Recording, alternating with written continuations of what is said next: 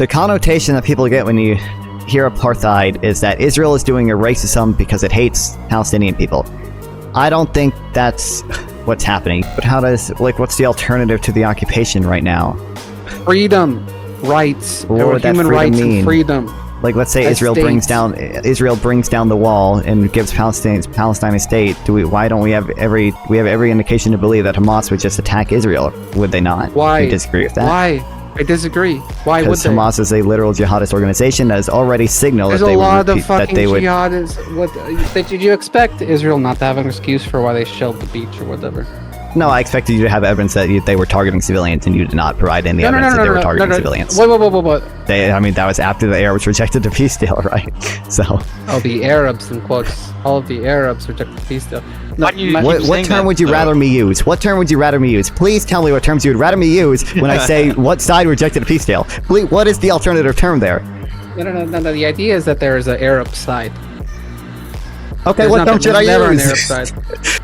Do you think that these Palestinians have the? You think they have the right to resist? I think that the easy answer is that they used to. I think that multiple times throughout history they did have the right to return. They had the right to fight, but unfortunately they lost. And I feel like that in any other circumstance that we've ever seen, that whenever they lose, usually people from the losing side usually have to give something up in return for peace. Because I mean, they did fight and they did fortunately lose, and that's such a fact. It is a sad fact, but it's a sad fact to life. Even though the Israelis said yes to that agreement, the Israelis still didn't abide by it themselves. Well, that's a mute claim.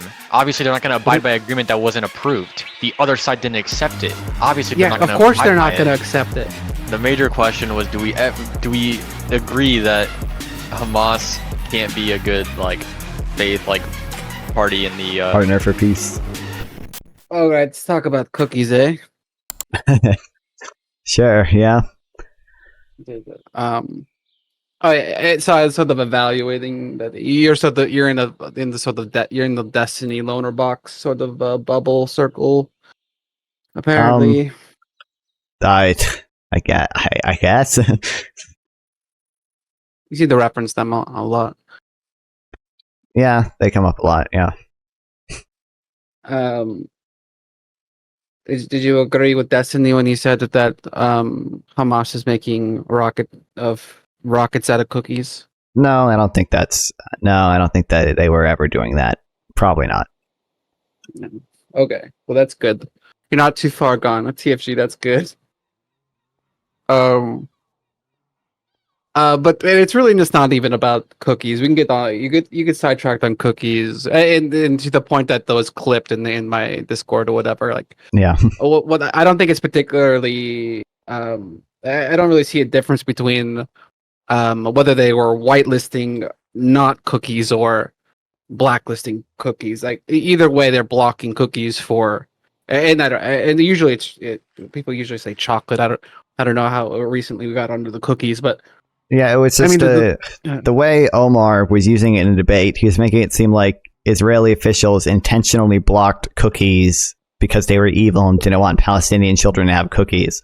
When if you actually look into it, it seems like they were it was a whitelist system, so there were just oversights on things that probably should have been allowed in, but they just didn't include on the whitelist. And two, they were also concerned about the suppliers for stuff. So paper on its own, I think an Israeli official said this, paper on its own obviously is not used for military purposes, but because they don't know all the suppliers of paper, and the suppliers of paper could be putting other stuff in there, they whitelisted certain suppliers. It seems like also internal. I mean, you said it's not all about cookies, obviously, but internal production of cookies did continue throughout the entirety of the blockade.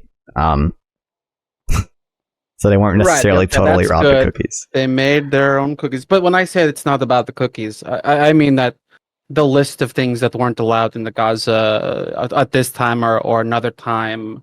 And one, it's a I have it around somewhere. It's a long list. It includes pasta, rice, diapers, tampons.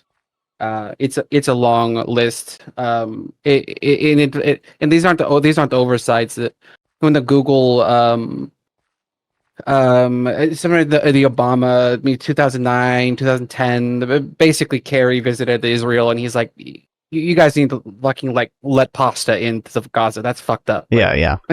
Everyone that knew what was going on isn't an oversight. It's something they knew was happening. There's also an article you could find where the starvation plus diet. To put Gaza on a diet quote. Yeah. Yeah, I mean that all of the sort of they weren't allowing it because of the wrapping or this or that, like it was all fucked up shit, and like there's no excuse for it, and any excuse I file under like apologetics of actually fucked up shit. But like that, yeah, whether it was actually some sort of like cheap fucking viewers, let's fucking go, or more likely they just want to make the people of Gaza like get mad at the Hamas people for somehow like blaming them for not having chocolate or whatever. That's probably more likely it, but it was definitely not an oversight and yeah. Well, I mean, I'm just saying, because they were on a whitelist system, there were obviously it's hard. I haven't done my full reading into the blockade yet, obviously, but from what I've seen, there were definitely some Israeli officials who either didn't care about the conditions in Gaza or did have some like punitive intentions.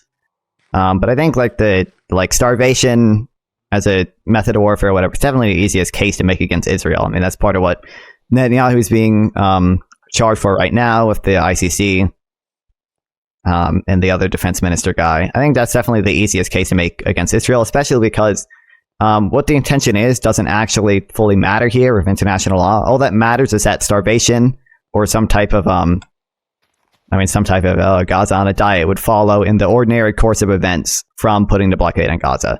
And that definitely did happen, especially from 2007 to 2010 when the blockade was definitely overly restrictive.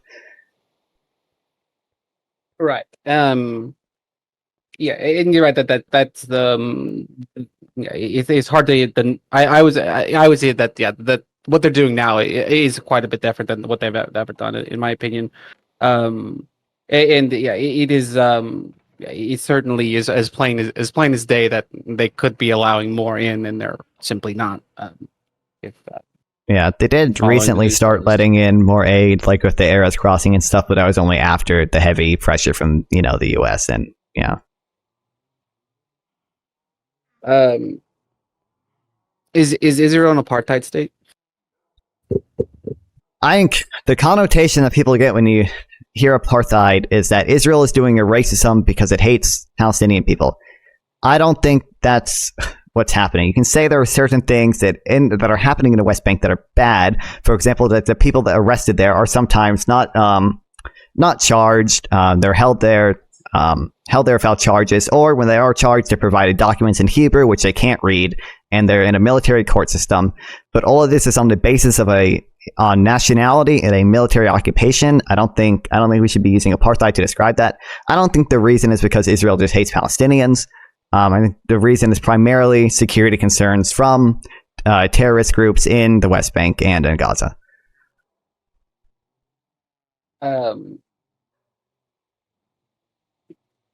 What security?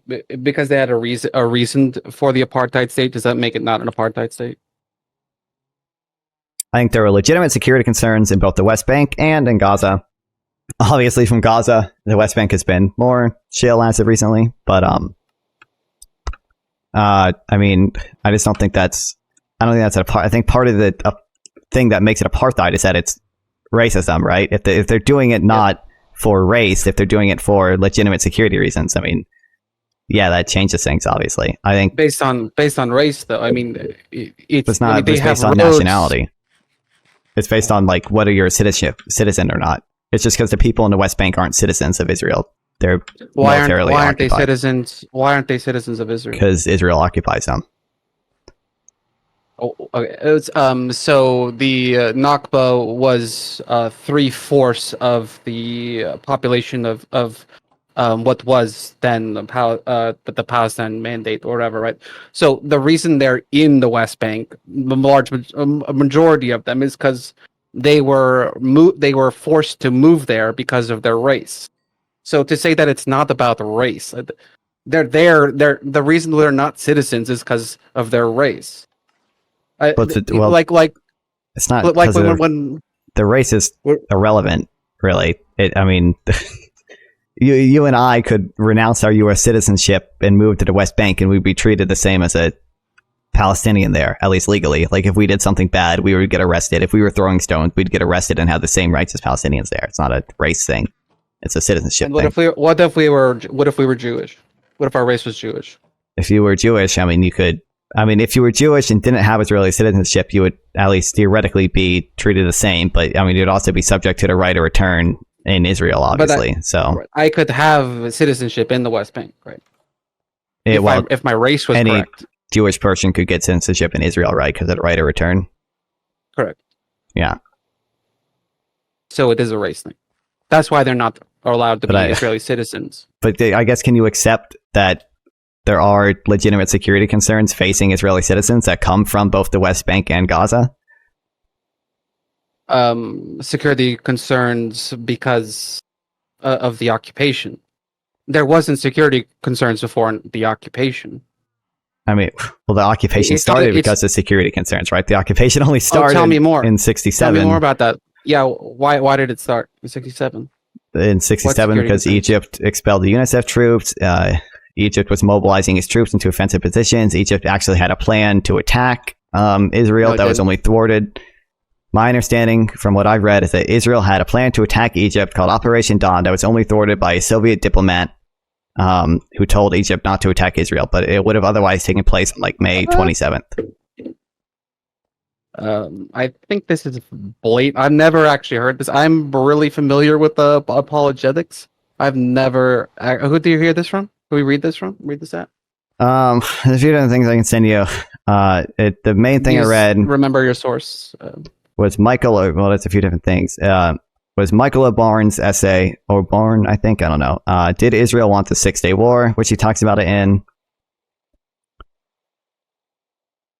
I can send it. And then, I mean, you can just go to Wikipedia. Operation Dawn. Wikipedia.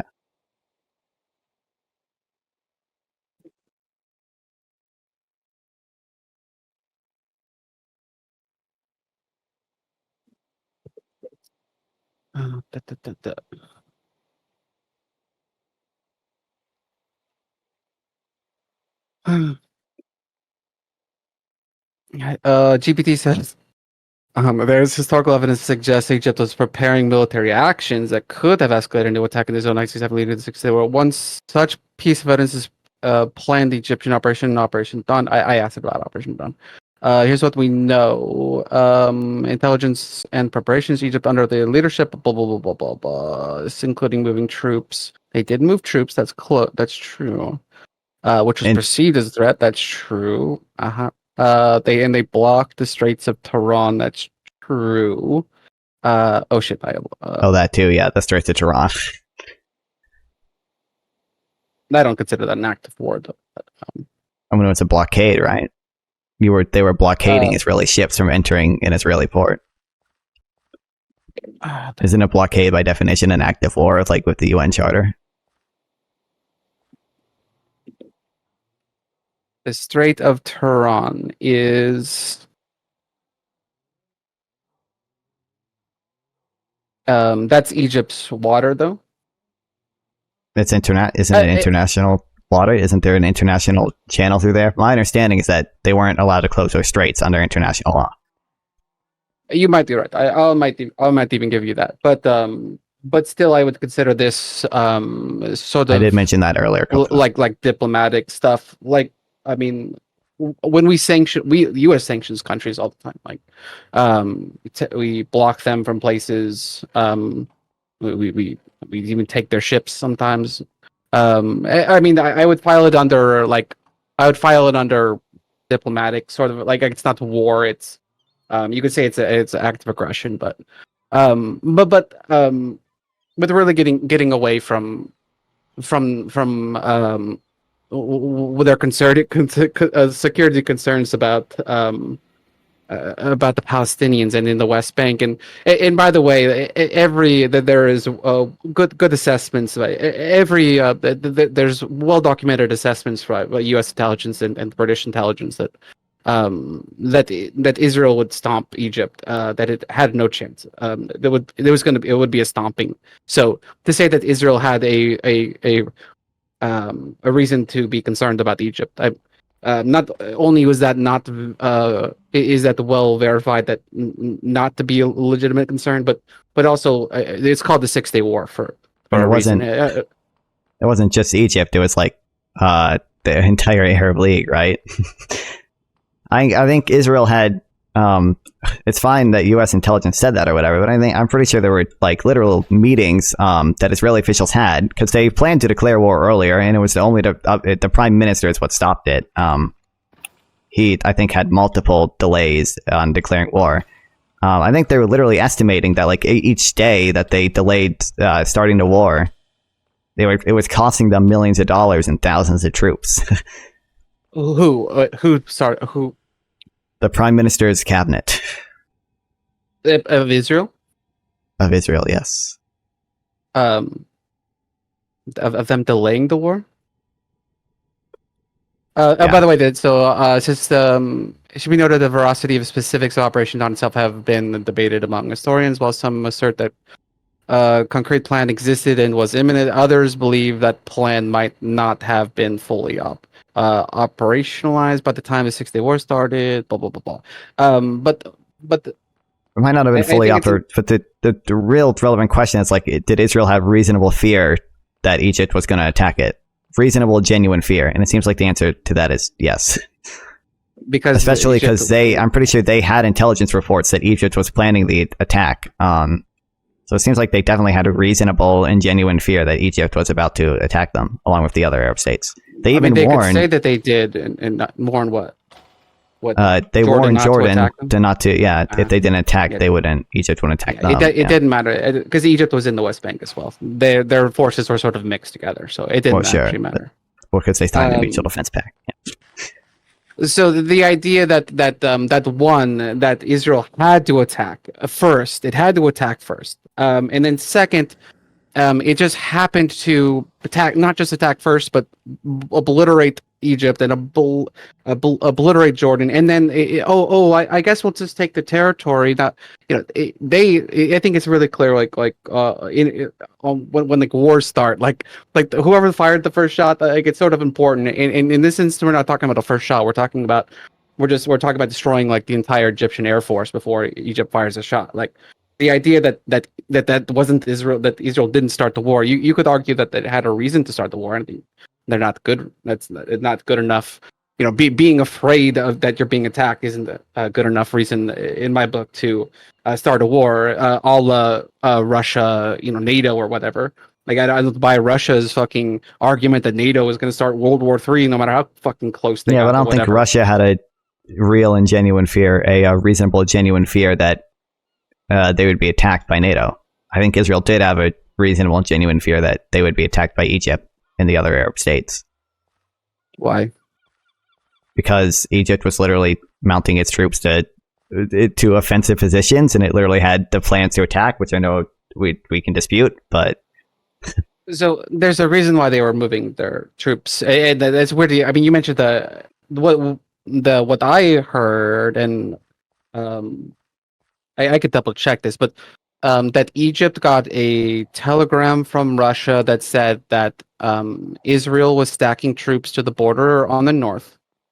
Sure. And in response, Egypt wanted to be in position because Syria, Jordan, and Egypt had a pact. So Egypt, in response, wanted to be in position to defend or attack if anyway. But so I don't moving troops inside your own borders. What I mean, yeah, Russia was moving troops inside its own borders up until it wasn't anymore, right?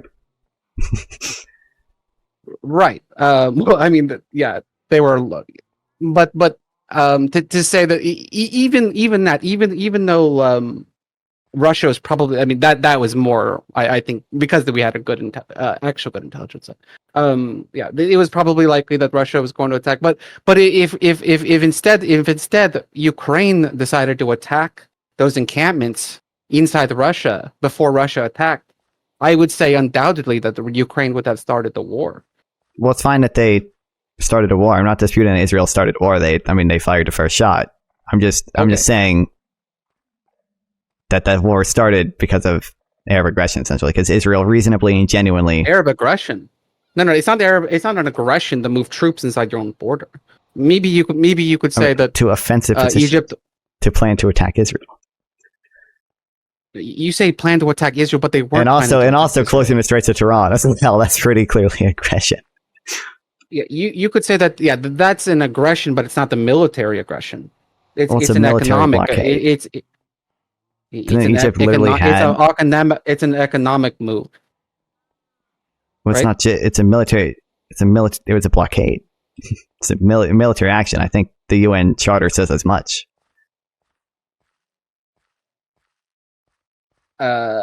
Blockade. Again, I'm looking at the map. My understanding, Straits of Tehran were some of that territory was, or some of those waters were Egypt, but I don't think Egypt could close those straits under international law. I would say either way, but I wouldn't say it's certainly not. I wouldn't say it's an act. It's certainly not an act of war. We're doing it to Venezuela right now. Are we doing? Did we start a war with Venezuela? We have sanctions in Venezuela. I don't know the full extent of our sanctions on Venezuela, but I'm pretty sure when we see their boats heading towards, or we don't. I think we're let up a little bit. We've caught their oil, the oil ships trying to head to Europe, and we just take them. We just take them. I mean, we definitely seize. Definitely seize, I think, Venezuelan and Iranian ships, but I don't know if that necessarily constitutes a blockade. I don't know the full definition on international law, but I mean, even if I agree that it is, anyway, it's not really relevant here. Okay, we can move past this, because whatever the thing is, because in a lot of all of the Israeli apologetics, it all has to deal with you have to sort of lump all Arabs together, like as if they're like one mind or something. Well, especially Egypt had signed mutual defense pacts, who barely never had any decision or about anything ever. But here it is, 1967, and now they're. Especially those in the West Bank who were they were a part of a state, at least not their own state, but they had citizenship to a state. They were just fucking living there. They didn't attack Israel. So now they're occupied by a foreign occupier. And by the way, when you tried to point out to where does the fucking the resistance start? As far as inside the occupied borders, as far as I know, it's basically not tell Hamas. I mean, we're talking. So we're talking 15 to 20 years of not being there not being a security concern there, right? There definitely is a security concern there, right? October 7th proved that. What do you mean? The militants that Whoa. Hamas is a military group who they're a resistance against a foreign occupier, right? They have a reason to attack their occupiers. Do they have a reason? So, where do you draw this line between resistance and non-valid forms of resistance, basically? How much of October 7th do we think was justified? I don't think it's mutually exclusive. I think you could be a resistance force and also so horrible terrorism. These videos we have of Hamas fighters throwing grenades into civilian bomb shelters and then shooting the people that run out, are those legitimate forms of resistance, or? No, that's just terrorism. Okay, seems like most of what Hamas did on October 7th was that type of stuff, though. Right, but the idea that that Hamas is if they were a country or something, there's no reason to believe that.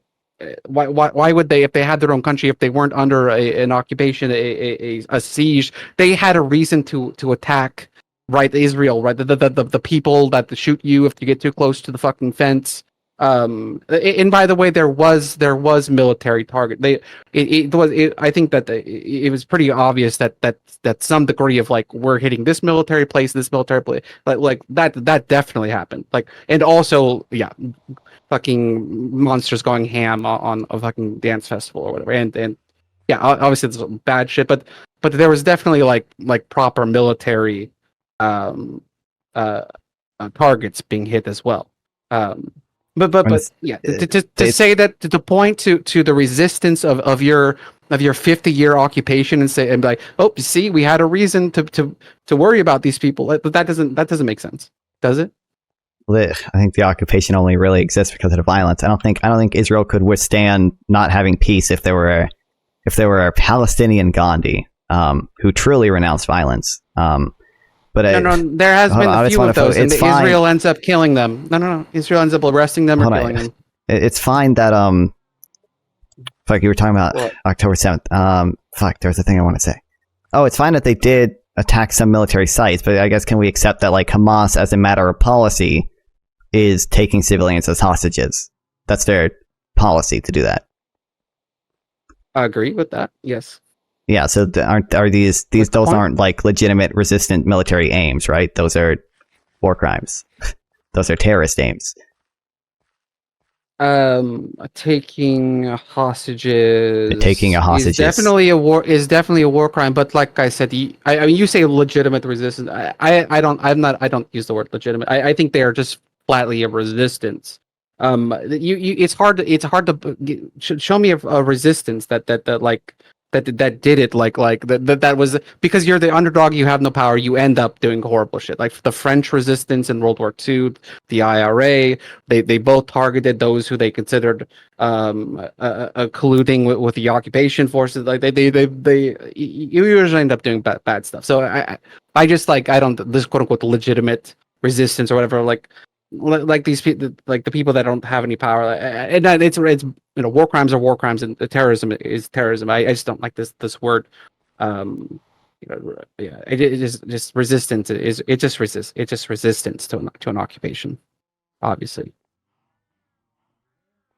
I mean, so on October 7th, Hamas literally paraglided into Israeli territory, though, right? Past the Green Line. Is that resistance to an occupation? How else do they fight the people that are blocking them in a siege? Well, they invaded Israeli territory. Is that territory that Israel's occupying in your view, or is that? But the military people are on the other side of the fence. They went on the other side of the fence and they killed the military bros. They did do that, and they did do other things. But as a matter of policy, they do attack civilians, right? That is their. Around like 97 or something, they start blowing up buses and stuff, I think. Well, yeah. But again, yeah, I don't think how any of this resistance. But they're doing well. What they're doing, I mean, it's not the resistance I agree with, but it's the idea of like, we're gonna be a pain in your ass because you're fucking occupying us. That's the thought, though, right?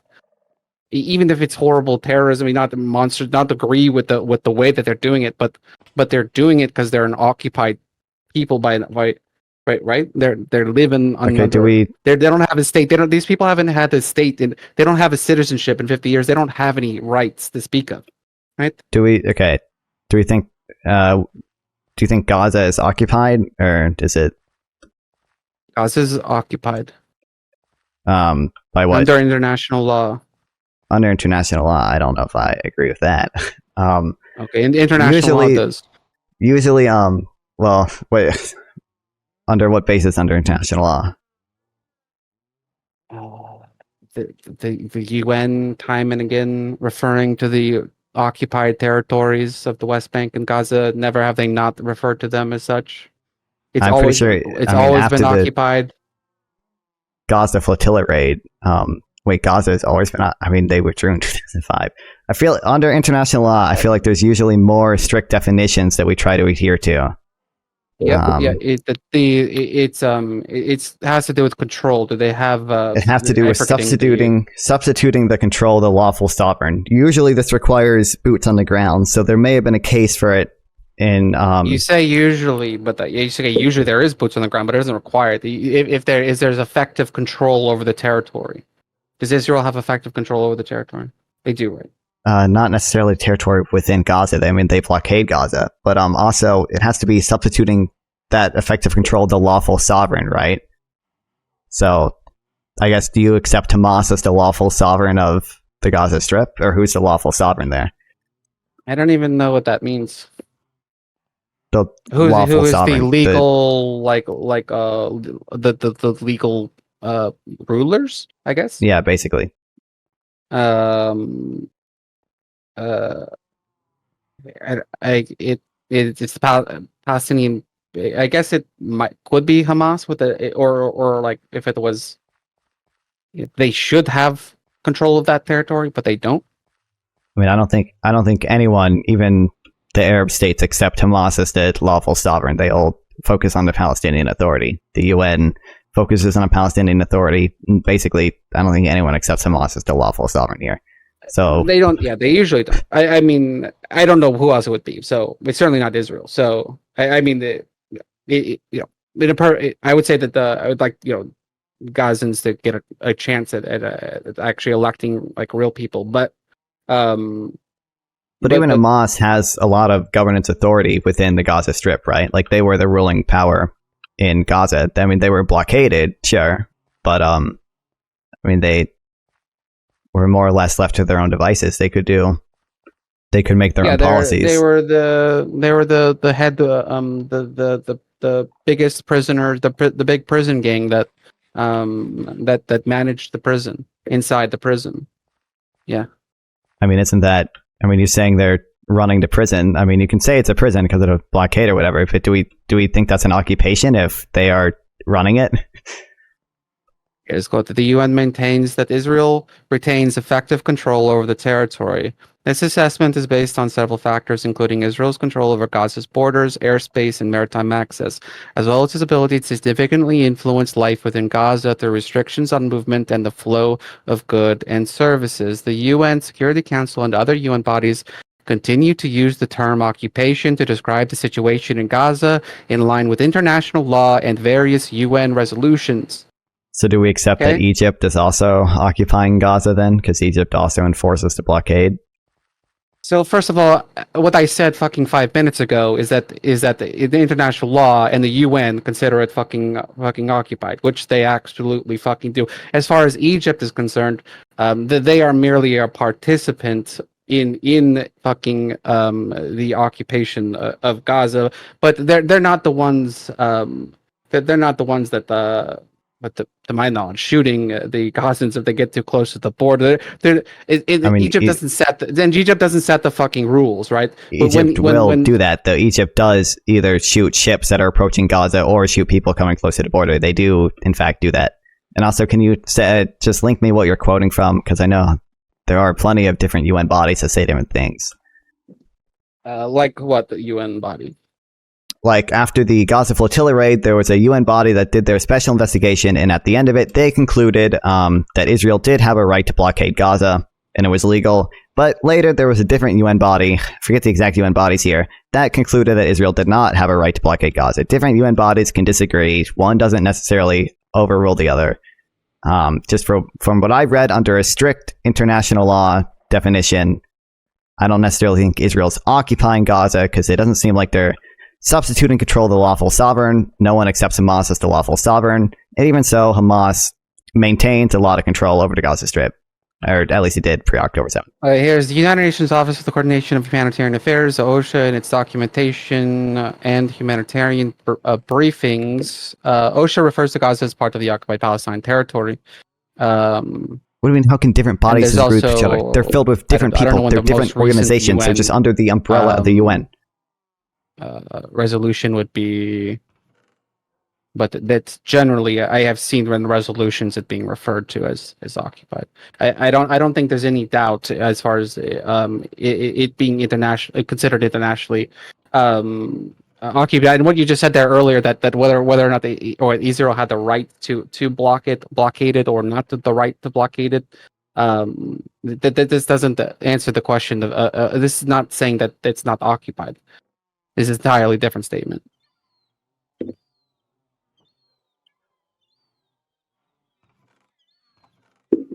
Check my notes here, man.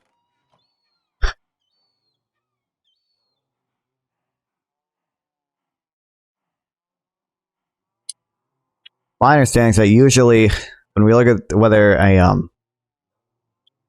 it's an occupation under international law, I believe there was a case about this in Congo v. Uganda in 2005. Or no, not in 2005. Usually it requires some type of boots on the ground.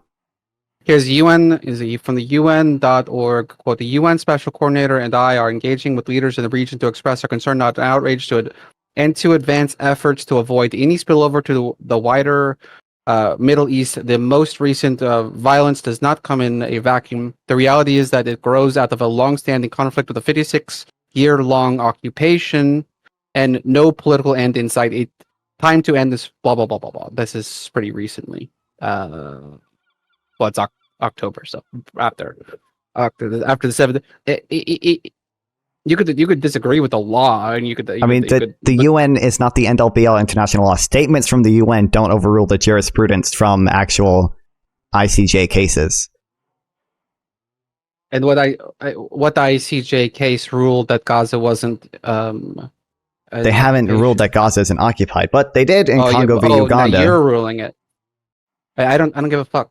I'm talking about the actual jurisprudence here, and not the statements from UN officials, which aren't totally like completely invalid, but they don't overrule the jurisprudence of actual documented. Not just officials, but also resolutions from the body of the UN. I'm referring to fucking 50 years of history of the international bodies, including the UN. Referring to the territories as occupied, and they didn't stop saying occupied after 2001.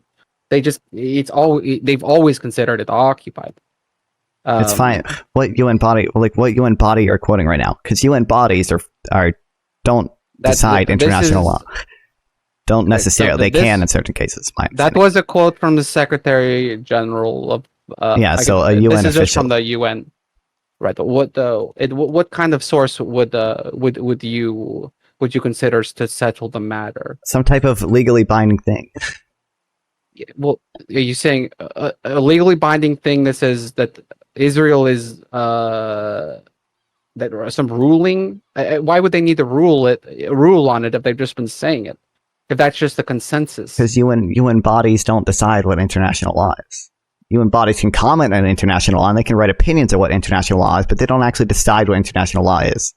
Just because the UN or some UN bodies have an opinion on international law doesn't mean it necessarily overrules my understanding of international law, which my understanding, from what I read, is that the most recent case about this, the most recent jurisprudence for this, is the Congo v. Uganda case, which requires that you have like boots on the ground with substitute control of the lawful sovereign. Quote it.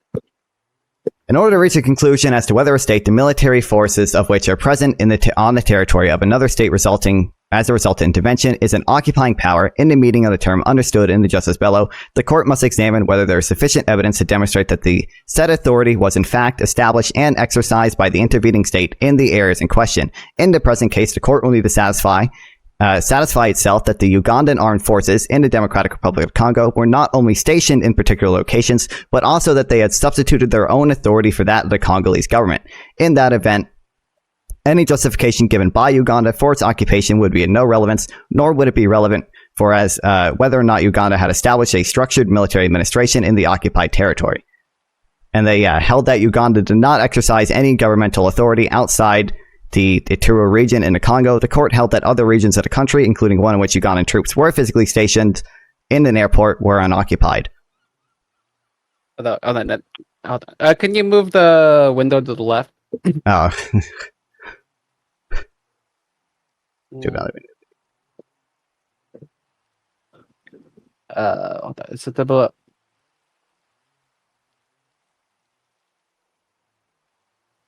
Okay, so they had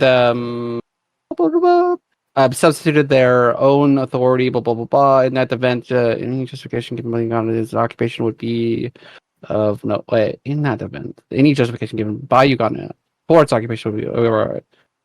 Oh, I don't know. That's instructional.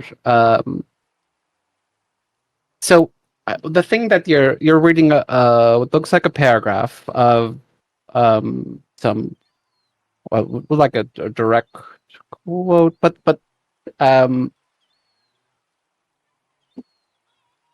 did you just pull up the source there, or Yeah, but I mean, it's 190 pages. If right, so what you want to do is you want to play lawyer and play judge, and you want to make the decision right now, right? You I mean, you I want can to have say you want to opinions in cite international shit and law. make the case. I'm not gonna bother fucking digging through the international star aid or this ISIS or whatever the fuck to figure out what the UN keeps everyone at the UN, all the multiple UN bodies. I've basically never heard them not refer to it as the occupied territories. It's always plural, and the occupied territories of the. Well, the Golan Heights is also occupied, right? I'm pretty sure that's undisputed, so it's always going to be plural. Oh, that's usually what they're referring to. Could be.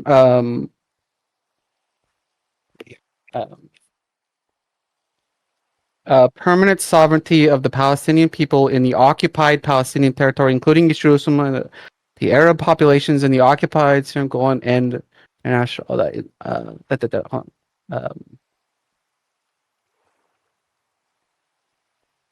I'm pretty sure I'm reading from a 2018 resolution. 1 second. You don't gotta be mean to Casey, man. What the hell? Come in dissing Canes, and now you're dissing Casey, man. What? On the occupied territory.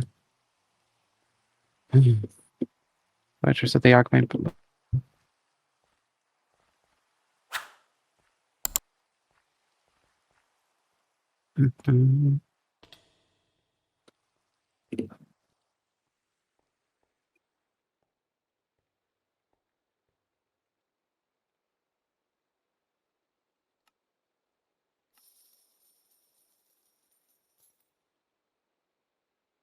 Okay, expressing its grave concern. This is a UN resolution in 2018.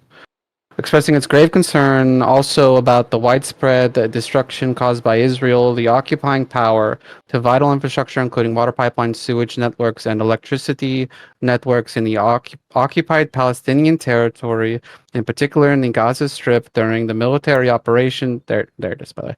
Operations of July and August 2014, which I could keep reading, as polluted the environment, in which negatively affects the functioning water and sanitation systems and water supply and other natural resources of the Palestinian people, and stressing the urgency of the reconstruction and development of blah blah blah, including project blah blah blah of the facility of the for the Gaza Strip. This is 2018 UN resolution. Did a General Assembly resolution?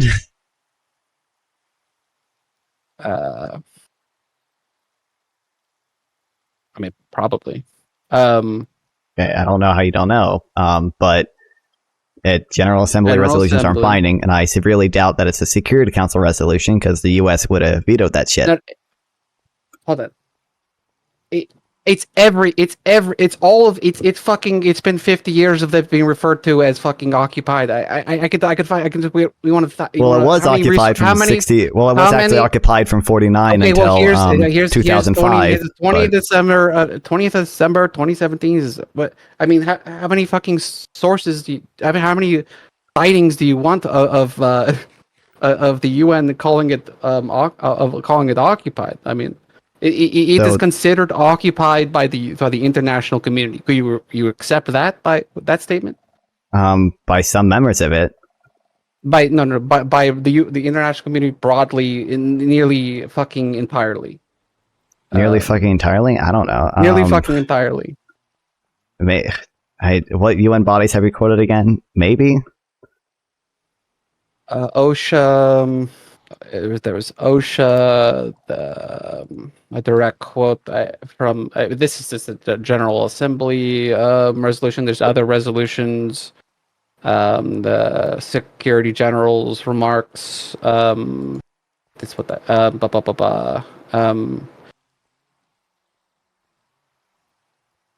I don't know. I mean, I could accept that, but it wouldn't actually change my opinion.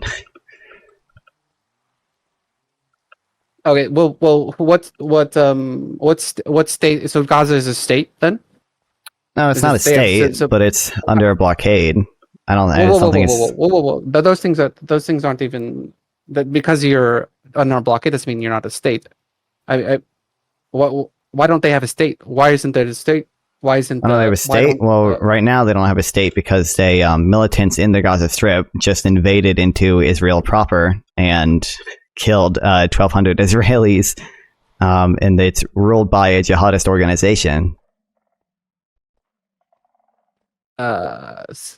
Okay, hold on. Jihadist organization. You can't be a state then.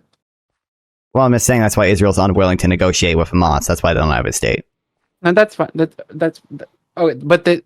But where else on planet Earth have people lived for 50 years but they don't have a state? Millions of people. I mean, it's a pretty unique situation. I don't know. I don't think there's any direct parallels. Okay, giving anything close to people for several years. There is a swath of land, of territory that isn't occupied, but also isn't a state. Where on planet Earth can I find that? I don't know. I mean, I don't know if there's a direct parallel. I mean, Kurdistan doesn't have a nation, and they don't have a state, and they're not really occupied by anybody. They have their own autonomous region in Syria, I guess, technically, but. Kurdistan. That's just a peep. But I understand. That's a pipe dream. That's a. Well, I'm not necessarily. I'm not advocating for Kurdistan right now. All of that land it either belongs to Iraq or belongs to Syria or Turkey, right? I mean, that's fine. I'm just saying that's just another example. I'm trying to point out the nature of like a stateless nation.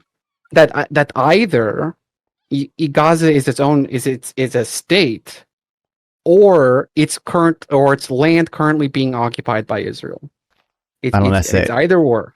I don't think it's either. What else could it possibly fucking be? Stateless territory. Being blockaded? Is it a stateless? Where is stateless territory? I don't understand. It doesn't matter blockade or not blockade. There's only one main in the entire world. Just because there's only one main doesn't mean the actual main doesn't exist. Just because there's only one territory like this in the world doesn't mean it doesn't exist. I'm asking for the third. What's the third? Okay, what's the third option? Okay, so we could agree that you're a state. There's 2 million people. They're either a state. It's a disputed territory. Well, that's a little bit closer. A disputed so Israel disputes that. So they think that they own that territory. Well, the Palestinian Authority thinks it owns that territory, and Hamas is the one. Yeah. But the dispute would be between who? Right now, between the Palestinian Authority and Hamas. What? Yeah, Hamas and Fatah don't like each other. You're aware of that, right? The Palestinian Authority is a collaborating fucking government. They're just fucking. They just work for Israel, by the way. Yeah, they don't like. Yeah, no, I'm aware. Yep. But that doesn't have barely anything to do with Gaza. Yeah, I mean. I just don't see why it has to be either or. And then also, I don't see, if you consider this an occupation, I don't see a very good alternative to the occupation in Gaza. Because, if you brought the blockade down, it seems like Hamas would try to do October 7th 10 times over. I don't know. Why did they do October 7th? because they don't like Jewish people. I would hope that we'd be able to accept that. They just don't like Jewish people. I mean, Hamas is quite literally a jihadist organization. Do you think they have a reason to not like Israel? Yeah, they definitely. I mean, they have reasons to not like Israel, but those reasons are their fault. Basically, they're the reason that. Why do you think the blockade exists? Fault. Well, before the blockade, it was flatly occupied, and while settlers were trying to kick fucking Gazans out of their fucking homes, like. Sure, but they can have reason. But that was the before. I mean, why are they occupied? They're occupied because they're not allowed to be a state by Israel. That's why they're occupied. Well, why would Israel engage in negotiations with the current ruling body there, Hamas? They're occupied because there are a lot of... Israel has never fucking negotiated in good faith with any Palestinian leader. Maybe Rabin for a minute, but Israel has been on a one-track course for the last 50 years, and it's been the slow ethnic cleansing of Palestinian land. It's for 75 years. The slow ethnic cleansing of Palestinian land, building their ethno-state, replacing the Palestinian population. It just never stopped. It just keeps going. That's all they've been doing. And by the way, you don't need people to agree to give them freedom or whatever. Right?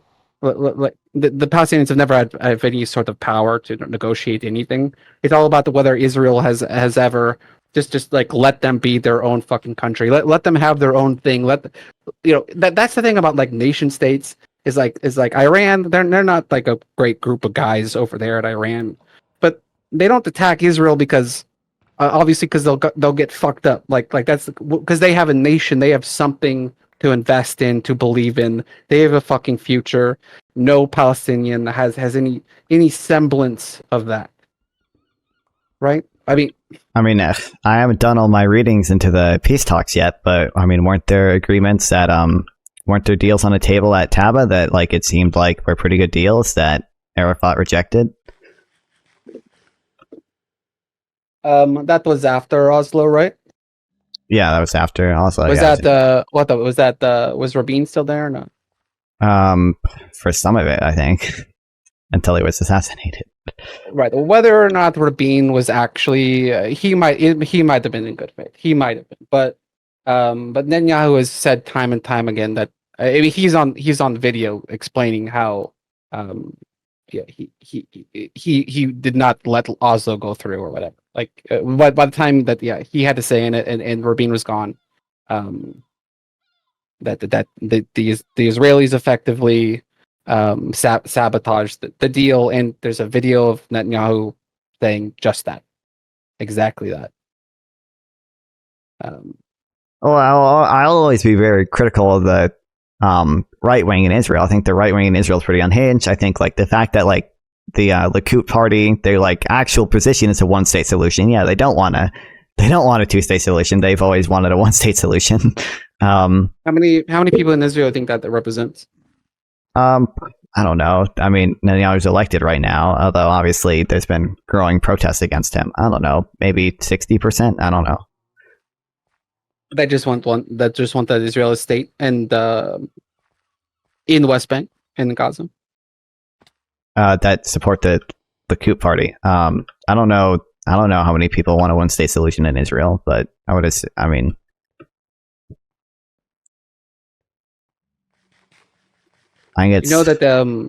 in the Israeli maps in school, there's no green line.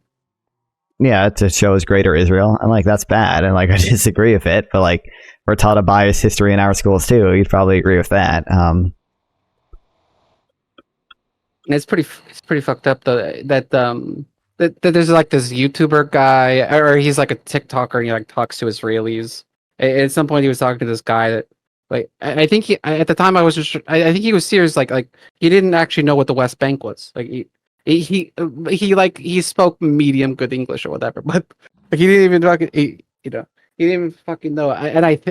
He might have been bullshitting, but I mean, it's pretty fucked up. I think he would get pissed. The idea that I mean, that's true. That kids that people are just raised in Israel just to think that that's their land, right? I mean, that's sort of the... Sure, but it seems like there's a significant faction in Israel that wants a two-state solution, at least. And then, I mean... How many do you think that is? I don't know. I saw polls at one point. I'm pretty sure among older Israelis, it's close to like 60%. And I'm pretty sure among younger Israelis, it's dropped to relatively low to like 30%. I remember being shown polls. There's a 2016 poll, you can find it reported on in Haaretz. 50% of Israeli Jews want to expel all Arabs from Israel. And what do you think they mean by Israel? About that 50% want to expel all Arabs from Israel. Is that what the poll actually asked, or did the poll? I'm gonna need 15 seconds. I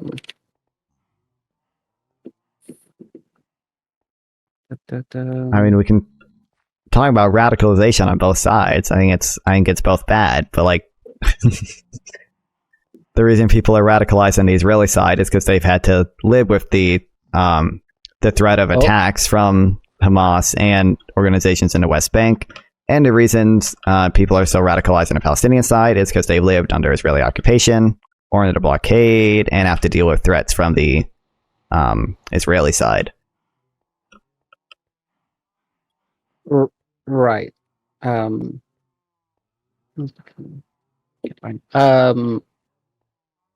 But one of those two things, again, it's not the chicken or the egg thing. Even if you want to go back to 67, it's not like the Palestinians that had anything to do with anything. It's like they've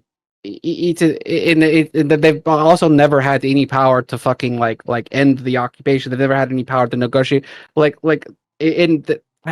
was decades with like broadly peace before like the real fucking like terrorism started, right? During what time period? Do you mean from 67 to more broadly recently, 67 to I would say 1990. Yeah, sure. Before Hamas also started blowing things up, basically. I think. Well, it was the first Intifada started, I think, before the Oslo Accords, right? Because they wanted to sort of undermine the agreements. But I mean, even in the 60s, there were bus bombings. It may not have been as big as today or anything, but there were bus bombings, there were terror attacks even in the 60s. I just feel like even if I accepted, okay, let's say Gaza's occupied, whatever. What are the conditions required for the occupation to end? Do you think Israel should ever accept ending its occupation with Hamas ruling the Gaza Strip? No, they could easily like, again, and work with like international bodies to be like the list of like Sinar or whatever, like make a list, make it a long list. Like we're willing to give you guys a state, but these motherfuckers have to have nothing to fucking do with it. Basically, like something like that. Well, but how does that ever happen without Hamas being removed as the ruling authority in the Gaza Strip? Don't we feel like some military operation is necessary there, or do we think Sinwar would just turn himself over? I think that if the Palestinians thought that the deal was true, that Sinwar wouldn't have much power in Gaza at all. But they haven't had elections since 2006. Right. So they're not really. But that it's not like they're. But I guess Hamas has just been the default. That there was an election and then there was sort of a fight for power. You can call it a coup if you want. But anyway, but yeah, that there's been sort of the default power. Are you expecting like the people of Gaza to then they're not. If they overthrew Hamas, if they like, we're tired of this being rebellious sort of thing and fighting our occupiers sort of thing. Like let's be like more like the West Bank and be good little slaves or whatever without rights. Is that what we would expect? I mean, I don't necessarily expect the Palestinian people to overthrow Hamas, although Israel has been arming Palestinians in Gaza to the Sons of Palestine plan to try to attempt to get rid of Hamas through Palestinian resistance as well as Israeli military action. But I mean, I don't see how a path to ending this occupation ever opens without Hamas first being removed from the ruling authority in Gaza and Hamas's military capacity to launch attacks on Israel being significantly diminished. What does that mean? You're going to get rid of all of the weapons in Gaza? Well, not like necessarily all of the weapons, but a significant portion of them. Yeah. But again, you're inferring that for some reason that the people of Gaza are like the Palestinians. They're just going to attack. They just hate the Jews so much. They just hate. Like obviously they have a fucking reason. What percent of Palestinians support Hamas now? I think it's still above 50%. I mean, and even more support the October 7th attacks.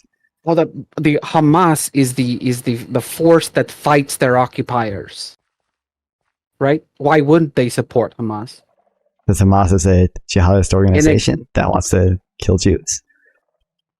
Yeah, but they don't. It's not and yeah, there's a lot of racism there. I'm not going to overlook that, but it's like I could understand the fucking racism, but like because these are the race of people who are lauding their power over you, like. Yeah, but don't you think Hamas is a significant part of the reason why? I mean, the war started on October 7th. The fact that they invaded war didn't start on October 7th. Well, it's escalation. I understand the war didn't start on October 7th, but. So two things. One thing I think is important is to note that that whether or not Hamas was like quote unquote ruling over like let's say if there's some other like government thing. Let's say Hamas and Sinwar and his friends and like they had nothing. Let's say they have nothing to do with governing Gaza. That this does governing Gaza. What is governing Gaza and building kites or I don't know what the fuck they strapped on to fucking fly over the wall. But like you don't have to be the ruling party of fucking Gaza to arrange 100 bros to jump off buildings with hang gliders. Sure. You don't. What's your point here? You don't have to be the ruling body to attack Israel. I'm saying there's just simply going to be a resistance to an occupation. You could expect it. It's going to happen. But what's the alternative to the occupation right now? Freedom, rights, human rights and freedom. Like, let's say Israel brings down the wall and gives Palestine a state. Why don't we have every indication to believe that Hamas would just attack Israel? Would they not? Why? Do you disagree with that? Why? I disagree. Why would they? Because Hamas is a literal jihadist organization that has already signaled that they would repeat October 7th. I mean, there are a lot of jihadist organizations attacking Israel. You're right. Hezbollah does it too. Is Iran the jihadist? You consider Iran jihadist? I don't know if I consider Iran jihadist, but I mean, they fund the Houthis who attack Israel. I probably consider them jihadist. They fund Hezbollah, which I haven't done a ton of reading on, but they're probably relatively jihadist, and they're allegedly fund Hamas. As well as Syrian groups. So, I mean, they may not be. I don't know if I would consider Iran Israel's northern border. It's not really a problem, is it? They fire some rockets back and forth every once in a while. I mean, it's not the real issue, is it? It's not. No, not right now. It's not that big a problem. Just like with the last 10, 20 years. No, it hasn't been since Israel overthrew. Yeah. There's no reason to believe. I don't think there's any reason to believe it wouldn't basically be that. And again, I still agree that guys like. You think Israel? Do you think Israel should have to just accept that security threat, though? You think they should just have to accept?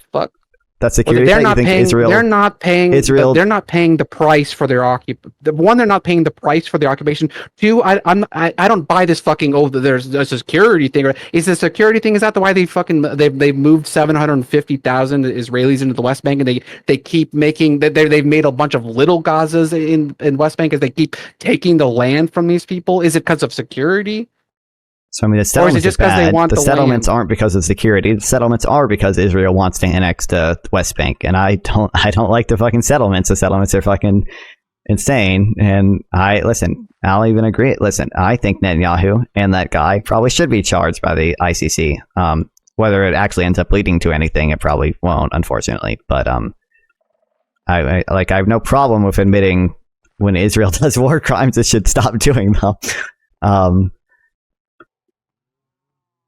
My point was that what Israel has in mind broadly isn't the one their security. It's simply the moving out of one people and replacing it with their people. That's like this, but it's a 75-year process. 75-year process, but more importantly, this idea that the Hamas, they're just the idea that they hate the Jews, so they just no.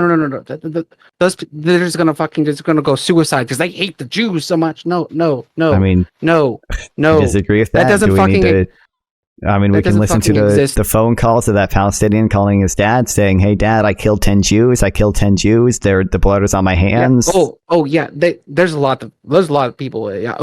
They don't like they hate the Jews. So lot of, especially those in Hamas. But this idea but that's not why they attacked on October. That they hate them, but they also have a good reason to attack them. So, and I'm saying that you could hate them and then, but also not be like throw your life away just to go fucking go suicide and kill yourself, like that type of thing. It only happens in Israel under the fucking occupation. And note what you said. Something you said referred to earlier, as if there was a Palestinian Gandhi, millennial long like a friction in Palestine or something, like they're just playing out the ancient or like this has been going on forever. Or I was actually right before we got on together, but there's nothing about the Jews, the Palestinians, like they live side by side, or I'll say the Muslims and Christians, like for the most part, like relatively like peaceful. Especially in other places in the Muslim world. A third of Baghdad was Jewish before Israel existed. You can go into bad bit, but I'm just saying. I feel like there's this idea that pre-October 7th, let's say Israel says, "Oh, hey, Hamas has been kind of chill lately. Okay, we're going to ease the blockade or get rid of it completely, even, and we're gonna." I don't know, loosen up on some of the border restrictions on some of the borders, the border wall we have Gaza, and we're going to start trying to negotiate for a state with Hamas. Do you think Hamas would be chill after that? Or do you think Hamas would probably just end up attacking Israel with the new weapons that they could probably get from the lifting of the blockade? It's a few things. What I do think that the top echelon of Hamas, I do think that in any deal you do have to get rid of them or whatever. But when I'm saying Hamas people, I'm referring to the average guy who doesn't have. He's 24 and that he doesn't have a job because no one has a job, and he just digs holes, and his mom got blown up by a rocket when he was young. Or this is like the average like Hamas bro. Like they are also, but there's a lot of anti-Semitism certainly within those ranks. But and by the way, if you give them a state, and then their state attacks your state, then do all the things. But you have no fucking moral authority when you're occupying them and sieging them. They have nothing, like you don't have the moral authority to say that these people don't they shouldn't be attacking you or what. Of course they're going to attack you. Don't you think the attacks would be larger in scale if the blockade wasn't at least somewhat effective at reducing the amount of weapons that can enter the Gaza Strip? Weapons could enter northern Syria, and by the way, Hezbollah is largely made up of Palestinians. By the way, circa the Nakba. But that's not the state in to the north of Israel, right? What do you mean? Why would it be different? I mean that they're not always, they're not trying to invade Israel or that they don't do the thing that you're saying is going to happen in Gaza. I mean, and they have rockets. They have consistently launched rocket attacks into Israel for decades. They may not have done a full scale invasion or anything, but Israel has had to respond with a invasion into Lebanon before. Oh yeah, they go into Lebanon and they kill a bunch of people every time they do it. But I mean, one of them, I don't remember which one. One of them was on entirely false pretenses, like there was an assassination or something. I don't remember it, but I'm saying that there's certainly like some tit for tat. It's not perfect, but there's some tit for tat. But it's not what you're describing. It's not October 7th over and over again, right? They're not even planning shit like that. It's just a more violent organization than like I than said, the Hezbollah top. is. Get rid of the top echelon. Get rid of the top 4 or 5 bros. But if your argument is that 15,000 children need to die to kill like 5 people or something, is that the actual argument? Because also the idea of getting rid of Hamas, like what does that even mean? Is it 5? Is it 5 bros? Is it 10? Is it 100 guys? Do they know their names? The most people in Hamas, like once they drop their weapons and just walk away or whatever, Israel doesn't know them from Adam. Well, yeah, because Hamas operates in civilian clothing, but because they're not because if they were military, because they're civilians. They're a resistance. Hamas is civilian. Force. Hamas is an organized armed group. They're not civilians. They can be targeted. Okay, but I mean, there's like a resistance. As much as resistance are. I mean, it's not an official army, because it's not even a state. It's yeah, right. They don't have military uniforms because they don't have much. But they could make military uniforms, right? Yeah. Oh, first of all, if there was a building and it said Hamas headquarters, it would instantly be blown up at any time in the last 30 years, 20 years, or whatever. It would just be blown up just instantly. Okay, so does that justify Hamas building tunnels under civilian residential areas? Does that justify them operating out of refugee camps? Are you saying it wasn't at all feasible for Hamas to section out areas of the Gaza Strip for military purposes? Don't you think Hamas is failing into passive precautions? Literally, Hamas was the ruling authority in the Gaza Strip. They could have sectioned off areas in the Gaza Strip for military purposes, but they didn't do that. Instead, they choose to spend millions of dollars building tunnels. Do you not think that Israel would just blow that shit up? Yeah, but the alternative is a war crime, right? They'll Hold on. So you're saying that Hamas should make a military base so they yes, Hamas should not target them. Hamas should not commit war crimes by failing it. Hamas should not commit war crimes by failing in passive precautions. Yes, that is my position. I do not believe in Hamas committing war crimes. So if you were the head, if you were in Hamas, you were a general in Hamas. If I was in Hamas, okay, let's see. I would release the hostages and surrender. Problem solved. No. I'm talking about before October 7th. I'm talking about any time in the last 20 October years. 7th? Okay, I would surrender. You want freedom. What do you mean surrender? What have you done? What have you done? What do you mean? Why would you surrender? Hamas has attacked Israel multiple times before October 7th. But Israel hasn't attacked.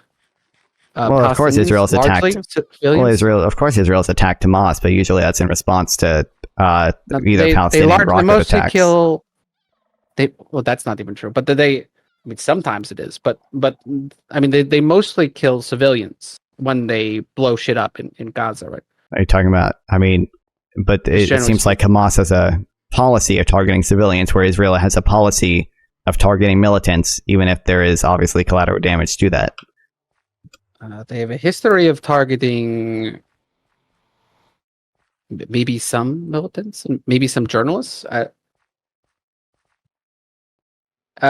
the military to civilian ratio of October 7th was what? So it's like 1,100 or 1,100, like 800 to like 300. I think it's 800 civilians. Yeah, but the ratio doesn't really matter, because the fact is Hamas had a policy of killing civilians and a policy of taking civilians hostages.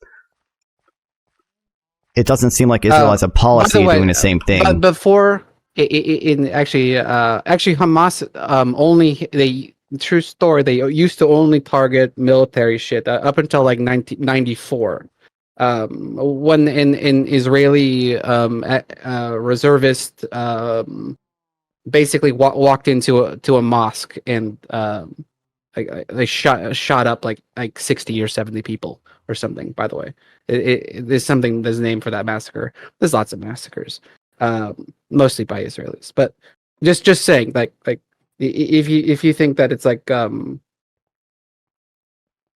by the way, the ceasefire that after Hamas got into power, it was the Israeli fucking shelling of a fucking civilian beach that broke the ceasefire.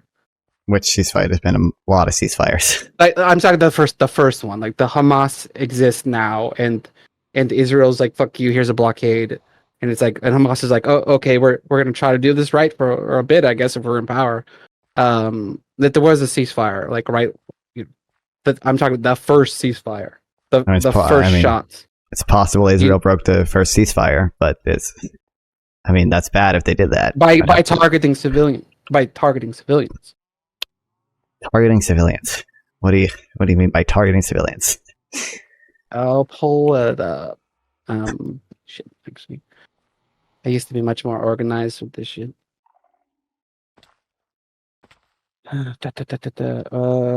Ceasefires. 2000. It's a Guardian article. Death on the beach. 7 Palestinians killed as Israeli shells hit family picnic. A barrage of Israeli artillery shells rained down on the busy Gaza beach yesterday, killing 7 Palestinians, 3 of them children. The attack has put further strain on the 16-month truce between Israel and the governing Hamas movement. Witnesses describes. Yeah. Does it state anywhere if they targeted civilians or just that civilians were killed? It was a beach with families there, and they got shelled. What do you want I have to tell you that there was a militant there? Well, it was a 16-month truce. I would hope that there was. Who are they firing? Who are they firing at them? Why are they firing at them? Well, I don't know. You'd have to tell me that. You want apologetics? I want to know if there's any reasonable claim that Israel was they're firing at suspected militants. First, they said that they were trying to fire somewhere else, and then later they said that they didn't fire. Then they didn't. That they said they didn't shell. But you could look at all that. But there's no doubt that it was 2, in fact, Israeli warships that shelled the beach. You might find an excuse somewhere, maybe down the line, and said there was someone there that they were shooting at that was a militant. Would that make it okay for you if they said there was a militant there? What do you mean by okay? It would make it not necessarily illegal. It wouldn't. It would mean they're not targeting civilians if they had genuinely reasonably believed that there was a militant there and they were firing at militants with the aim of killing militants. That would mean it was a failure in proportionality, not distinction. Which doesn't necessarily make it okay, it just makes it not a failure of distinction. And that is, by the way, the Hamas-Israel relationship there, but it coexisting for a very short time. Not that Gaza was a state still under occupation, but it wasn't Hamas that broke the ceasefire. Was my point of bringing it up.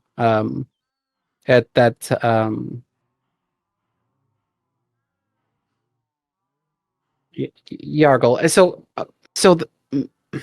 Did you not think that you went back to like that Israel deserves like some level of peace and security, insurances on their security or whatever? Did the people of Palestine not deserve human rights? Well, they definitely deserve human rights, and Israel should be abiding by the laws of war. And I think anytime they're not abiding by the laws of war, for example, a settlement, or we can talk about various cases where an attack might not have been proportional, or we can talk about refusing to let humanitarian aid in at the beginning of the war. I think Israel should be prosecuted for those offenses, but I think as a matter of policy, Israel tries to respect the human rights of Palestinians. No, they don't. Okay. Nope, they get murdered all the time by the IDF. It's rarely investigated. I don't you want examples? So when you say murdered by the IDF, that can have two meanings. One, it can mean the Israeli army has a policy of murdering innocent civilians, or it can mean some IDF soldiers either were poorly trained or went rogue and fired at civilians when they had no justification to, or they were radicalized and hate Palestinians. That's entirely possible. But those two things are different because one is a policy and the other is it's the not. middle one, but the policy is to not properly or forget about to not investigate or punish such incidences. Right. In fact, and by the way, it's not just the IDF. Like there's go find videos of the settlers just going fucking ham on burning buildings, cars, chasing, and the IDF is there, but they just fucking watch or whatever. Like, don't give me the fucking that they give a shit about Palestinian human rights, or like they don't. They absolutely fucking don't. Also, by the way, Israeli says, I'd have to do more research to know if this is true. Israeli says it was shelling the area in response to rockets. They're firing homemade rockets. I mean, I'm looking at the article right now. Yeah, so they shelled a beach full of people. Yeah, I mean, they even killed on Thursday. The Israeli Air Force killed one of the most prominent Palestinian leaders in the area, like the Popular Resistance Committee in Gaza, the head of the Popular Resistance Committee in Gaza, Jamal Abu Samhana. Hold on. I don't think we're talking about the 2014 one. I think we're talking about the... Oh, the Guardian. On Thursday, Israeli Air Force... This random 2000... That's after? I mean, that's after, but doesn't it... Before. I mean, clearly after? This group did not come about in the few days after Israel did the strike. Clearly this group existed before the strike, so I would assume that this group was posing some type of security threat to Israel, whether it was with homemade rockets or some type of the incendiary attacks that they like to do. Did you expect Israel not to have an excuse for why they shelled the beach or whatever? No, I expected you to have evidence that they were targeting civilians, and you did not provide any evidence that they were targeting civilians. Wait. They just shot at civilians. That's not evidence of targeting civilians. Targeting. So hold on, but so as long as Israel says that there was someone they were going after, that's fine. Well, they can't just say it; they have to be right. Okay, so was that guy that they said that they got? Was he on the beach? I don't think he was on the beach, but what it proves to me is that there was a genuine security threat posed to Israel at this time by resistance groups, which probably gave them justification for doing these type of strikes on civilians. Number one, in what world is Israel not going to give some excuse like that they were if you always believe, you have to like judge it on its face, on the act that on its face Israeli warships shelled a fucking beach to break full of civilians to break a 16-month ceasefire, and whatever the excuse is, because there's always a fucking excuse, it's not fucking good enough. What do you mean it's not?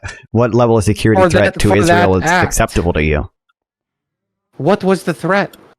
What was the threat? It was the threat of the thing mentioned in the article was the homemade rockets being shot in Israel by these groups, which are fired at Israeli civilian population areas. Well, it says Israel. I mean, we could do research right now if you wanted to. I'm fairly confident that we could find examples of these groups firing rockets into Israel at the time. And again, the fact that they killed a leader of a prominent group would suggest to me that these groups existed and were posing a threat to Israel at the time. Because they were certainly making rockets. Maybe they fired one off. The rockets they're a security threat? You would say? They pose a threat to Israeli civilians, yes, and Israeli military installations, but more importantly, Israeli civilians. You know, in the 10 years before there was an Iron Dome, of the thousands, maybe tens of thousands of rockets, the death toll for the 10 years before there was an Iron Dome it's 23, which is about civilians, Israeli civilians, 11 Palestinian civilians, because those fuckers just drop out the sky. This fucking and 3 IDF soldiers. That's 10 years of rockets. Okay, so all of that should be factored into proportionality analyses. The direct concrete military gain, I would then assume, would be assessed to be relatively low since the threat posed wasn't that big. Therefore, the collateral damage permitted to do these type of strikes should also not be that big. Are you aware of the Al Shifa hospital, sort of the stories around that? I haven't done all my reading into it yet, but I mean, vaguely familiar, yeah. What excuse did the Israel give? I think there was a tunnel underground near the hospital, and there were Palestinian militants operating in the hospital. I think Israel claims to have arrested 200 of them in their most recent operation there. Yeah. So the tunnel, there wasn't you saw the 3D render. That's a joke, right? Well, even if the 3D render was a joke, they did invite journalists into the tunnel, which was, I don't know if it was directly under Al Shifa Hospital, but it was definitely adjacent to it. So it wasn't, there was a bunker, right? It was actually a bunker, and there was a tunnel. Well, there was also a tunnel. Bunker. Yeah, there was a tunnel. Even if there was a bunker under it, even Amnesty International has said in 2008, at least, Hamas was using Al Shifa as an interrogation site. What year? 2008? Yeah, 2008. Although, to be fair, I guess it was abandoned parts of the hospitals in 2008. But the reason why the Israelis knew that there was something under the hospital is because the Israelis built it. It's fine if Israelis built it, but if Hamas is utilizing it, that's still bad, right? But when they took CNN down there, it was vacant, right? It was vacant. Hadn't they already done their military operation at that point? Out of the bunker? Out of the tunnel that they took people inside. What proof are you referring? Israel says video, and they I believe they took, I forget what channel they took under there. Yeah, I think it was CNN, but NBC, they brought them. So there was NBC 2 things. There was the basement scene where they pointed to a chair and they said that's where the hostages were kept, and then they pointed to the calendar and said these are the names of the terrorists. But then every Arabic-speaking person is like, but those are the days of the week that are written there. Did you catch that one? No, I saw that. Hasbro. That there was that, and then they were like, and then they took them then they took them into the bunker, which again Israel had built in the 80s or whatever, and it was just vacant. So, Salty says NBC. It might have been. Let's see, man. What burden of proof do you think is deserving of an assault on a hospital? A pretty high one, but it seems like Israel probably has information they haven't released, which is the kind of Why dumb, wouldn't they release it? I don't know. They've done a bad job at that. Oh, they released a 3D render of that appeared to be their intelligence on what was under the. Yeah, and it also feels like anytime they release evidence, people just say it's fake, because they did release that video of someone going through all the weapons that they supposedly found, at least, but people just say it's fake. I don't know. I haven't done all my reading into it yet, but I can. Yeah, they did show a handful of weapons, and if you want to say that that those weapons were there or something like that's fine, I guess. They did show it as if there was this guy's in an MRI room, which was a little sus, but okay, so a handful of weapons. If Hamas fighters get shot and then are brought to a hospital, do you think that is deserving of to say that they're operating out of the hospital or something, or like do you think that if Hamas fighters are shot in the hospital? No, I don't think that's enough justification. If they're being treated at the hospital, right? No, if they're being treated, no. But there's also this NATO report that's from 2008 to 2014 says it finds evidence of Hamas using tunnels I don't know if it specifically goes over hospitals though, but even if there was a tunnel under a hospital, I don't even know what that means. Is it connected? But that's the only one I've seen, and that was the bunker that Israel actually built. But basically every hospital has been, or most of the hospitals in Gaza have been attacked, with little to no evidence produced for the reasons. Again, we're a little bit off the subject. I want to refocus on like and I don't know. Let me know if it's getting how much time you got or whatever. I'm gonna go at like 2 a.m. But we still have some time. This the idea that that Israel has had now 50 years to try to.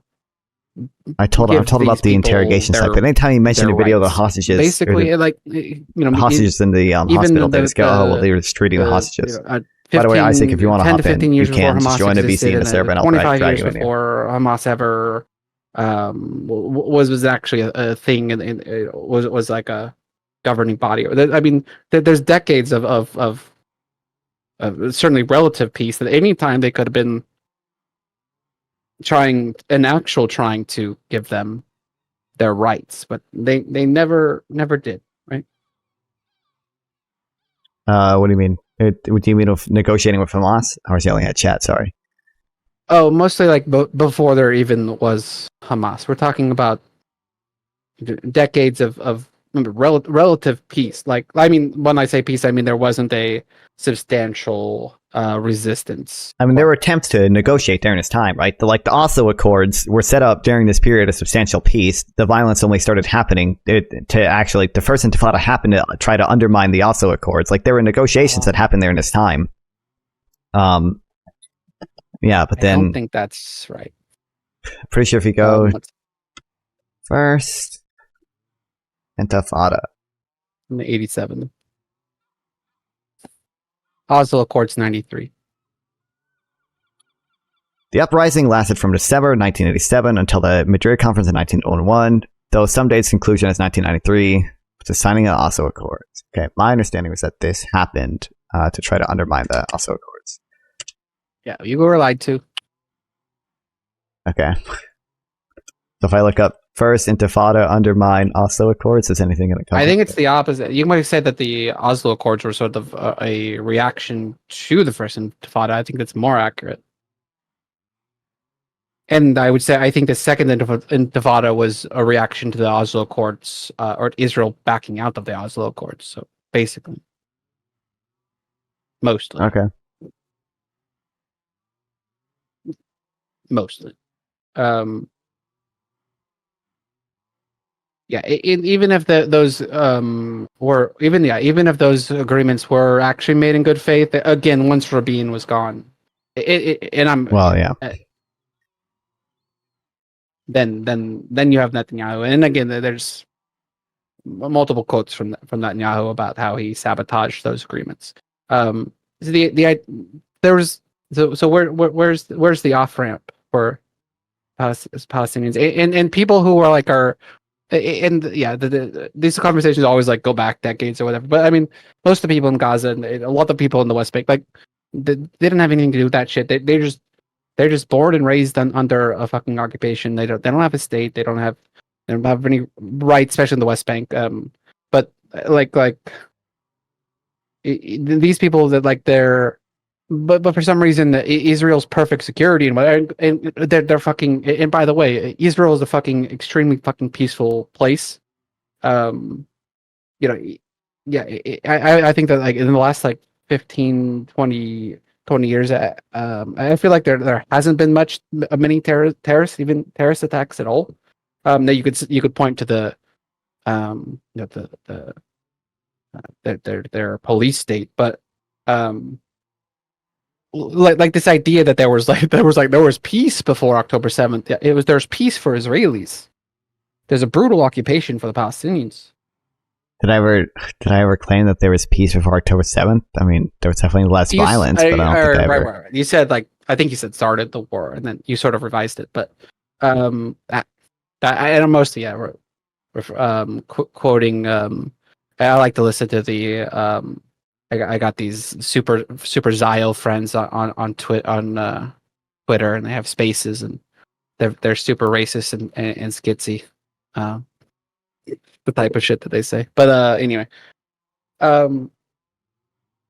Okay, what do we think like a solution looks like here? Okay, so what do we think should happen next, basically, from today? Israel gives Palestinians their state and their human rights,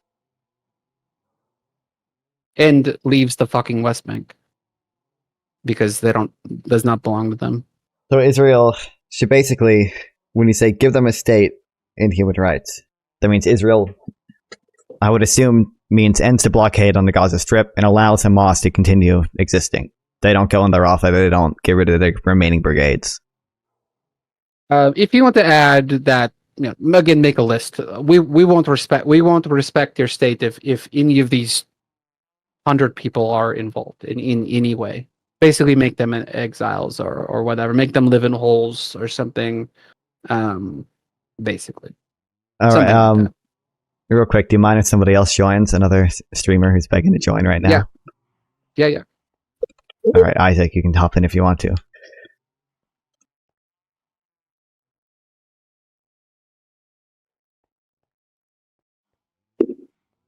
All right, he's apparently on his way.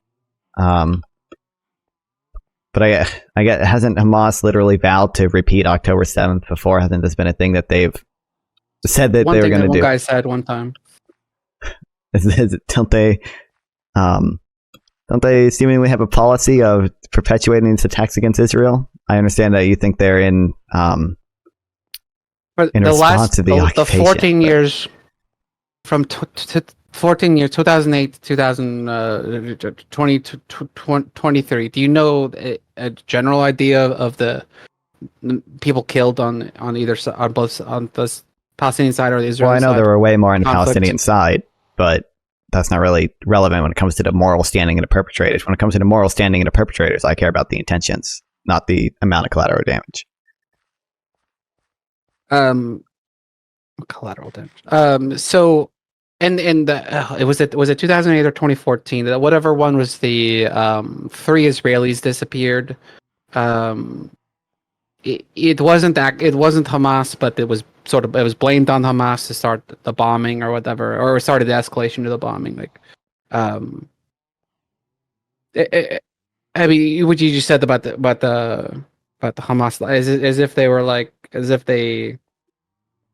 never stopped doing violence. And by the way, it's 6,500 to 300. The 2008 to 20, but we should probably look at these the intentions behind them, right? Again, it seems like Hamas has a policy targeting civilians, whereas Israel has a policy of only targeting militants. Even if you want to say that some strikes are disproportionate. Fuck, only targeting at the March of Return. They shot a civilian. You don't think they did? No, I'm aware that they shot civilians, but one, I would hope you acknowledge that there were at least some violent parts of the March of Return. 2, I mean, this was a policing activity. This wasn't a war. This is a policing activity. When people were approaching the border, the walled border, with IDFs who had rifles, IDF members shot them. And some of them were definitely bad. Like, I think the UN did their investigation, which is kind of weird that they did an investigation into a policing activity instead of a war. But they did their investigation, and I think the one investigation concluded that they, out of like 200 people shot, only one of them had the legitimate cause or whatever. So there were certainly things we can talk about where Israel unnecessarily killed civilians, but most of these look like lapses in policies and not the policy itself. You said lapses in policy, but in more so than the actual death count, I think it was like over 1,000 people had just their kneecaps just fucking shot off with basically hollow point rounds. Yeah, but most of those were people approaching the border, right? I don't know why you think you would be able to approach a border that's a militarized border and not get shot.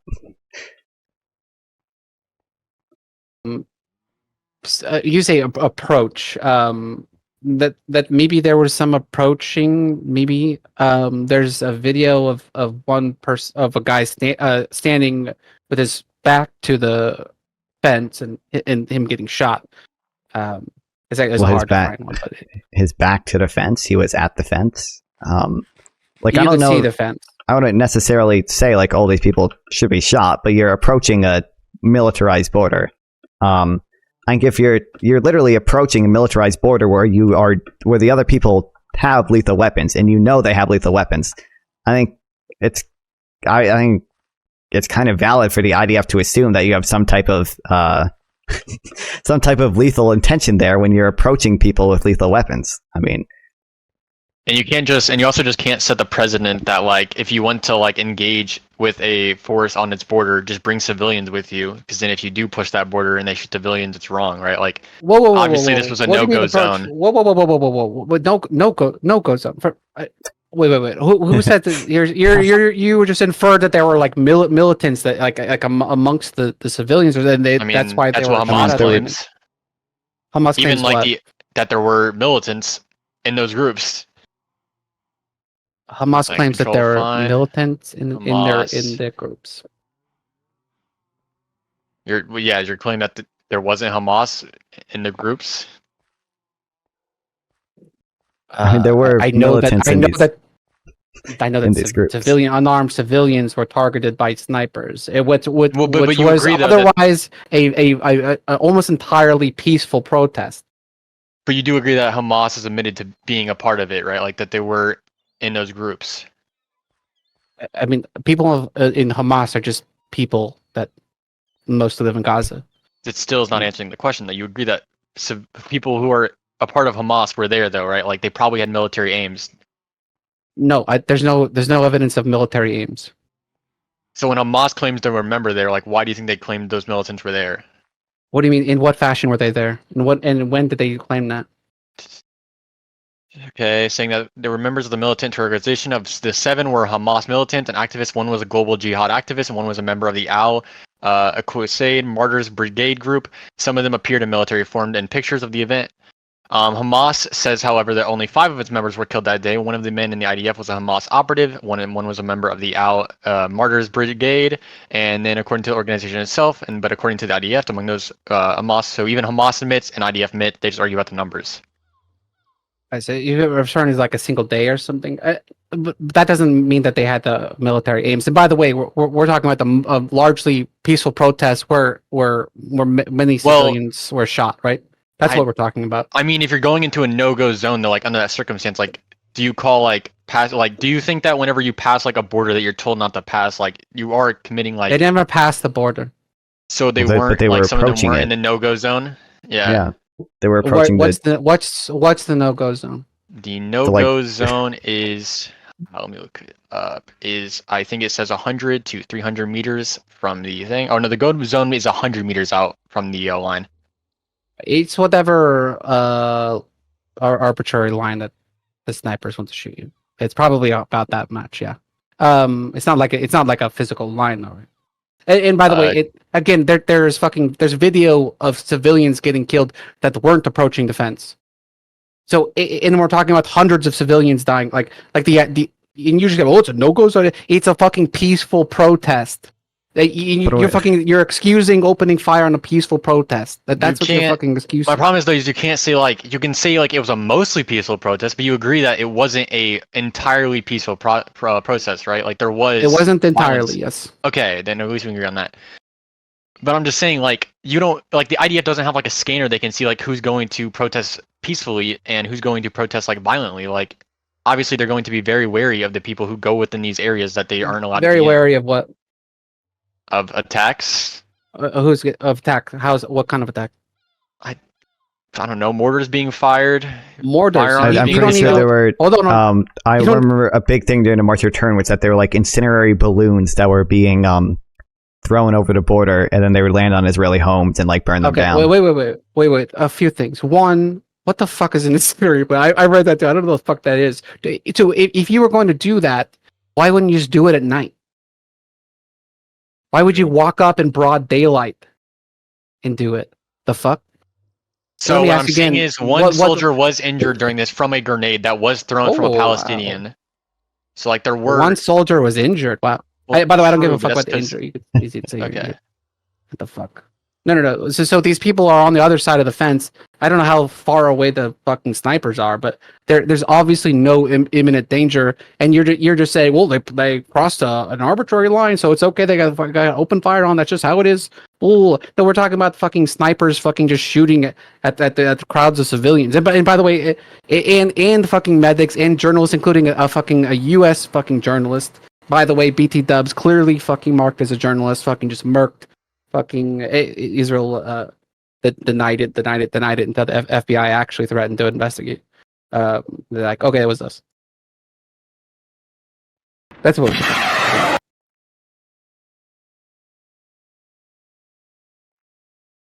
Also, I don't know where I ended up falling off, but I don't know if I want to backtrack on this because I don't know how you guys ended it. But we agree that like Hamas like can't be the power that like Israel will ever make a diplomatic peace agreement, right? Well, I don't think Israel would make it. Well, one, I don't think Israel would make it with anyone. But two, so I don't think it's right to Even like though frame it. You've attempted to in the past. When the fuck have they ever in the past?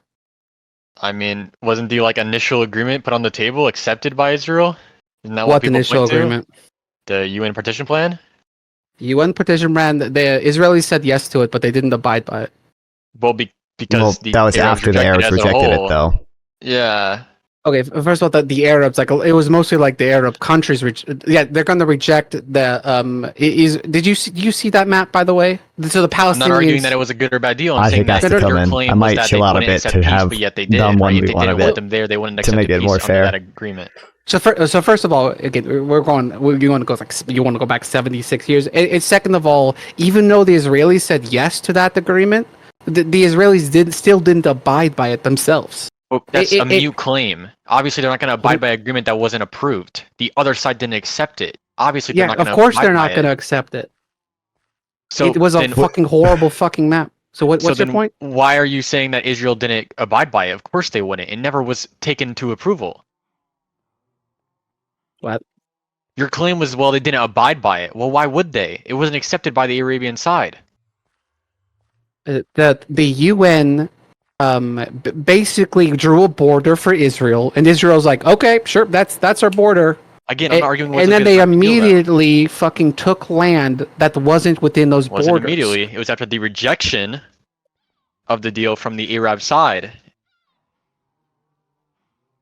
Okay, so they have borders, and now they don't though. They don't. The other side didn't accept them.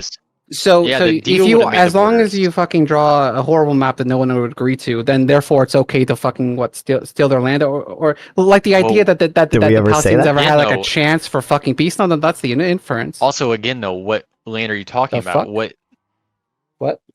The land that was under full control from the UN, the land that was under full control from the British. Like, what land are you talking about? I'm talking about fucking Palestinian land. Yeah, what land who was it owned by during that time? Yeah. What you're saying is the people who had power over that land drew borders upon that land, and it was not accepted. What's the point? The main point was that you said that Israel wasn't looking for peace with the Palestinians, but I was trying to show that they were in the past. So obviously that can't be true if they were looking for peace. Even if the deal was horrible, it shows that they were looking for peace in some aspect. They're not rejecting every deal off the table full-heartedly just because they're Palestinian. You realize that there was a deal offered before that, where Israel had a smaller territory, and the Israelis, the Zionists, I should say at the time, that they denied, that they said no to that deal. I forget the name of it. It might have been, or it was like 3 years. I forget the name of it, but I could Google it. But they basically said no, they said no to that agreement. It was a much smaller. Israel had got the much smaller piece of deal, or a piece of land or whatever. All I'm saying is your point was that they weren't accepting of Palestinians having a land, and this shows that that's not true. I mean, if is your claim that they would accept Palestinians, but only if the deal was great for them, or is your deal that they wouldn't accept the deal at all because they're Palestinian? Who wouldn't accept the deal? Israel? Because that was your claim, is that they wouldn't accept any deal. Wouldn't accept any deal when? I'm sorry. I mean, we can backtrack now. It's fine. Yeah, we don't. Maybe my memory's bad. You said they wouldn't accept the deal, obviously, and I said that they've never offered. The Israelis, Zionists, if you want to go back that far, have never actually offered a two-state deal to the Palestinians. But they have accepted one in the past. So but that's kind of wait. But they themselves again don't even. I don't know why we're getting the semantical part of it. Borders. But again, wait, why are you saying that? That makes no sense. Obviously, they didn't abide. They didn't abide to an agreement that never went through. Side. I don't understand what mind twisting we have to do for that. Like that doesn't make sense. Well, of course they didn't follow the contract. It was never accepted. So you say accepted, but it wasn't a direct deal. I mean, it was something the UN drew it up. They brought it to Israel. Israel accepted it. They brought it to the Arab group, and they said no. The no is basically a UN vote. I think that's that there might have been a no before. The Arab Higher Committee said no. Yeah, there was. Yeah, there was. Okay. Okay. So they would say no, but in that scenario, the UN still gave Israel a land. Why? What makes it okay for Israel then? Wait, when did they give them land? Wait. The UN gave Israel land in the partition plan? 47. Yeah, partition. Yeah. But that was never accepted. So I mean, that didn't get through. The deal was never accepted. So why would you look at that deal for anything? Again, why would you look at a contract that never got approved to say how the contractual agreement should have been taken out? They've never been approved. But just because the Zionists said that yes, but they had every intention of not abiding by it, or you can say that, but we'll never know because the Arab side never accepted it. And again, this idea that all of the Arabs are like one entity or something. I'm not saying all of the Arabs. We're just referring to the Arab state, the Arabs living in the area at the time. It was called the Arab Higher Committee, right? I mean, all of the different Arab leaders in the area had their own things going on. Like I don't even know who was representing the actual Palestinians at the time. Obviously, what happened with that map is actually what you expect to happen, which is fucking Jordan went to get the piece that was near Jordan, and Egypt went to get the piece that was near Egypt, and Lebanon was jerked off. I don't think they did anything. I mean, that's what fucking happened. The idea that all of these Arab people like the fact that these people like that they're all one people or something. No. There's a lot of fucking like crazy shit going on. But we shouldn't have to argue that the representation for the Arab side wasn't the representation for the Arab side. I've never seems like a really weird argument to bring up in this case. Well, you say Arab, you say Arab side, but yeah, I'm saying that there isn't an Arab side. I'm saying that everyone involved had their own wants and needs, and that the idea that, for instance, the Jordanian leader was at all interested in giving Palestine its own country wasn't. Jordan wanted the entirety thing for a while. I don't know why. What was your original point? Why are we going back? Oh, because you said that they would never accept a peaceful deal, and obviously that just shows that they would. I don't think that proved that they would. What do you mean? Your point was that they wouldn't accept the Palestinians living with them, but they accepted a deal that would have had that. Don't you think that it would have behooved Israel hold on, this group of people, the foreigners from Europe that are giving a bunch of land, UN says this is your land, for them to not even abide by the fucking majority land that they were fucking PPG given? cannot join because PPG is a banned streamer, and I'm not. By giving the land, I'm talking about when the UN voted yes on the yes, you're a state. What is the fucking? Israel said we're going to be a state, and the UN is made it windy. What? Yeah, okay, basically ratified it. Yeah, basically right away. Maybe that. Yeah, it was right after 1948. Yeah. What does that sound? That's this video. And going back 75 years is ridiculous because Well, I wasn't doing it for like a time. You just said that they wouldn't accept a deal. Like that seems like to go against it. I'm saying for the last, certainly the last 50 years, like that Israel's been interested in one thing, and that's That's the entirety of what they consider Israel, and taking it for greater Israel. Like that's what their actions say every step of the way. Like, and I usually say that maybe Rabin was serious, maybe. Maybe.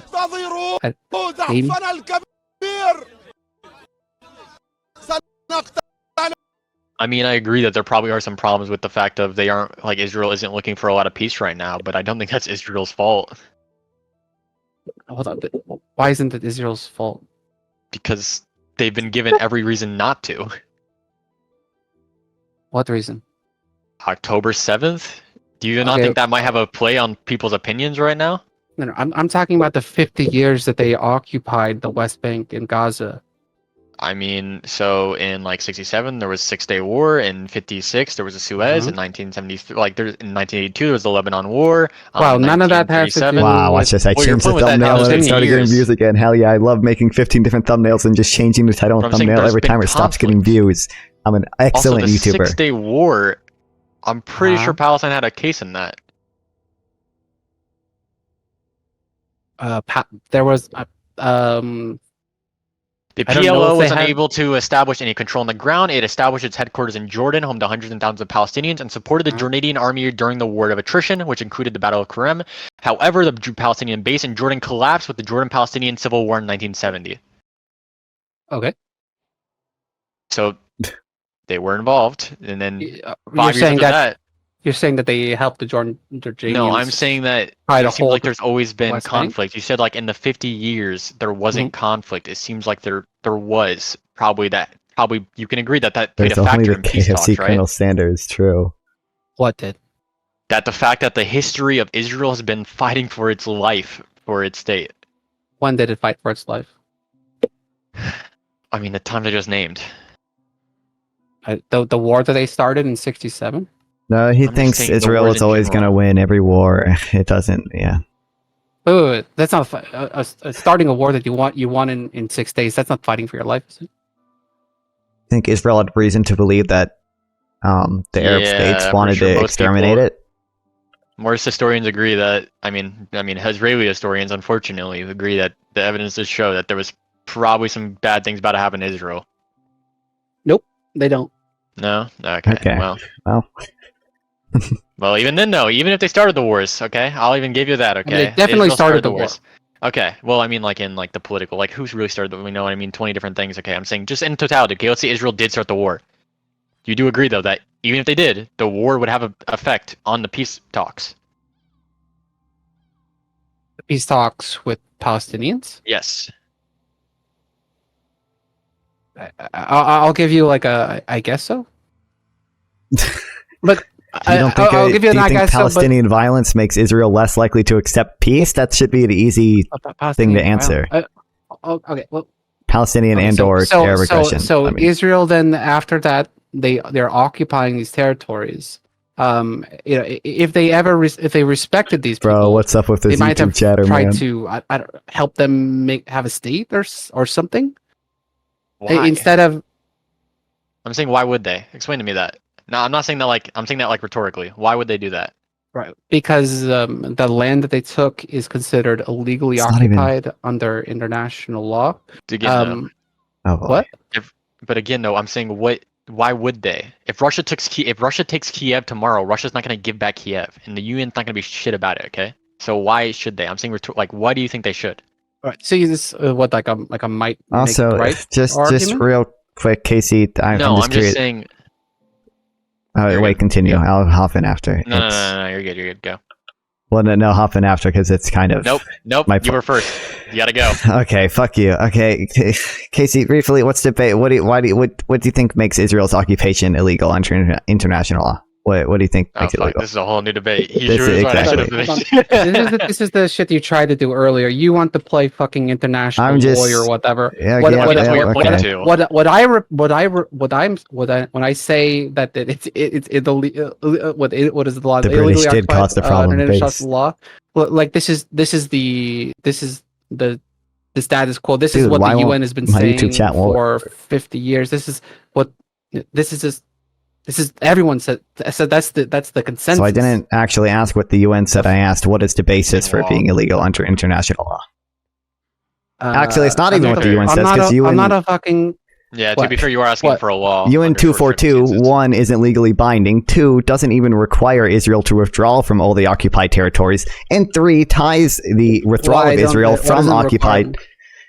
require- it ties Israel withdrawing from the occupied territories to Arab recognition for peace. The way international law works, if you're doing something illegal, you have to immediately cease that illegal activity. No negotiations, no whatever. So the fact that it ties Israel's withdrawal to negotiations with Arab states actually directly supports the notion that Israel's occupation is on the whole legal, even if certain things they do within the occupation, like the settlements, are illegal. No. It's not. It's illegal to take territory in a military Annexation war. is illegal. Occupation resulting from a war self-defense is not illegal. But annexation is illegal. So, like, for example, the annexation of the Golan Heights, when Israel passed that law, that was illegal. That is bad. The UN did condemn that, rightfully so. Same thing with the Israeli annexation of parts of East Jerusalem. That was bad. It's illegal. Annexation is illegal. Occupation resulting from a war of self-defense is probably not illegal. So they could remove every Palestinian from the West Bank. That would be a violation. They could build new cities there, and as long as they don't quote what do you? It's this. Nope, it is still entirely possible to commit crimes within the West Bank. As long as hold on, as long as they don't pass a law that says they annex it. But as long as they can, international, like, that would violate international law. The annexation would. I mean, that's what they're doing. But what I'm saying is, international law. And so the settlements also do violate international law, because you can't build settlements in military occupied territories. Certain things that they do within the occupation are illegal, definitely, but that does not extend to making the entirety. The occupation is illegal because it's land that they've taken by force. They have total control over it. It doesn't really. At the end of the day, unfortunately, it doesn't matter what you believe, because the way the UN. No. This is what the UN believes. This is what fucking the body. Well, then why does UN Resolution 242 tie withdrawal from the Israeli territory to Arab negotiations with Arab states? Doesn't that directly support the notion that the occupation itself isn't illegal? It's 1967.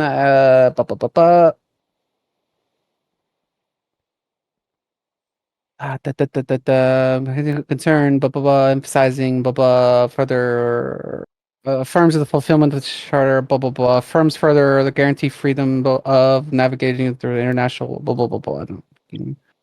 this design is special rapporteur requests the Security General to report. There's been about like 50 resolutions after this one. I'm not sure why we're looking at this one, but.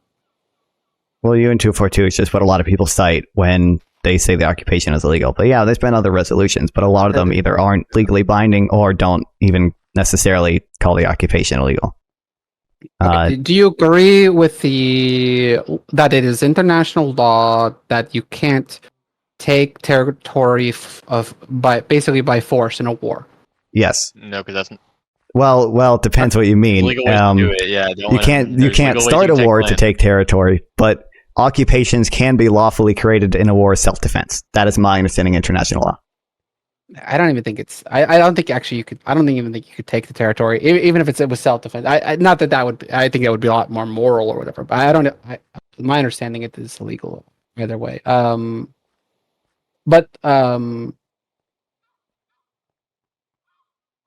could double check. Well, if it was illegal, why would UN 242 not state as such?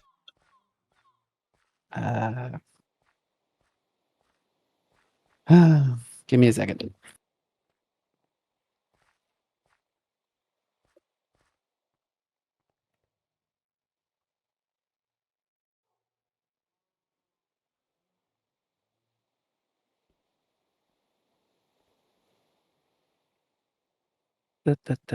Oh, shit to Muhammad, true.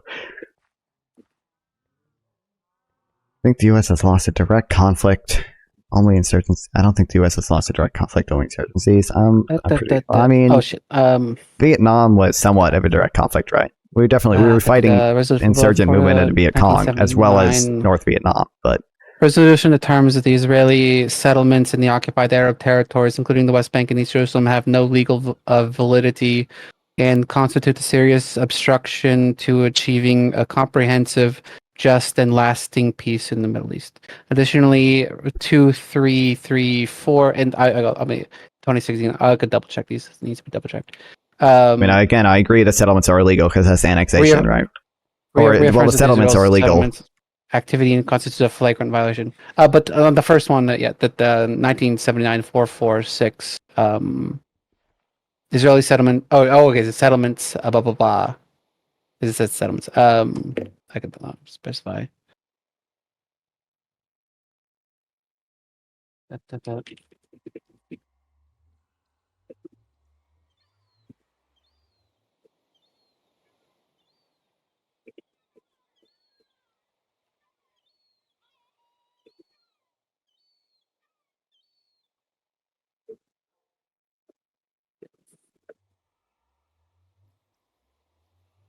It'll take. None of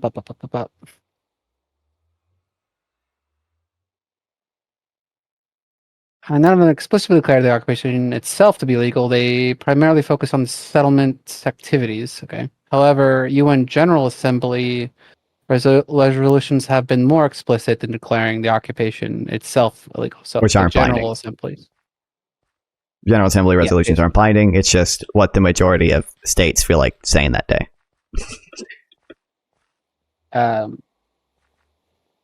I mean, they've been pretty consistent about it, but also, True, but they never called for it like in any legal sense. Call for what?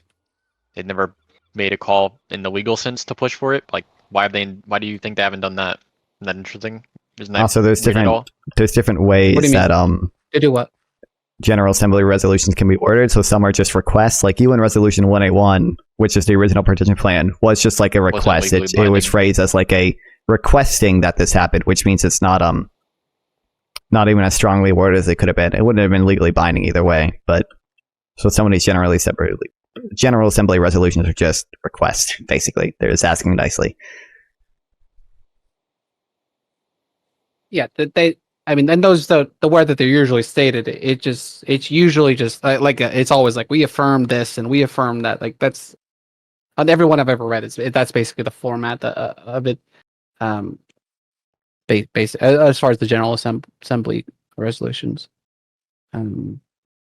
Here's the legality of acquiring territory through war is a complex issue governed by international law, primarily the United Nations Charter, customary international law. According to Article 22.4 of the UN Charter, member states are prohibited from using force against the territorial integrity of political independence of any state. This includes unilateral acquisition of territory through war, even if the war is defensive in nature. And there's a however and nuanced. It's however nuanced, and then it goes on. Belligerent occupation, blah blah blah blah blah blah blah.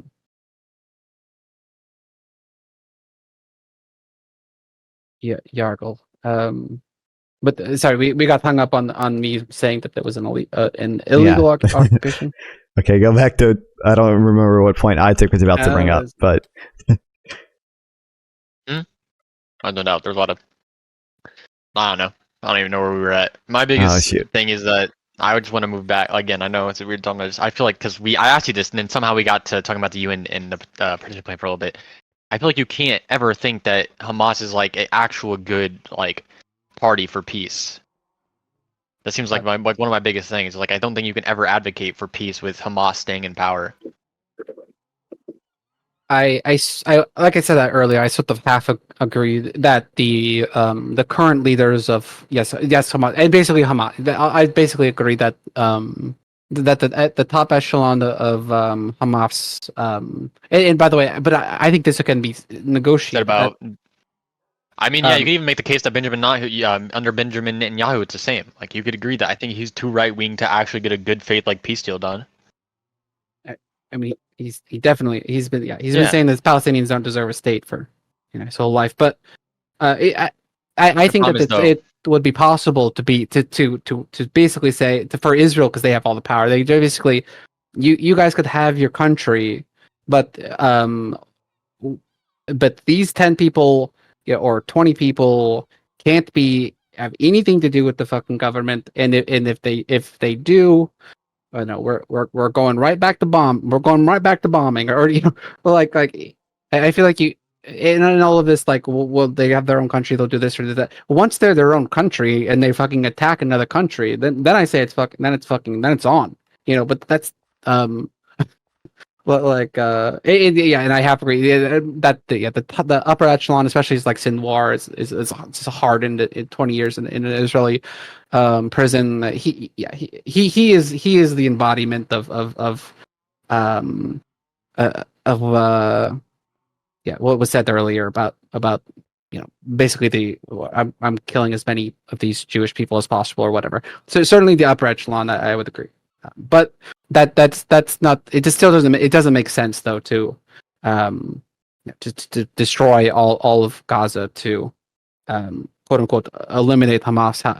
How Israel considers it or whatever, or seems to be considering it. Like the idea that you're going to get like even a majority of the fighters, but you don't even know who they are once they drop their weapons or whatever. Well, true, but that's not Israel's fault. That's Hamas's for operating as civilian zones, fighting with civilian clothing. Like, obviously, it's going to be Hamas's fault, right? No, it's not it's the person who kills civilians. It's their fault. It's always their fault. So then, but Hamas is making it purposely hard to distinguish between them, right? When are they doing that? When they operate as civilian zones, when they're fighting in civilian clothing. I mean, those are two pretty big things that are also war crimes. There's certainly incidents of like of rockets firing from like they could have definitely traditionally they could have done better from like getting out a little bit more in the little field before they fire the rockets. They didn't have to commit war crimes, fighting under civilian clothing. Well, that's civilian clothing. I mean, most of them are just like bros, and yeah, most of them are just they don't have a. I mean, like you think that they're like an actual like military or so. They're just. I mean, they're just a bunch of fucking angry bros who dig holes all day. I mean, it's still a war crime. It doesn't matter like what they are. They're still the reason and also you would agree. I mean, you probably don't, but. The reason they are doing that is so they can get that like second of hesitation from IDF soldiers. No, I don't think so.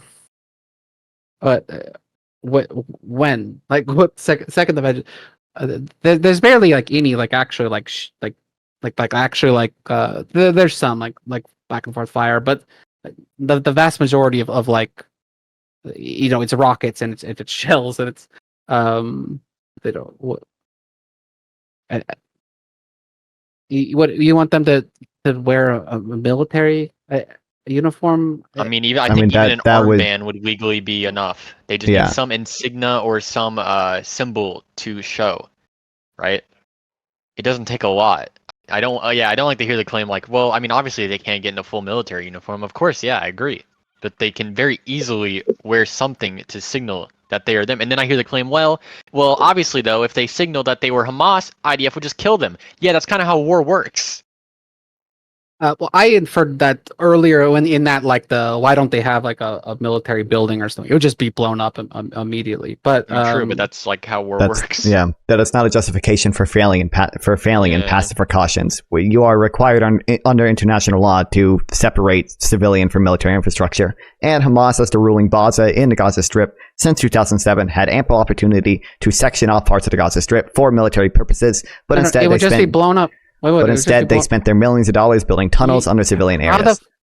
Wait. Okay, first, why would they section? We will section this off so we'll all go here. So Israel, you could just fucking bomb us randomly or whatever. I mean, the majority of other nation states do that, right? They section off specific areas for military bases. That's what Israel does. Gaza isn't a nation, and Gaza isn't a nation. But they're constantly getting fucking bombarded by Israel, right?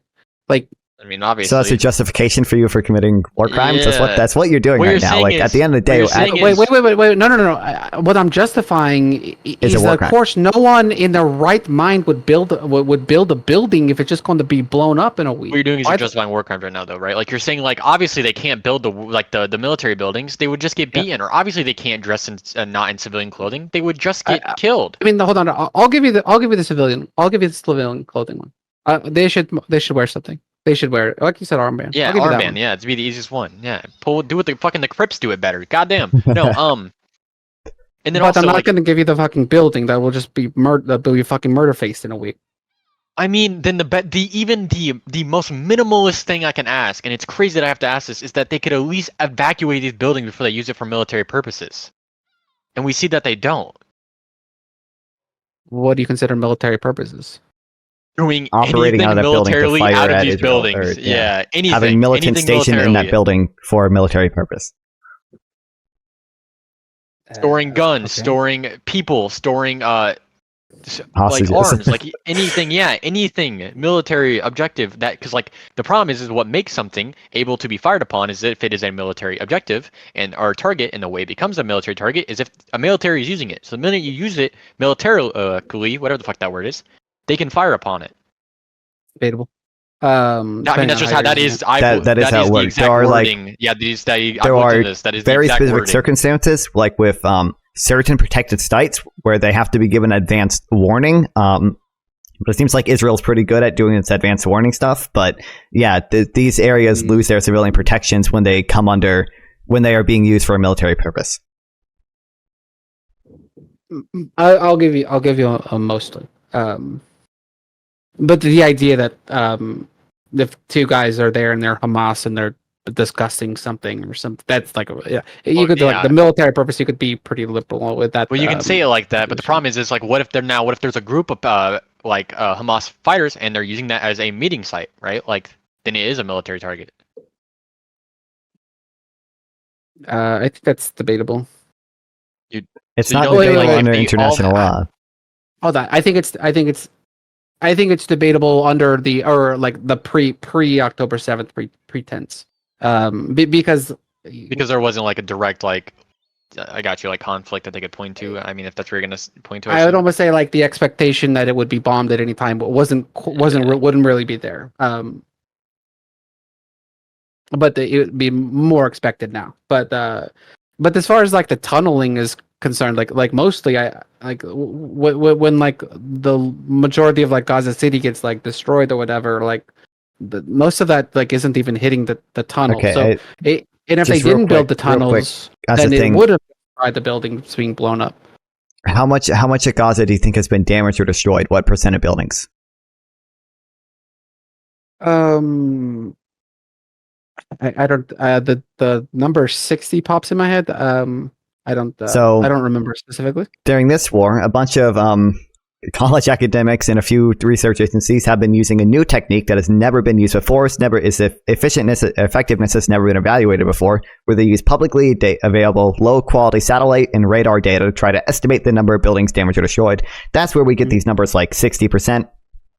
The UN, which has access to much higher quality satellites and uses conventional methods, which have been tested and been seen as relatively effective in the past, comes up with a number 35% damaged or destroyed. Yeah, 35. Okay.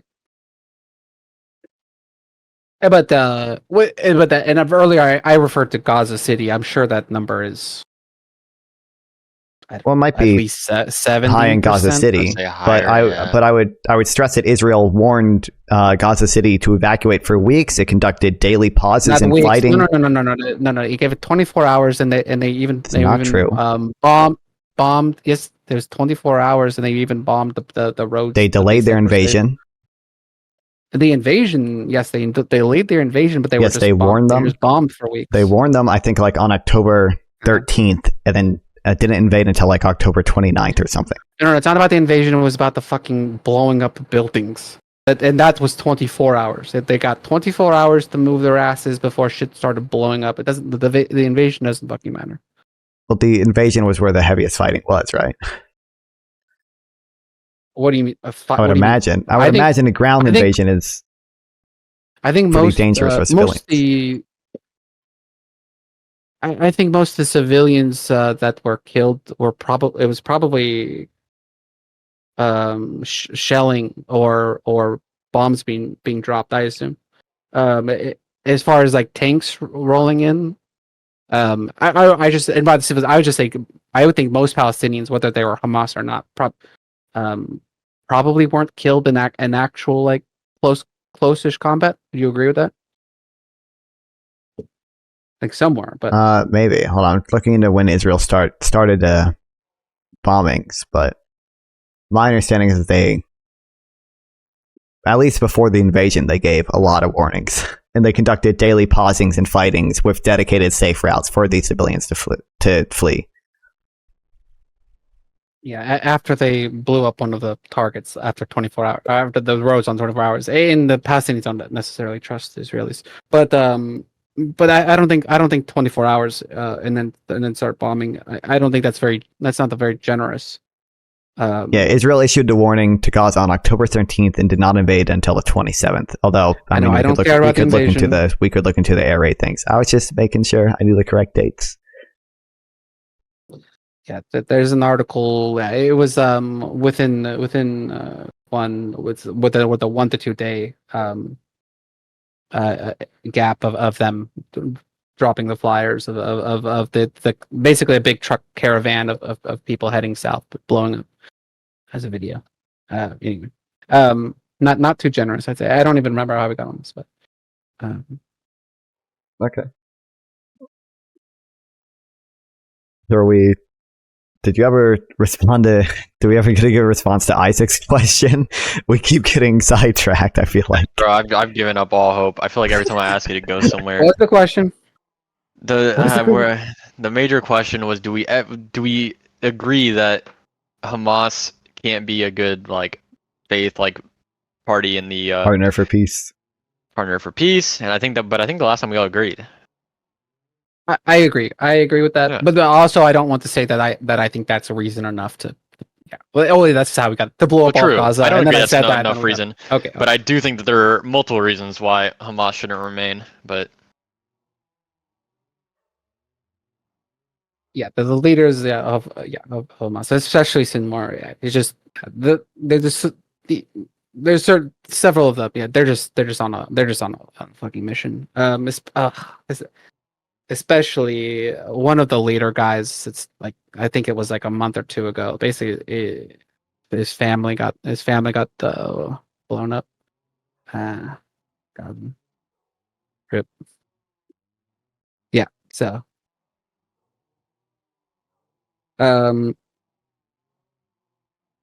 but yeah, and also the Palestinian Authority is garbage. What's the older we hate on the PLO? What's going on? Yeah, the PLO, they're still aroundish. I think that they're like the only legitimate sort of power structure thing. I think they're still around. What do you mean the PA? The PLO. The PLO controls the PA, right? That's am I getting that right? No. I mean, the PA it's something by it's led by the president, quote unquote, president of the boss, and they're basically they basically work with Israelis, more or less. But the PLO was basically have been exiled for years. That's what the Arafat. It used to be Arafat's organization, but it was his organ. They were always outside of Palestine. They had the shit with Jordan for a while, and then they had shit with Lebanon for a while, and they were always sort of outside of Palestine and Israel. But there's some structure of them still being around. I know that the UK basically has an ambassador or something, a Palestinian ambassador that basically is basically a PLO or whatever. The Palestinians certainly don't think that don't respect the PA as an authority, as a leading authority for them. Wait, I was right. The PA is a newer institution led by a PLO faction called Fatah. Fatah is a PLO faction. We sure. At least how's Fatah's approval rating going on right now? Yeah, how well is the boss doing right now? Why isn't he held elections? Israel doesn't want them to. I mean, probably. Actually, that's probably true because Hamas is relatively moderate, and they feel like if they had elections, they would elect a pretty radical guy. So you know what? I might give that to you, but that's because they're worried about the next radical that might come in. I'll say that's somewhat. What? I mean, that's definitely true, but I'll also but the Israel relies on the PA for a lot of collusion shit. Yeah, that I mean, in fact, what do you mean by that? Like, what do they do with them? I know they have some joint security measures. The PA, they basically spot Israeli spies. They will arrest they'll arrest people for having weapons. They'll isn't that good? Isn't that they're doing that because they have joint security control in Area B with Israel, right? So, well, you say good, but as far as like the Palestinians are concerned, their leaders are rats. So they're quote unquote leaders. Which yeah, but do we think it would be? Do you think it would be better for Palestinians if the West Bank was more like Gaza and more people were launching attacks against Israel, or do we think it's probably good that the attacks against Israel are minimized for Palestinian people? In the short term, you're right that it's better that it's not that they don't actually have a resistance. That's short, but in the long term, it's it's the slow death. It's living under guard towers and cameras and insane settlers and in the long term. Fuck the PA. So you don't like Hamas. Yeah. You don't like the PA. How do you think Palestinians? Well, that's true because they're more radical. How do you think we should be negotiating for peace then? Like, what is? Would you like the people that were colluding with the occupying force? Like you wouldn't like them, would you? Well, I mean, I guess you admitted it was better in the short term, at least. I mean, I feel like I would like the people stopping attacks against Israel because that means Israel won't attack me. If that's your only concern, then yeah. That would be one of my major concerns if I was Palestinian, would be being attacked by Israel, yeah. Do you think that these Palestinians do you think they have the right to resist violently? Not in the way that they are. I think that the easy answer is that they used to. I think that multiple times throughout history they did have the right to return. They had the right to fight, but unfortunately they lost. And I feel like that in any other circumstance that we've ever seen, that whenever they lose, usually people from the losing side usually have to give something up in return for peace. Because I mean, they did fight and they did fortunately lose, and that's such a fact. It is a sad fact, but it's a sad fact of life. Yeah, I feel like after what? They lost in 48. They lost in 67. Yeah, how did the land that's illegally occupied get occupied? Right, it wasn't Palestinian land. Well, who's Palestine wasn't Palestinian land.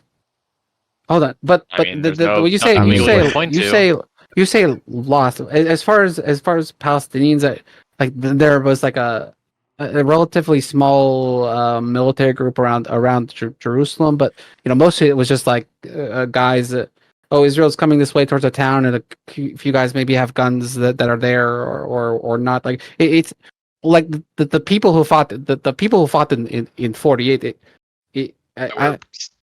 Stroking off Hamas. Like that's the point. Right. No. It was Israel. It was actually Israel, and it was Jordan's army, and it was Egypt's army. That was mostly it. But no, you said they lost or whatever. What do you mean they lost? What do you mean? I mean, the Arab states and Palestinians organizations lost war and lost territory.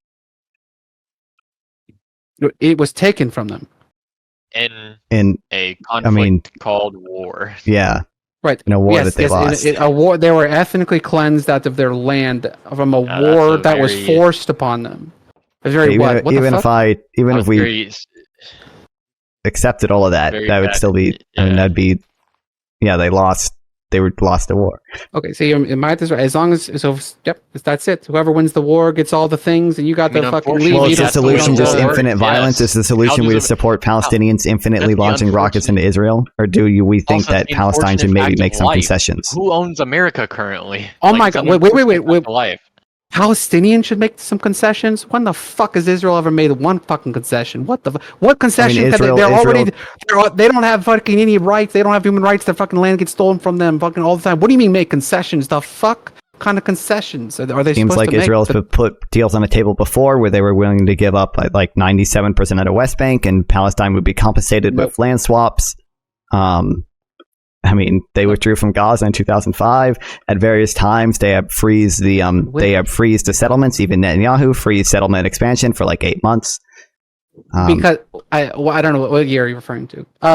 But Bush put that stipulations on aid in 2001. And by the way, Biden was against it. Fucking insane, Biden. But that I think that's what you're referring to. No, I think Netanyahu in 2012 free settlement expansion for 8 months. Do you think it was some pressure on him, or just? I'm assuming there was some pressure on him. Yeah, probably. But the idea of the Palestinians need to make concessions. All they've ever done is have land fucking stolen from them. Let me ask a question that I asked earlier. Do Palestinians have the right to fight against their occupiers? They don't have an infinite right. The question is they did, yeah. They can't just keep resisting and resisting forever and never make any concessions for peace. What concession is going to bring peace?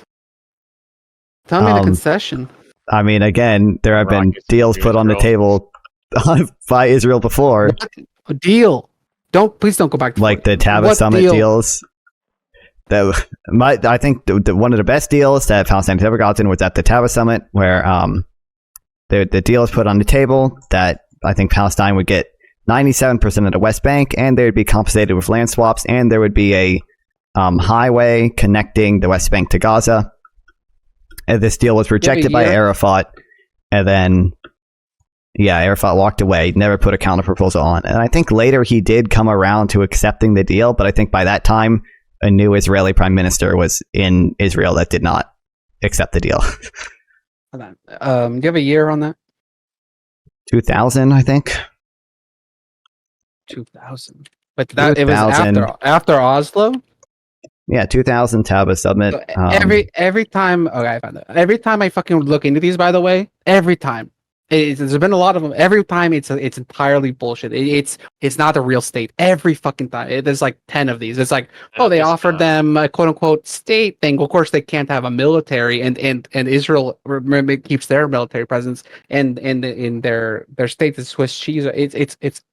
It's always. I've read the Noam Chomsky too. Okay, I've read the false equivalencies. I love them so much. I love my Noam Chomsky, but I guess, do we accept that there are legitimate concerns that, like, if Palestine was offered a fully sovereign state overnight, let's say, that this means the Palestinians who have been launching attacks against Israel for decades could now do coordinated military activities with Iran?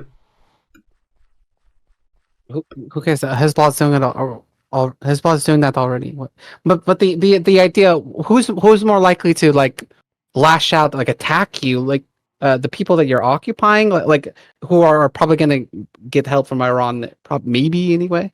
That's if they have any semblance of freedom or something, as long as you're occupying them. That if you occupy a people harshly enough, they will fight back. That is just a fucking fact of life. It doesn't matter where in the world it's happening. But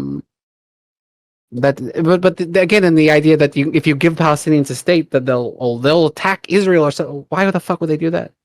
Well, aren't there at least? I would hope you at least admit there are some radical factions in Palestine, even if they aren't a part of the official government, that would likely be able to get weapons from Iran if Israeli security control of the area was fully radical. The fucking IRA was fucking radical as fuck. They fucking killed all kinds of crazy people, blowing up shit, whatever. That they were fighting for something in particular, and when they got even part of what they were fighting for, when I there say was no more fighting. Radical, I mean the people in Palestine that are fighting for the removal of Israel entirely. Not the people fighting for a two-state solution, the people fighting for a one-state Palestine solution. You think that they're fighting for like the perfect solution, or is it? I would hope you would is it not acknowledge the- is that it at not- the bare minimum that there are some factions that are fighting for that. Yes, I'm pretty sure that's the position of most factions in the Gaza Strip, as well as some in the West Bank. Like, I know Islamic Jihad operates out of the West Bank. I'm pretty sure that's their position. They want a one-state solution. Hamas has never. Everyone. It's like you could ask them, "Hey, do you want the whole thing?" And they're like, "Well, fuck yeah, I want the whole thing." Like everyone answers it that way. Yeah. What? Well, the yeah, whole but it's thing, in their one charter state, that they let's don't go. accept the state of Israel, and they want to continue fighting for a one-state solution. Hold on. Well, first of all, wait. Whose charter? Islamic Jihad. Is it- That's my understanding. I'm not familiar with. Hamas has several times basically said, Israel, we think you're on our territory, but we're willing to make we're willing to do a two-state, basically. Like fuck you, Israel, but okay, let's do a two-state. I think that they revised their charter in like 2018 or something. And 2017. They've only ever accepted an Israeli state as a temporary thing. I think the longest they've said it for is 15 years in their 2017 charter. Article 20, which is the one you're quoting from, which says they accept an Israeli state, is contradicted by two other sections of their charter where they don't accept an Israeli state. They literally have the Palestine is a integral territorial unit that extends from the river to the sea. And no Zionist entity should ever be recognized in the integral territorial unit of Palestine. They, we're not in favor of two-state solution, even in that 2017 charter. I think you're wrong on that. I can double check. Yeah, I mean, I have my notes. I know you're quoting Article 20 of the charter, but I mean, basically, my understanding is the point of it was Hamas basically wanted a truce with Fatah, which is why they temporarily accepted two-state solution. Yeah, but you can read Article 2, Palestine, which extends from the River Jordan in the east to the Mediterranean in the west, and the, I don't know how to pronounce this thing in the north, and I don't know how to pronounce this either, Al-Rashraz in the south, is an integral territory unit. It is the land and home of the Palestinian people. The expulsion and banishment of the Palestinian people from their land and the establishment of the Zionist entity therein do not annul the right of Palestinian people to their entire land, and do not entrench any rights therein for the usurping Zionist entity. And then there's Article 19. There shall be no recognition of the legitimacy of the Zionist entity. Whatever has befallen the land of Palestine in terms of occupation, settlement building, jurisdiction, or changes to its features or falsifications of facts is illegitimate. Rights never lapse. Yeah. Wait, yeah, it was basically we don't like Israel and they're on our land, which I sort of said before. That's always going to be their position. No recognition. And I think that they're basically Israel. That's basically true, by the way. And they don't recognize Israel. Hold on. I think you could take it. Hold on. But if later they're like, but we'll agree to a two-state solution, I think that's would be in some way, recognizing them. Hold on. Must recognize Israel. It left open the possibility of future political agreements. So it stopped short of recognizing Israel. 15 years.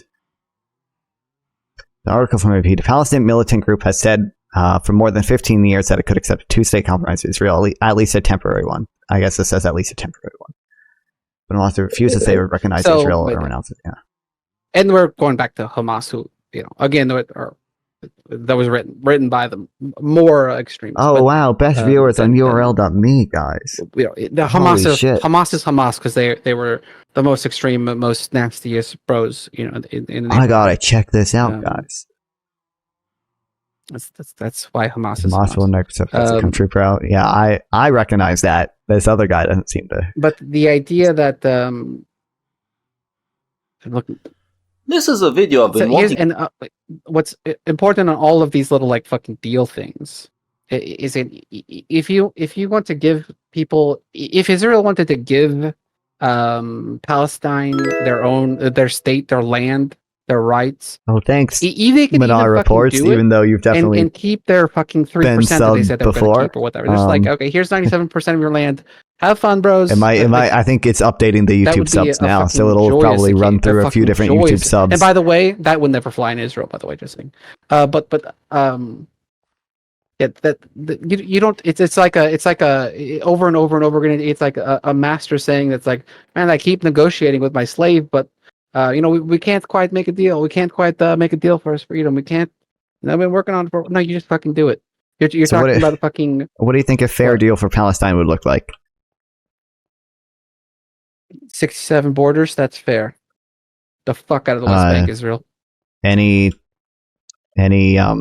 concessions for the settlements at all? Any land swaps? Yeah, if it's green for green, then yeah, that would be appropriate. But that'd be appropriate as long as it doesn't Swiss cheese anything.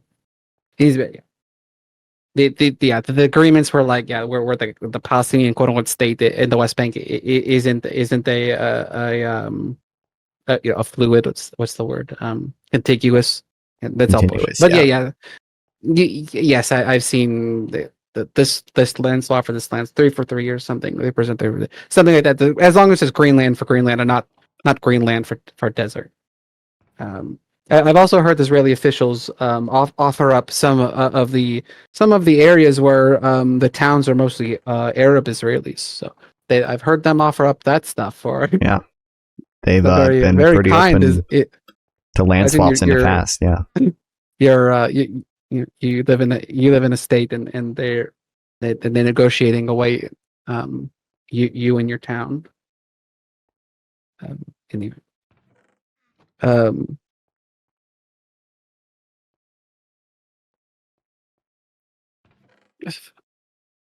But we're never gonna get that. But I think the idea that I think that the idea that Israel is that Israel is the West Bank and Israel is Gaza, or that it's all Israel. I think it is so ingrained in like Israeli society that this thing there's only one solve, and that's a third party. There's only one third party that can do it, and that's the U.S. forcing the settlement, not giving any fucks. No fucking negotiation. This is it. This is what we're going to do. A little land swap. That's it. Boom. Fuck. And it's not slow. It's not. It doesn't give any people the opportunity to sabotage or do some shit. It's here's your side. Here's your that side. For the next 10 years, we're gonna have this border right here, and we're gonna be walking up and down it with fucking UNICEF fucking armed guards, and you fuckers are gonna fucking get along, you motherfucker. That's the only way. Actual dad's position. That's the only. I mean, every other resolve is basically a genocide. So either in one way or the other. But it's looking like one side is more likely to get it than the other at this point. Fucking bots. This is my dad's position. He says, "Oh, well, it's going to be a shit show if we draw this line. It's going to be a shit show if we draw this line. So just flip a coin, choose a line, and just let it be a shit show." That's his position. I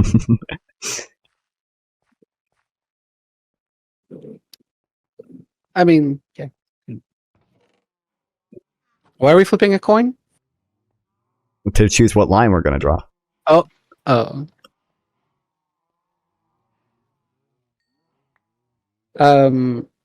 Actually, fuck. I forgot I was looking for that article earlier. I do have I think it's not well talked about, like how sort of fuckered Israeli society is. They're pretty well racist, I think, and which is why I tend to think sort of the worst about the Israeli military doing shit. And again, not to say that Hamas and a lot of Palestinians aren't racist. These people fucking hate each other. They fucking hate each other.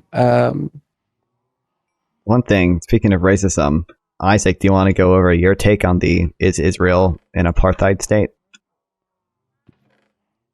Whoa, what's with the racism? Whoa. What? Currently not really, because I feel like any claim that you can make about apartheid is more easily shown to just be out of fear of an attack from Palestinians. You're saying it's apartheid state, but it's okay that it is.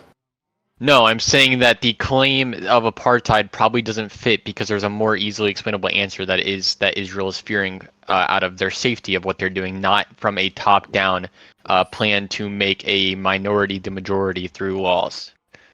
Hold on. This apartheid is simply, or it is really a word that was made up for South Africa. So, but loosely, there's two races, and there's also two classes. And generally speaking, the second class of citizens is designated for a second. Apartheid refers to the implementation and maintenance of a system of legalized racial segregation in which one racial group is deprived of political civil rights and is deprived of political and civil rights for the goal of making an ethnic majority. Yeah. So political and civil rights is the Palestinian people in the West Bank, are they deprived of political and civil rights by another ethnicity? Yeah, but it's not off the goal of making that ethnic majority, right? We can agree that there probably is a genuine fear of safety. Wait, what do you mean the goal of making? How in South Africa would the goal of? Because the goal was to make white people superior, like the people in power.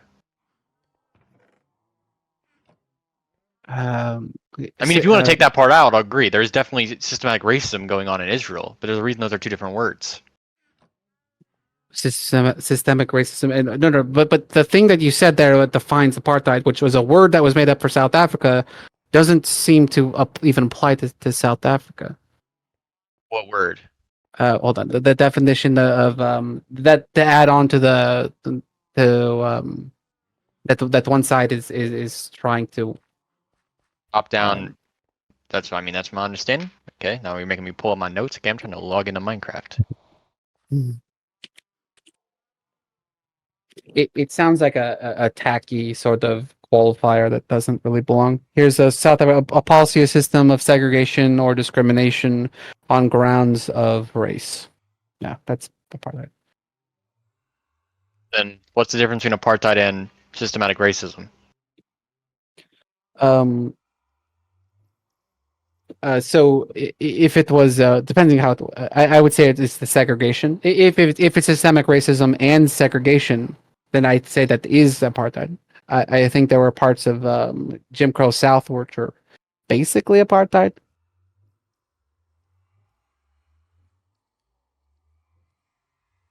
And actually, yeah, and which in South Africa's a lot of their shit was sort of based off of Jim Crow shit. Like, oh, you could do it that way, and and I guess apartheid was conceptualized in South Africa in the 20th century based on the idea apartheid aimed to separate the minoritarian white population from the black population. Yeah, that's up to segregation. That's fine.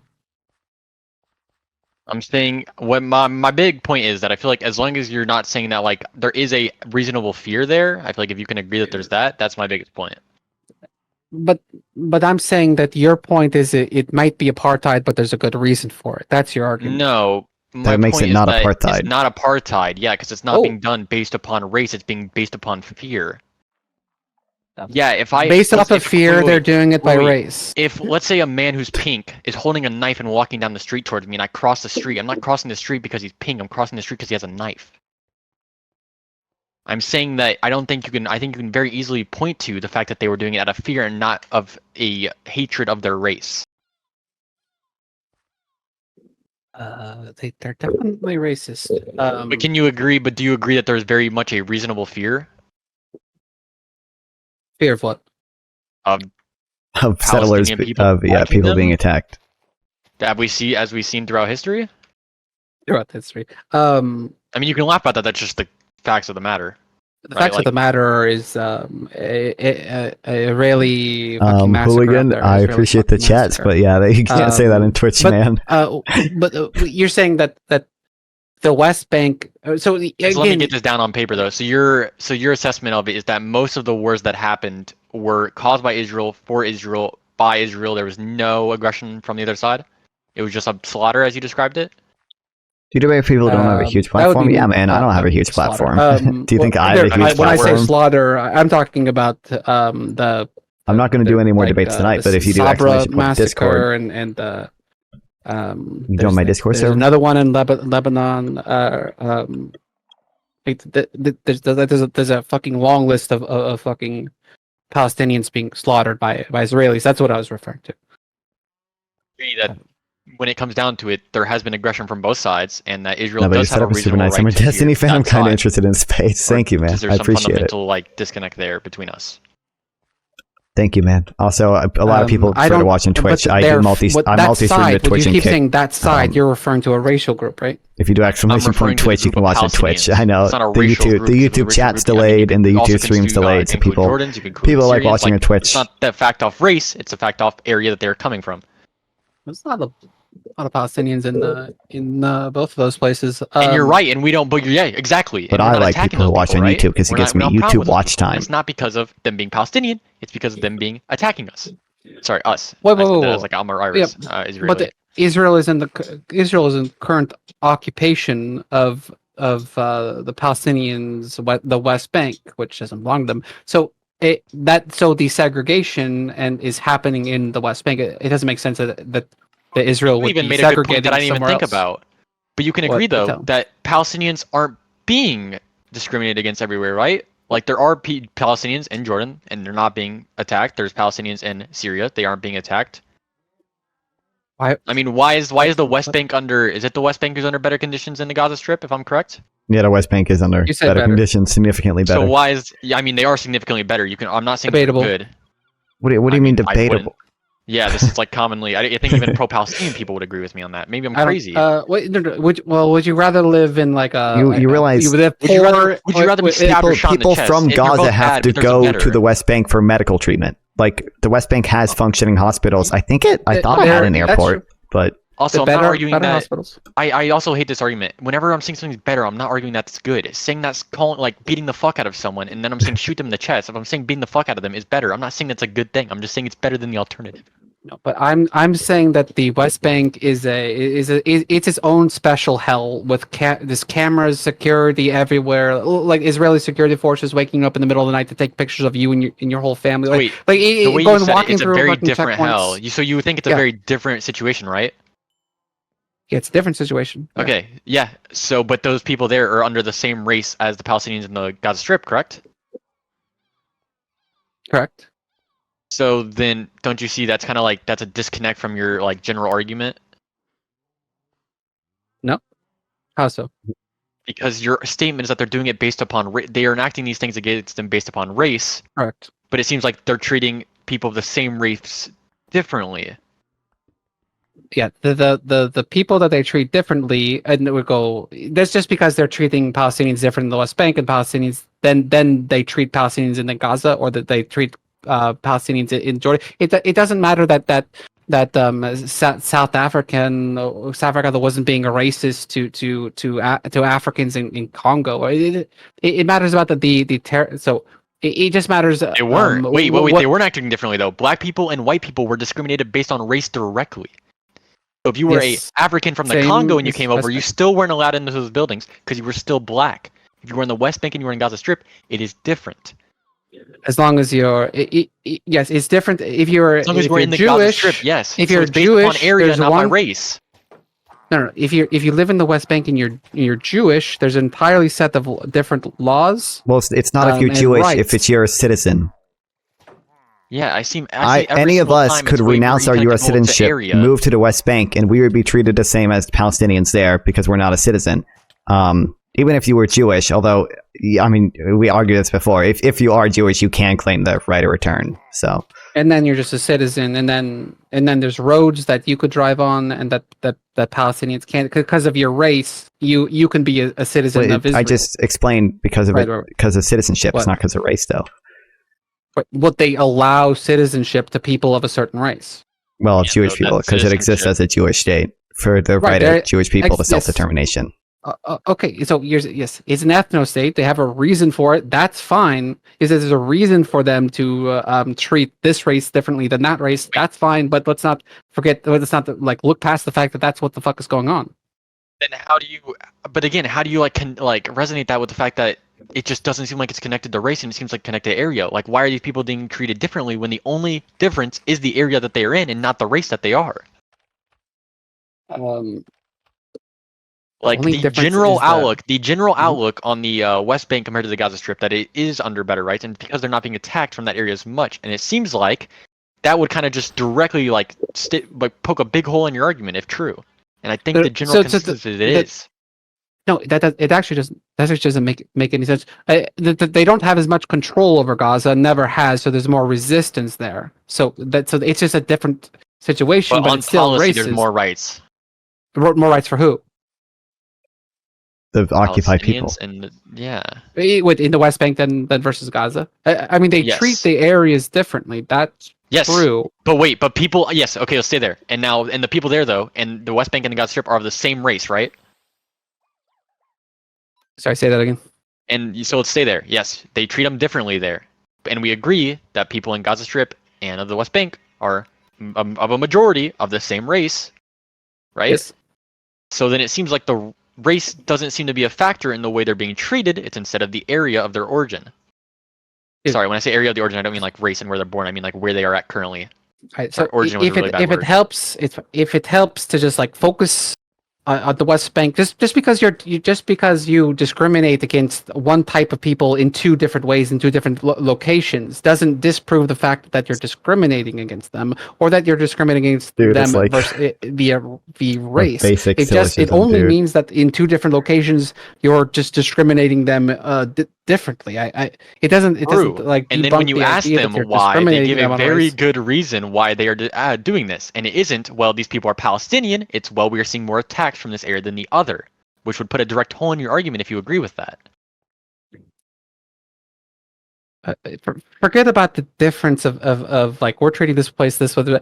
The West Bank. So there are Palestinians there, and there are Jewish people there. Basically, it's Jewish people and not Jewish people. The Jewish people have one set of rights, and they have they're allowed the one set of laws and that govern them and police force and if you're of a different race, you don't have those rights. It's two levels of race interchangeably with citizenship, right? Am I correct here? When you say race, you also mean citizenship, right?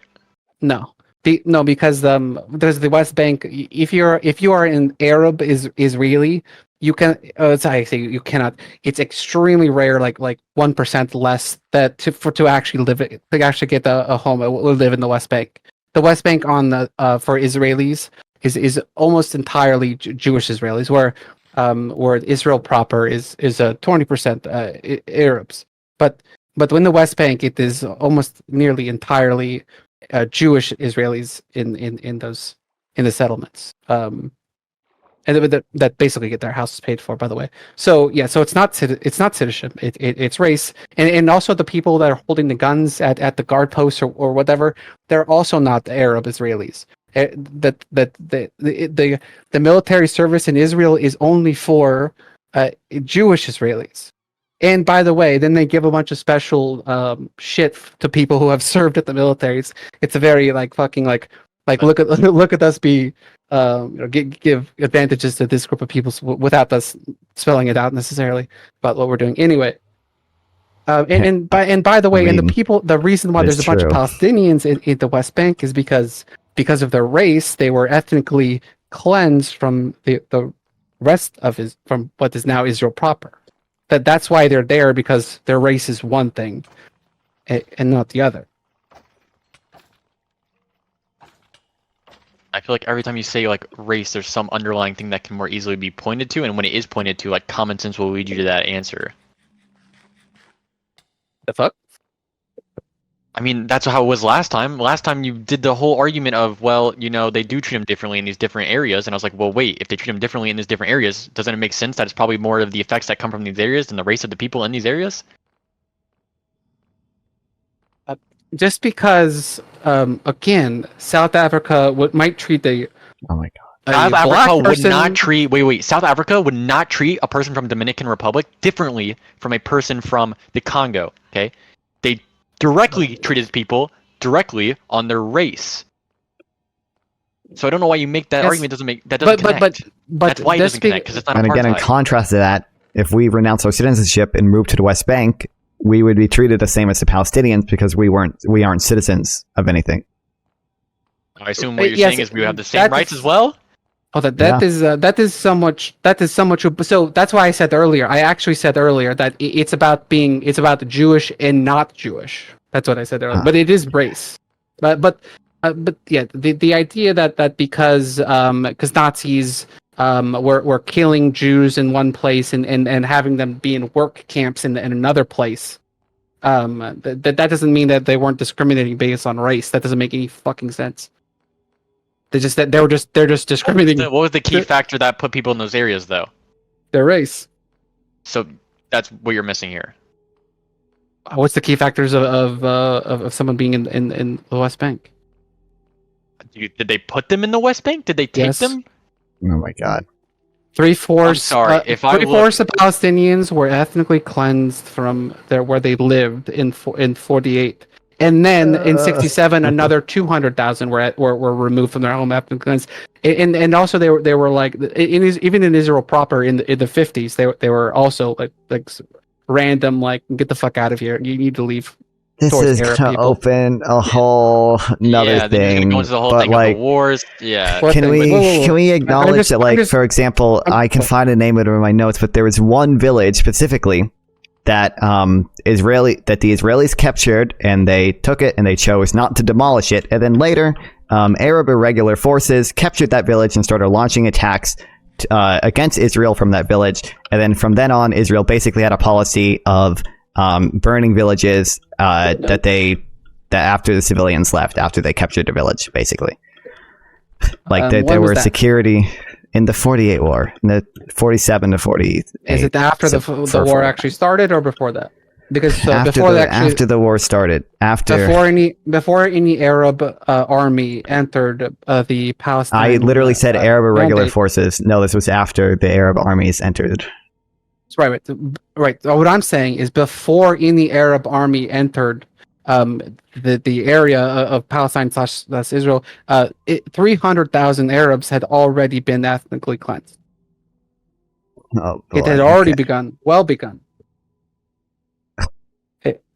And then you're going to tell somewhat ridiculous story for why it's okay that they were that they ethnically cleansed. I guess that was your point, but I don't know where. I don't think that was ever brought up. I am saying, first, that's a whole other can of worms, okay? But all I am saying is that when it comes down to it, you can very easily say, well, look, there is a fear from what is going to come from these areas, not we don't like these people based on how they look. And I think everyone can agree, if they're not biased, that is a plausible fear that Israelis will have. Hold on. So there's two people in the West Bank, and then one of them is Jewish and one of them is Palestinian, and you're saying that they're being treated different because they fear one and not the other. With citizenship, though, and obviously countries do discriminate based on citizenship. Every country does ever. Whoa. Right, that's why we just went back to 48 because to show that the reason why the most of the people that are in the West Bank are in the West Bank is because they were removed from the rest of Israel because of their race. That's one. Two, there are Arab questionable. What? I said what's questionable? Race was questionable. Well, because you're basically saying the whole Nakba was done off of race and not because of any other 20 external factors that was going on at the time. You're basically saying you're generalizing it all under race. Yeah, fuck yeah, I am. That was that's the idea of Zionism, is that our race has our own fucking state. That we have the majority of the state. That this would be anything happened like slightly before the Nakba that could have influenced it at all. You could excuse it. Wow, but just note right, but you could excuse it. You could say that there's a good reason for it or whatever. But these are just simply the facts. I'm saying neither good or bad. Just the neutral idea is that that Zionism is about an ethno state. It's about having a state that's full of this race and not the other. And the place that they chose there. It's not. Whoa, because there was a lie there. It's not full of this race and not the other. It is a home for this race.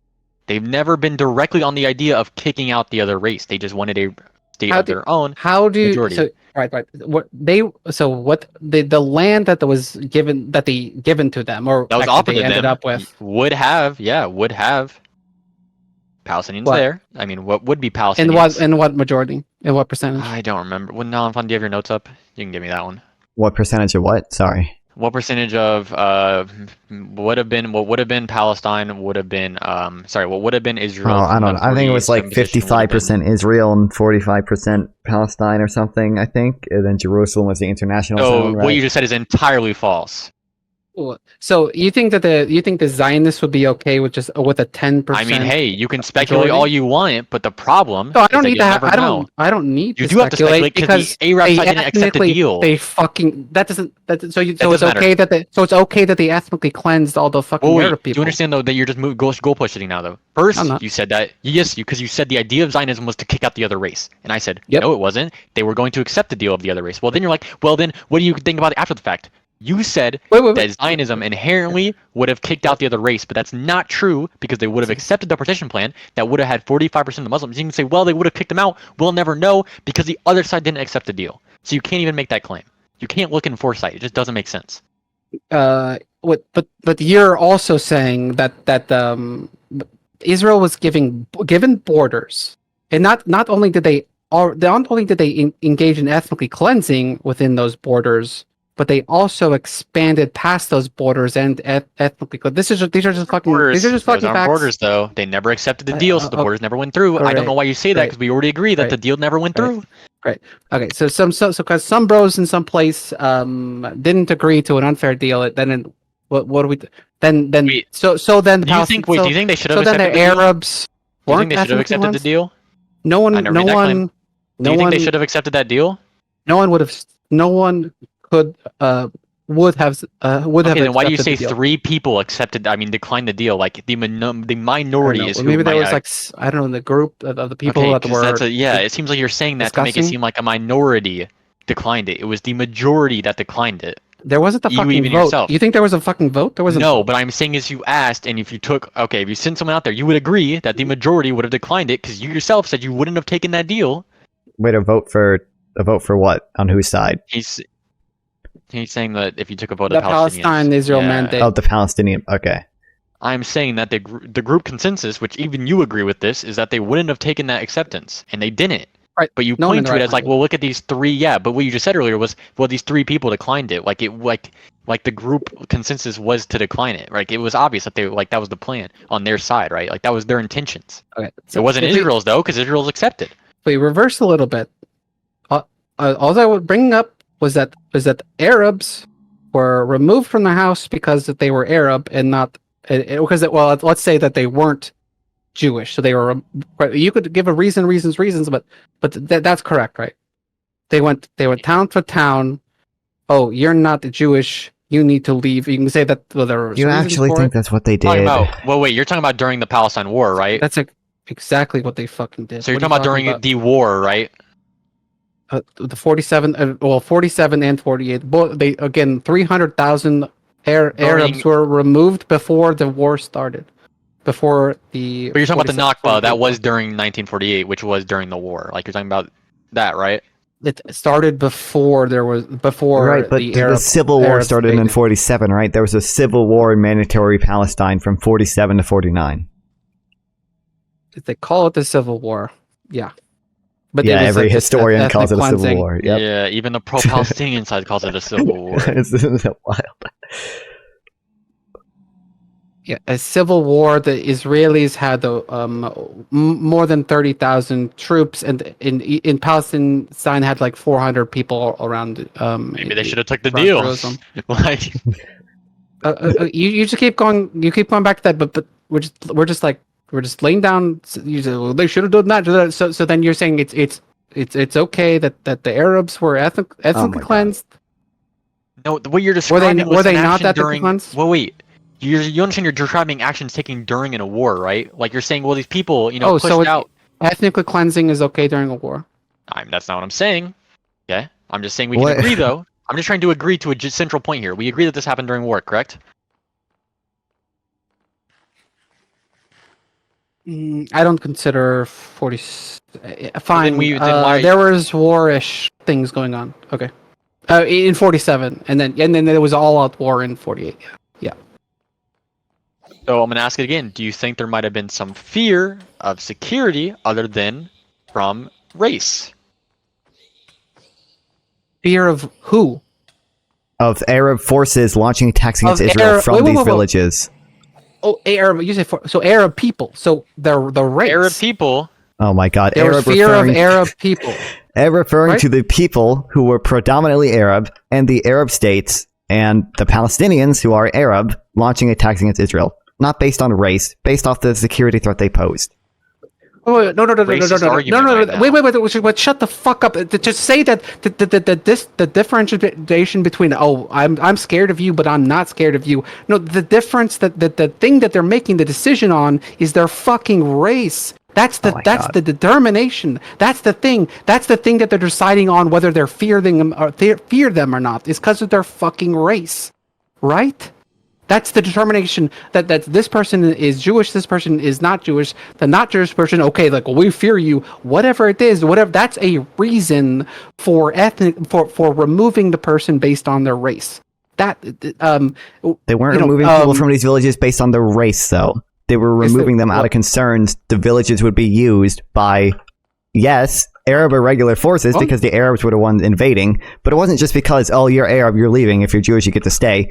It doesn't matter what race the people there were. They were going to be removed regardless because Israel had security concerns over the foreign military forces using those to attack to attack Israel. Using what to attack Israel? Using Arab villages. How would they use our Arab villages? There's our documented example. What do you mean? Arab militias would go into villages and attack Israel from them. I'm fighting blazes right now, bro, but I could literally pull up my notes. There's a very prominent example of this. What are you referring to? Oh my God. What are you talking about? In 1948, bro. Okay, you're saying during 47, but in 47, to be fair to you, there weren't foreign militaries there yet in 47, but you're saying that the Arab people that they might have colluded with the foreign military, and so that's not why that they necessarily colluded, but foreign militaries would fear that they would. They don't have to collude, but foreign militaries could use these places to operate out of, and they did. An example can be found in an attack on a prominent village, on the Palestinian village of, I was going to call it Q because I have no clue to pronounce it. On April 3rd, after taking the village, commanders did order the destruction of the village did order the destruction of the village if it offered no resistance, despite concerns that it would be used by foreign militaries. The commander on the site appealed against the order, saying that leaving the houses intact made the defense of the place difficult, but permission to raise the village was not granted. On Jesus fucking Christ, I can't read. April 8th, the concerns were realized when Arab irregulars took control of the village. The Haganah found out that the destruction of the village was simply the more effective military strategy, and not doing so would cost them. So the lesson of Q was extended to other sites. Wow, that's some serious apology. Why did they have to destroy all the homes?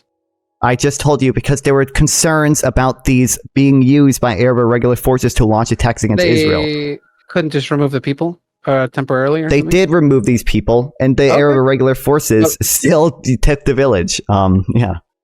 So what was the village name? Okay, I can send it. I can send the name of it in general. Can you spell it? Costal. Yeah, Costal. I don't know.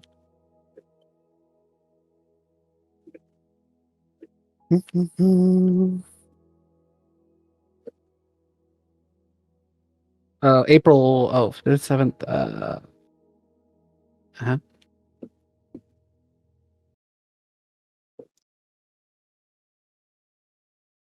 Map.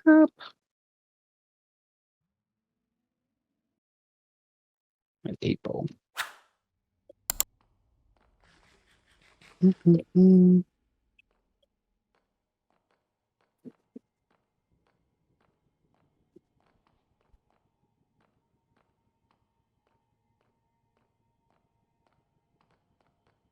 Why didn't they let the people back after the war ended? Well, a lot of people's villages were destroyed, right? So they didn't really have a place to go back.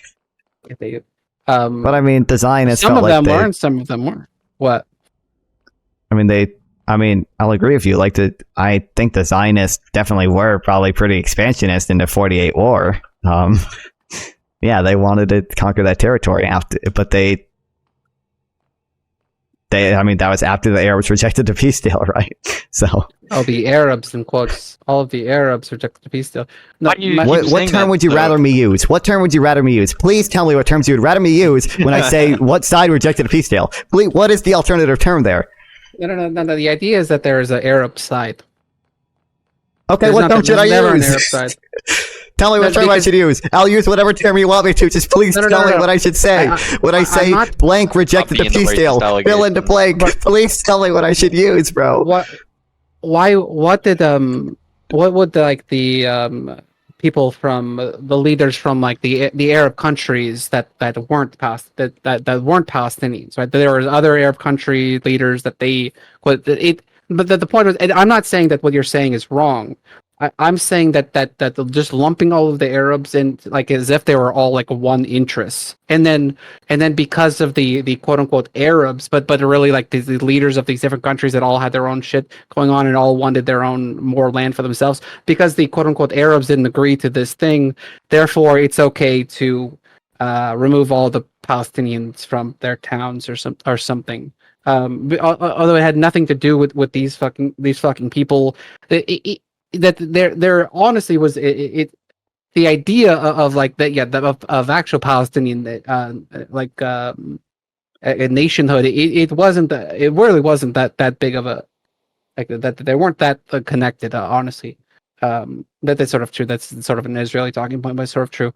There wasn't a lot of leadership anyway. I just to keep on putting back on to the Palestinians, like what the other Arab leaders did or whatever. Just to get back to that. Okay, so I should say Arab leaders. No, it's fine. No, it's the making of excuse to what happens to the Palestinians. Just tell me what I should say, please, dude. Please. It's fine. I don't know what I'm supposed to say. What do you want me to say? Jesus, okay. Jesus Christ, man. Okay. Anyway, so why didn't they let the Arab people, Palestinians, back to their homes? I don't know. Zionism. The Zionists were cringe at the time. I don't know what to tell you. I haven't done a ton of reading into it, but listen, I'm going to start my Benny Morris book soon. So, but it's because they're Arab, right? It's because they're Arab, right? Well, I mean, they have the right to return for Jewish people because it's meant to be a place for Jewish self-determination. Mm-hmm. But that's why you can't let the Arab people back to their homes. But wasn't it said earlier, Israel, as long as they have the Israel simple majority, had like conquered that territory, right? Like, right? They took. You can say it was justified or not, but they did conquer that territory. They didn't feel like they wanted to let Arabs back in because it's a place for the self-determination of Jewish people. They did. Yes. They just. That's why they didn't offer the right of return to them, because it meant for Jewish people. And because the territory that they took, if they let everyone back in, they would vastly not have been the majority. So yeah, the exactly. people. Then we get to the why does so many people end up in the West Bank? Because of their race.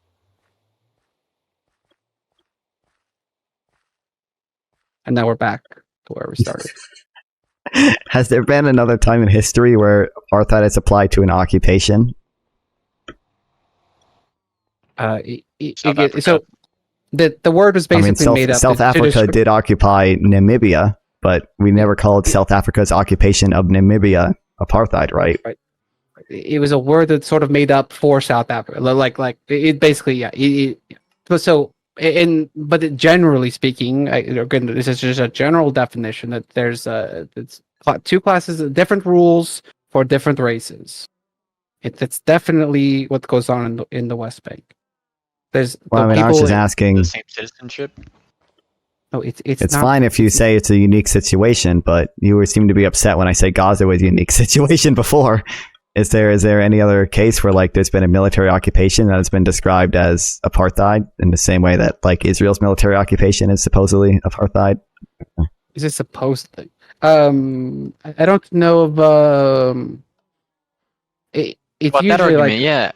Also, Wait. the big part about apartheid was it was under both citizenships. I don't think Palestinians are citizens, right? I mean, I don't want to get into that whole No. argument, but this argument is sort of okay, but then that argument is basically that it's worse than apartheid because they don't even give citizenship to these people because of their how? race. So, because They're at not least black part of people had, Israel. at least black people were given some rights. Were given actual citizenship, some rights. I The don't know, Palestinians man. don't have any rights That's at pretty. the West Bank. It's actually worse. Yeah, it's worse. I mean, I don't compare tragedy, but I mean, I just don't. There seems like there's so much more like that happened in like South Africa that you can actually look to and point at like directly. That the situation was, or the people that were treated worse, or something. Well, first, these people were citizens under this country.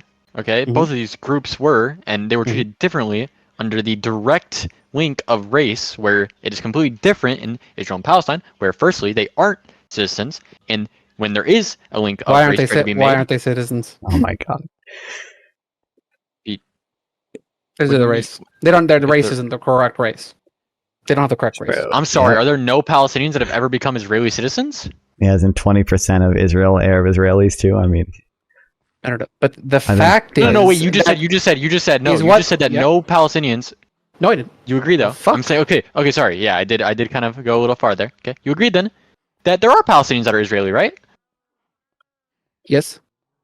So then why aren't you fighting about them, right? If it is based upon Okay. citizenship, why aren't you fighting on The, them? the thing that you flipped out on, what I said was that if these people were a different race, then they would be allowed to be a citizen of Israel. Is that the statement wrong?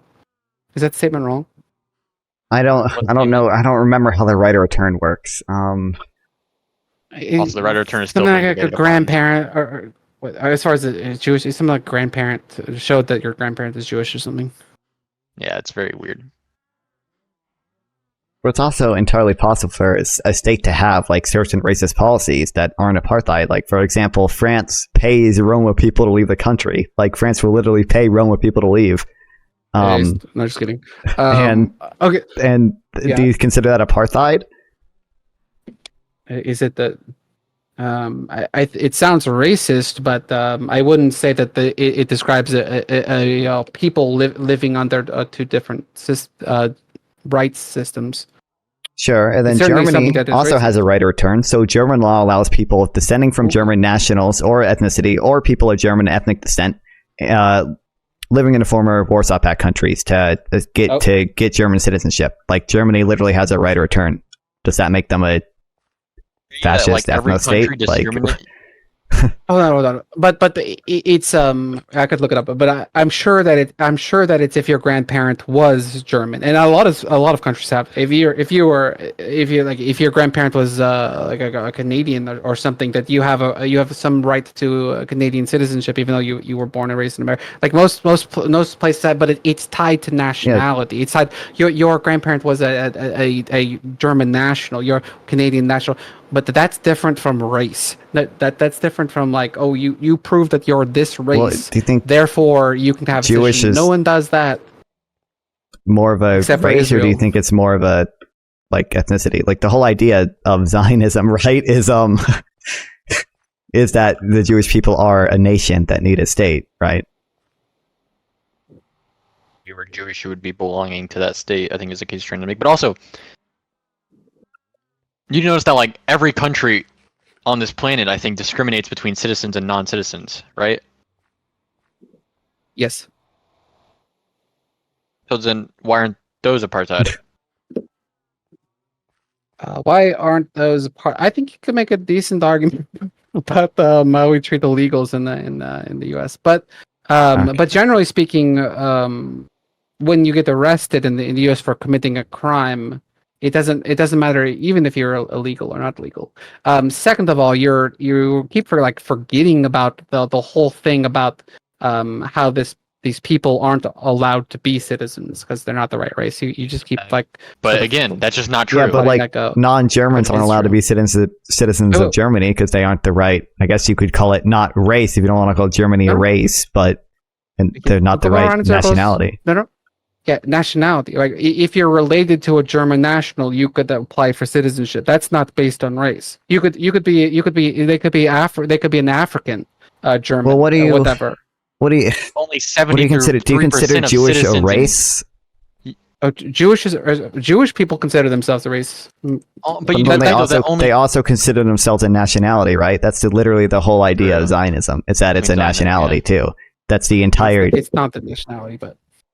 Okay, but they consider themselves the whole movement. Yeah, that was the whole like pushing them. But also, if you agree that like, okay, so then isn't it like, okay, 73% of Israel is Jewish, 21% is Arab. Doesn't that show that Palestinians Arab, sorry. Doesn't that show that then Palestinians could become citizens in Israel? You keep making like very just like a random. You keep on saying random shit. Sorry, your claim was just that they couldn't become citizens. That was your just direct claim like 20 seconds ago. No, right. They can't become citizens if they're not the citizen because they're not the right race. But then how did they become citizen? Well, yes, they were given citizenship when they after the war, basically. Eventually. So Israel was giving them citizenship, is what I'm hearing now. Once upon a time, they gave some of them citizenship. True. So isn't that? Did you know that if you're a Palestinian and you marry a Jewish Israeli or any Israeli, you still can't be a citizen. They still don't give you citizenship. Why do you think that is? Because they're Palestinian? Yep. Or do you think there might be a fear of like Palestinian people, like Hamas? You keep pointing to a reason. You keep pointing to a reason for why they're being racist. Like Jewish identity is a hard thing to nail down, but like there are a significant amount of people who consider, Jewish people to be a nationality as well. Like if you look it up, the Google AI answer is yes, Jewish people are an ethno-religious nation that originated from the Israelites of the ancient Near Egypt. Like. I'm not going to pretend to have a ton of knowledge of Jewish identity, but like it's a very complicated thing because it's a religion, but it's also a nationality. It's also an ethnicity. Like it's a very complicated thing. But the point of Zionism is that Jewish people are a nation as well as a religion. Fine. So, I mean, if it seems like you accept that, it would be the same thing as Germany. If you're a Jewish national, you can claim the right to return, just like German nationals can claim the right to return. What you just said was Jewish people are part of the nation of Judah or whatever. I didn't make that shit up. Because right. But how do you know you're part of this nation? Because of your ethnicity? What do you mean? How do you know you're part of any nation? Because of your race. But apparently, this particular one is based off of it. Because your race is Jewish, you belong to this nation of Jewishness. Or your Jewish nation or something. That's the belief that you're espousing. But it's still based if I take a 23andMe and it says I'm... But wait, if I take a 23andMe and it says I'm 70% Irish, I'm going to be like, well, I'm connected to Ireland now, right? Like, yeah, that's how that works most of the time. Okay. So why are you like? It seems like you're questioning it. It seems like that's the commonly accepted way. I keep saying like factual things you guys bring. Robert, I haven't heard one yet. We go back to, but would that make me an Irish national first of all? I mean, maybe. I don't know if Ireland has a right to return, but like be based upon their laws. If 10 fucking 400 years ago, I traced my grandparents back to Ireland, Northern Ireland. Am I now a Irish national? I mean, it would depend on if Ireland has a right to return. That would respect that. I'm still American. I'm just American. And if the answer was yes, then that would be based off of race. That's the real point. That's the real point, right? Would you agree with that? I mean, it seems like a lot of people consider Jews to be a nation as well. Like, but it's circulated to say that a lot of people consider Jewish people to be to be a nation. But how do you know that you're in the nation? What's the defining It's a lot of things. A shared culture, a shared religion, a shared.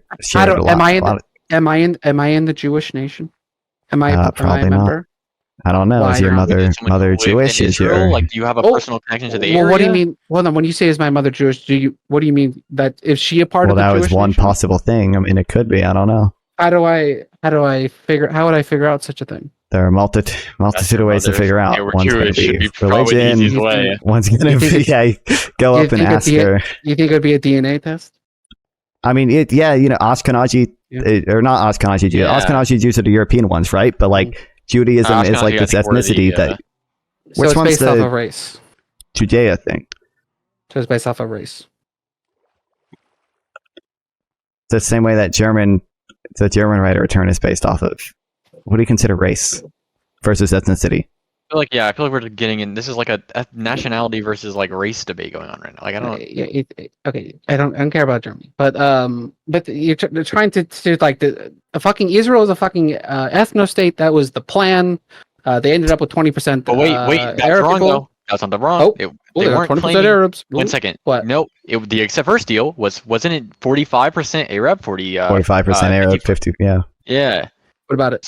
So then you agree that the goal wasn't to have a like full country of Jewish people? I understand it's not non-Jewish Israelis, but you can be a Jewish ethnicity, population of. I think the plan was always to ethnically cleanse.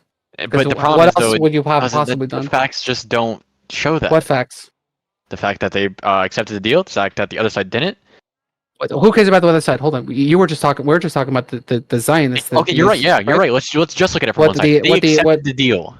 They said yes to a deal, and then they immediately did not abide by it. Wait, I don't know why you made that claim. It's the stupidest claim I've ever heard. Oh my god! A deal that didn't go through. Obviously, they didn't. Yes, at 49, they basically argued that they in 49 there was real quick. Can we agree? Can we just agree that this claim of they didn't abide by that deal is such a stupid argument because obviously they didn't. Who abide by a deal that didn't go through?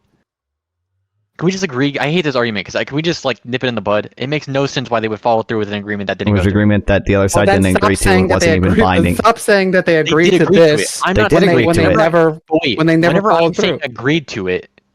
That says that when the deal came to them, they agreed to it. If I say someone agreed to a deal, that doesn't mean the deal gone through. That means their side accepted it. That is followed by fact. When you say, well, they didn't go through with it, it's because the deal never went through.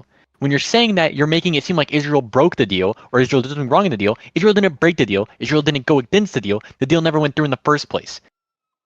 That's the problem. You're setting it in a very, very bad faith light when you say it like that. That's the reason. The reason you're saying that is to paint Israel in a bad light, like they'd go against the deal. They didn't go against the deal never passed. I believe that the UN, when they accepted the Israeli nationhood, after the partition plan. Yeah, it was based off of that plan. These are your borders. But it didn't happen based upon that plan because the plan never went through. Okay, but then you can't claim that they were ever abided by a rule. They abided by it. I am saying they accepted the deal. All they did is said a word. And by the way, if you read into it. That the idea was whatever the next deal was for them to accept it and then just take the land that they want anyway. You can say that, but again, they accepted the deal. The other side didn't. Great. Okay. Great. Good. But cool. Can we just nip that in the bud though? Can we agree though that the other side, Israel not following the side, just doesn't make sense? Obviously, they wouldn't. You're just saying that to paint them in a bad light. That's the entire point of that. I mean, I'm just stating facts. So. When you say that though, you're not. You're saying it didn't follow through with the deal. There was no deal to follow through on. Great. Wait, I mean, we can walk through this point by point. You agree that there was no deal for them to follow because it never went through, right? You can't follow through a deal that's not enacted. The answer is yes. Next point would be, was the deal declined? No. Yes. Okay, so was the contract made null? Yes. You keep saying deal. Oh my God. It was never. It was more of a. Sorry. They call it a mandate. They call it a mandate. That's sort of a plan. But ultimately, I don't fucking care. Israel was always meant to be a state of one ethnicity, correct? For Not one of ethnicity, one for ethnicity. Jewish. No, hell Wait, no. For the What Jewish hell nation. no. Well, Wait, are they of one Again, ethnicity 45% today? in the Wait, original partition they- plan. Also, are they of one ethnicity today? They're not. That's the easy They're answer. not, Okay. yeah. They are 80% Jewish Israelis. But yet they're not of one ethnicity, so that Okay, you said so- was wrong. Okay, how many would make it not an ethno state, or but the idea was always That's a what I'm majority. saying. What It you're was saying, a Jewish state you're using the for wrong Jewish words. people. It's for us by us. We've mentioned Is that before. Do you not think that's Kopfenach not is what like, we don't Zionism know was? because they didn't, Listen, I'll because the agree that Arabs idea didn't was to have accept the an ethnic state. deal. Can we just agree though that it was never to have a 100%? Why your Jewish state. dumbass is It was getting never involved? to be a complete I Jewish read state. Can a we little just bit of agree on Benny that so we can Morris, continue? so And we don't have to make these tell me really don't get. bad words to like poke at Israel, even though they don't connect. What's that it was never going to be 100%? That it was never meant to be a complete Jewish state. Can we agree? What They do you were mean always going complete? to accept complete. What the word complete means. Like, We is that agree. 100%? Sure. I'm I saying think that. Do we to agree? say that 100% would be unreasonable. Okay, so then we also agree that they did accept that there would be some minority that would be probably Arabian in that state, right? Yes, some of the early leaders foresaw the Arabs as being a sort of slave race for them. Then in the future, let's not use words like a, complete Jewish state. Like, it doesn't make sense because it wasn't complete Jewish state. Okay. Okay, then we can keep going. Just want to nip that in the bud early because I have to. I realize I have to do that. Also, just So you can keep going. I don't know where you were at. I might have derailed you, and if I did, I apologize. But I keep saying this like very true thing, and you guys like flip the shit out about it. Oh, and by the way, true just thing. by the way, like as far as it was brought up earlier, the poll is 2016. Oh, the Times of Israel quote: nearly half of Jewish Israelis want to expel Arabs. Survey says, and Pew finds 79% believe Jews should be preferential treatment over Arab citizens. Number of those who believe settlements are helpful to Israel's security growing. Blah blah blah blah. are these what these polls actually asked, or are they editorializing? It was possible this is that they're. This is the fucking Times of Israel. I'm reading the Times of Israel. That's fine, but I don't. so. Just what did the poll? Yeah. Did the poll actually ask? Do you think Arabs should be expelled, or did it ask something more tame? Like, do you think that Israel should annex Area C, and then just interpret it from that? Nearly half of Jewish Israelis agree that Arabs should be expelled or transferred from Israel, question. And a solid majority. Link. Source. You want to find the fucking poll? You're not. Yes, no, Just give me the link you're on. Times of Israel. Just give me the link. It's Nonfon chat. And his okay. I'll pull up the chat. I'll pull up the chat. You're good. Apparently it's Pew. If you want to find it, I don't think Times of Israel is going to misstate the question. Not that I trust Times of Israel, but they have no reason here to apply.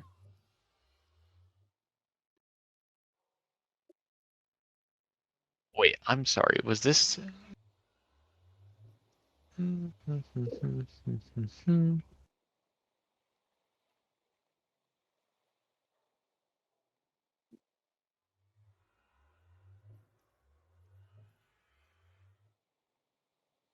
Survey made no distinction between Palestinian Arabs of the West Bank and citizens in Israel in its questions of whether Arabs should be expelled from Israel.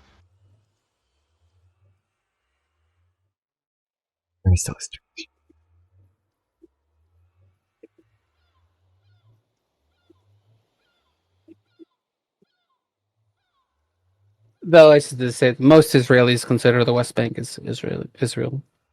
Just as a side. Wait, doesn't that go contrary to your point then? Why do they consider them Israeli? They're Palestinian, shouldn't they hate them based upon race? You just said that the West Bank. But that the majority of Israelis believe that Israel, that basically the West Bank and Gaza should be Israel or belongs to Israelis.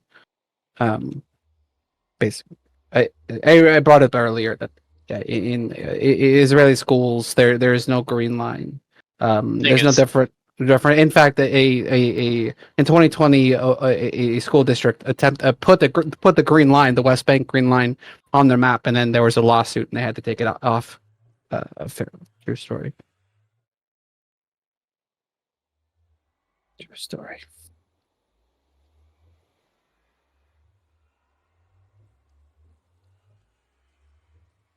This is on the comment of the thing you said. As someone who teaches statistical methods and proper versus and proper survey methods, I would like to point out this particular poll is essentially worthless since the wording of the questions was so poor that the answers can't be properly interpreted. What was the question? What was the question? I mean, it says it up there.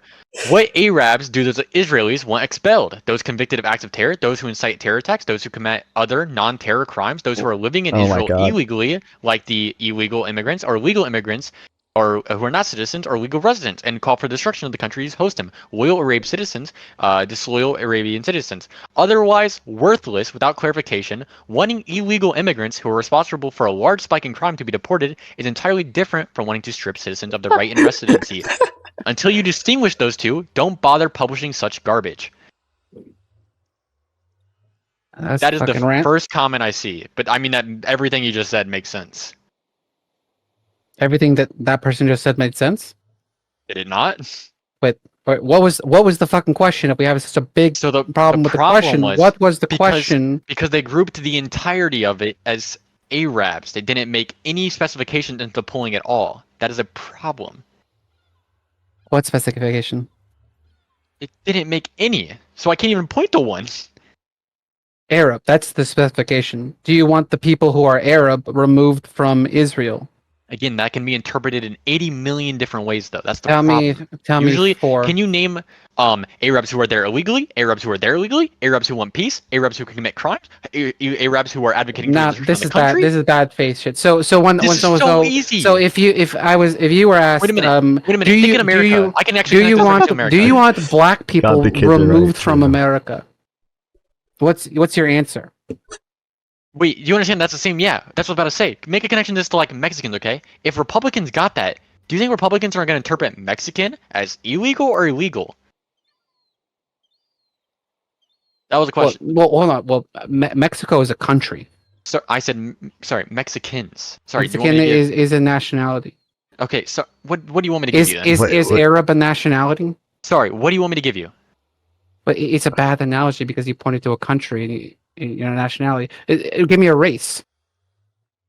Hispanics. Okay. What if there was a polling by Hispanics? Okay. Do you think that Republicans, when they look at that bill, are going to think of illegal or legal? The Pew survey. Excuse me, sir. Do you want all Hispanics to be removed from America? Wait. It wasn't all. Did it say Hispanics. all? Yeah. It didn't even give you all. It said Hispanics. Do you understand? Do you want? Oh, that's not the question. I want the actual question. The Pew. The question was, do you want? Okay, I'll give it to you in the Mexican sense. Okay, but let me read the question bar for bar. It's crazy that you don't even know the question, but you cited this as evidence. Arabs should be expelled or transferred from Israel. So imagine there was Hispanics should be expelled or transferred from America. Do you think that there's going to be some Americans that read that as illegal, and some that read it as illegal and illegal, and some that read it as many different ways? The problem is that can so easily be interpreted in so many different ways. Sounds like a hard cope, my dude. Really? So you think if I brought that question to a Republican, that's not what they would think about it? You don't think that at all? Well, one, there isn't a legal problem, but if this question that should Hispanics be removed or transferred from America? That's the phrasing, right? That's the phrase. Like I just leave out the word all, right? Yep, they did leave out the whole word all, which is crazy. Random American, should Hispanics be removed or transferred out of America? Expelled, but yeah. This is like the mainline position of the Republican Party, by the way, because Trump is openly saying that he's going to use the military to deport a ton of illegal immigrants. Any Trump supporter who gets that question... That's not the same as Hispanic people, is it? No, but the point is, you have to specify more. Yeah, if only... I'm just saying, like, but if they don't clarify, what does it mean? That people are going to interpret it wrong. That's the problem. People are going to interpret it differently. It's just not a super useful result. You're going to get swayed arguments, yeah. Okay, Dude, so actually, here's another here's another one of the comments. Here's the top comment. How to not write poll questions. Peripheral treatment was one of the questions. That can mean anything from official state holidays following the Jewish calendar to the law that's of true.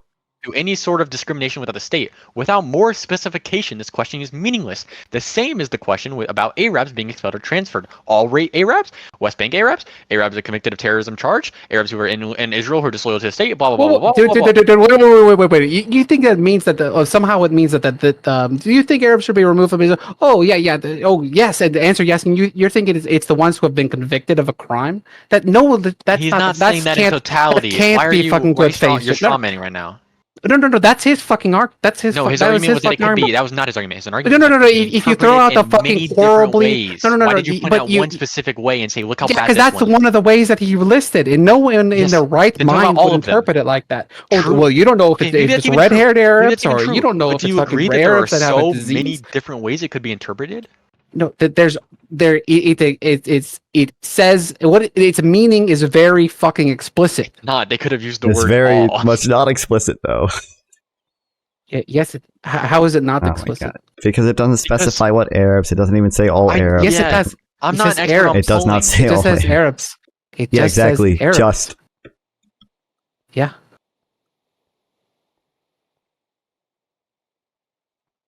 Yeah, That's just. the question. Yep, no qualifiers, just Arabs. That's the question. Exactly, no it's very qualifiers. clear. It couldn't be more And the same clear. thing with the it could very much be more clear. The same thing with the preferential treatment thing. Like I would assume, actually crazy. Can we at least agree on that one? preferential treatment could literally just mean the law of return, which I totally understand why Israelis would want to protect. Like the law of preference. The right of return. Preferential The law of return return. could literally mean anything between like getting an extra 5 cents off the dollar or actually killing everyone else in your Do you state. know that is a Israeli law? The fulfillment. I'm just saying that the word. Stop it. Hold on. The fulfillment of the right of national self-determination in the state of Israel is unique to the Jewish people. That's fucking law in Israel. Wait, it's not. We went over the German right of return too. Excuse me? This is just obfuscating. Let's go back to the general point. You agree, though, that the wording of preferential treatment leaves so much up to interpretation, right? No. Do you think that if Americans got a poll that says, do you think that Israel should give preferential treatment to Americans? What do you think the polling's going to be on that? Wait, say the question again.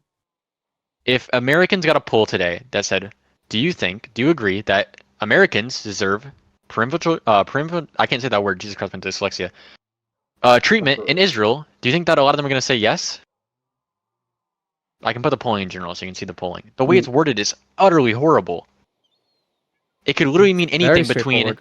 It's not. It could mean anything from getting like the person said it really well. It could mean anything from getting Jewish holidays to killing everyone else that isn't Jewish. I'm surprised the numbers. Yeah, and I'm surprised the numbers aren't higher. That's like crazy because it's worded so horribly.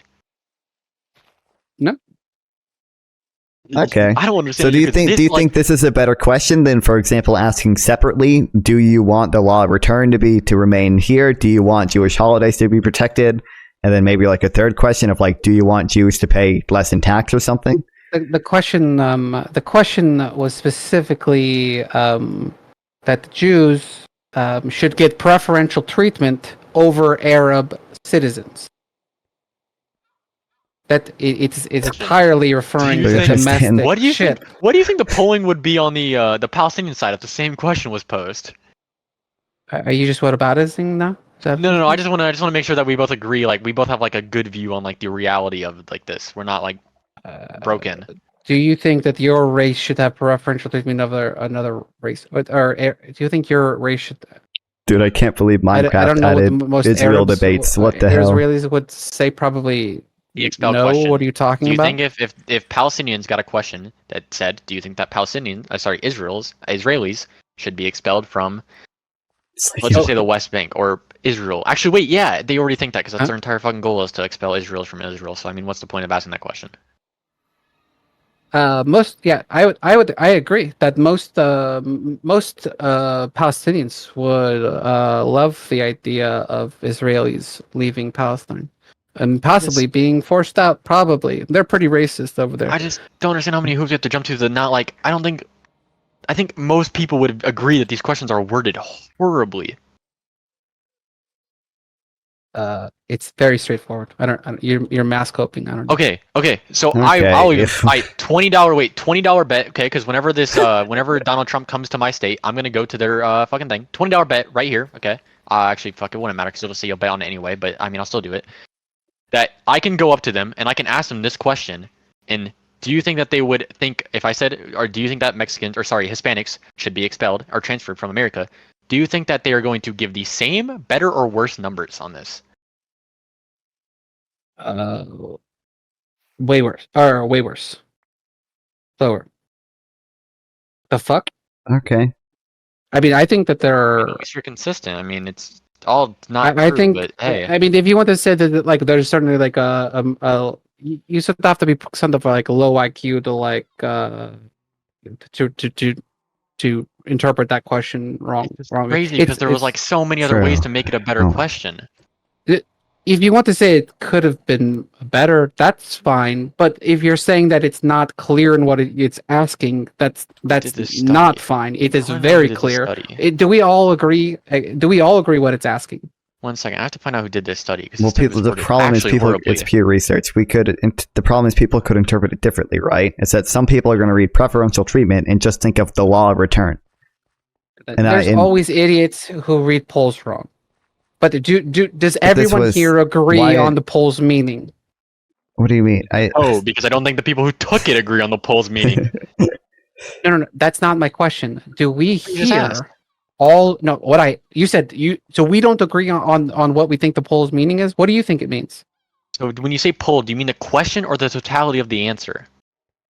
The question of the fucking question. Sure, Arab should be expelled or transferred from Israel. I mean, I guess, but if we each put like 30 sentences down on what we think the answer would all be different, right? Obviously, that's true, but my point is I think we all agree of what we think it means. We all agree on what we think it means. Now, you could say that there are people who would probably think it differently, but I think, and you put a number on it, you could say that what's the plus minus on statistics? Maybe it's higher. It's probably maybe higher than it should be because they didn't word it as good. But any reasonable person reads the question, both questions, the same. And that same thing, that same is how we all fucking read it and understood it. Oh, you mean like want him to come to Twitch? I mean, do you don't think it's reasonable for a person in Israel to see that and say, "Oh, I think preferential treatment could be referring to, for example, the law of return"? It specified citizens, did it not? Israeli citizens did it? I don't know. Let's see. Israeli Jews who agree/strongly agree that Jews deserve preferential treatment in Israel. That was the exact. Again, if you want to say that isn't it crazy how it didn't specify again? Like, we should probably keep pointing at how the fact that like it's just not. What would you want it to specify? There's so many. And what question? Because I can work both of these questions. The second one. And in the preferential treatment one. Mm-hmm. What percentage of Arab Jews strongly agree with the idea that Jews deserve the right to return in Israel? That would have been a very specific question. That would have given you a very specific answer. That would have given you very specific. Hold on. No. I told you to rephrase their question. You said you asked a different question. You said an entirely different fucking question. So wait, what you're saying is you need to rephrase their general question and not make it general? Obviously, no. Their question needs to be their question, and we all know what the question is. And you're saying this question could be better. The question. Yes, we fucking do. Then let's go by point because this is so stupid. Okay. Do we agree that the right to return could be preferential treatment, right? Yes. Okay, do you agree that exterminating not in the every single context person? Of that sentence, And then every single person being killed that isn't Jewish, is that also preferential treatment to Jewish people? Technically, yeah. So do you understand that both of those people could view it as those separate options and it be preferential treatment? No, I understand that anyone who would think that is basically have 2 IQ. Do you have 2 IQ? Is that what you thought when you read that? You understand that I'm like, step 1, we agree, right? Yeah. Step 2, yeah. So we agree on the conclusion, right? No. Why is this so method failing right now? What we agree on, if you are a total fucking retard, okay, then let's do it. You might do it interpret the question differently. Okay, that's the thing about like all like questions. Like that's how you take tests and like, did you interpret the question correctly? Do you agree someone who's of average intelligence could interpret this as the right of return? Do we agree? No. We don't agree? No. Awesome. Let's get some subs for that one, chat. Oh my god, this is killing me, dude. Do you agree that this could have been about? What do you think this was about? Jewish citizens having preferential treatment over non-Jewish citizens. Whoa! Where did that come from? It says citizens. It doesn't. We just read it. It does not. I'm looking at the question right now. Read it again. Also, link me it. It's in general. How do you cite a source and then defend the source? You don't even know what you're talking about. My source was what do you mean? What was that? Your link. I don't know what you're talking about. I sent you a screenshot off of your room. Sorry, this is all fucking mad cope, by the way. Oh no, it's in general. Yeah, I know it is crazy when your own like you don't even know your source that you're citing. I know it is mad copium, right? When the facts go against you. What facts? The fuck. You're the one You keep pulling words out of your ass and saying, "Oh, it was something about citizens," when it never once mentioned that word. And then when you're pushed on it, well, I mean, it was Israel who said it. No, they didn't. They never said the word citizen. You're just putting it this, and you're just wrong. Will you admit that you were wrong about that? That it doesn't say citizen? Can we at least agree? Yes. Okay. At least, okay, I'll give you that. At least you're not too crazy. You're not Minar brained. Okay, I'll give you that. Sorry, I've had too much brain on this community. I was really expecting you not to do that. Okay. So then, can we agree that? I don't understand how you don't think it could be interpreted in many ways. What does parental treatment mean to you? No. But there's two things they're saying. The first thing you're saying is that it could be interpreted different ways, and that we agree. But we don't agree is that the reasonably intelligent person would interpret it in any other way than what we interpret it as. Do you agree that I bet we don't interpret it in the same way? Like right now, let's do it for a bit, okay? I'm going to go onto a Google Notepad, and I'll write the way I interpret it, and you write the way you interpret it. Do you think we're going to have the same answer? Okay, actually, there's two. Okay, I'll give you. There are two ways to interpret it. Okay, so then Nonfon. If we have Nonfon write down on a Google Notes, do you think he's gonna give me a different one? It's gonna be one of the two it's gonna be one of the two ways. We can do this right now. I'm actually found. Okay, Google. Guys, pull up your notes. Wait. The fuck? I mean, because you said there's only two ways to interpret this, right? So obviously, if we write out our ways. But I said there's only two ways of a reasonably intelligent person to interpret it.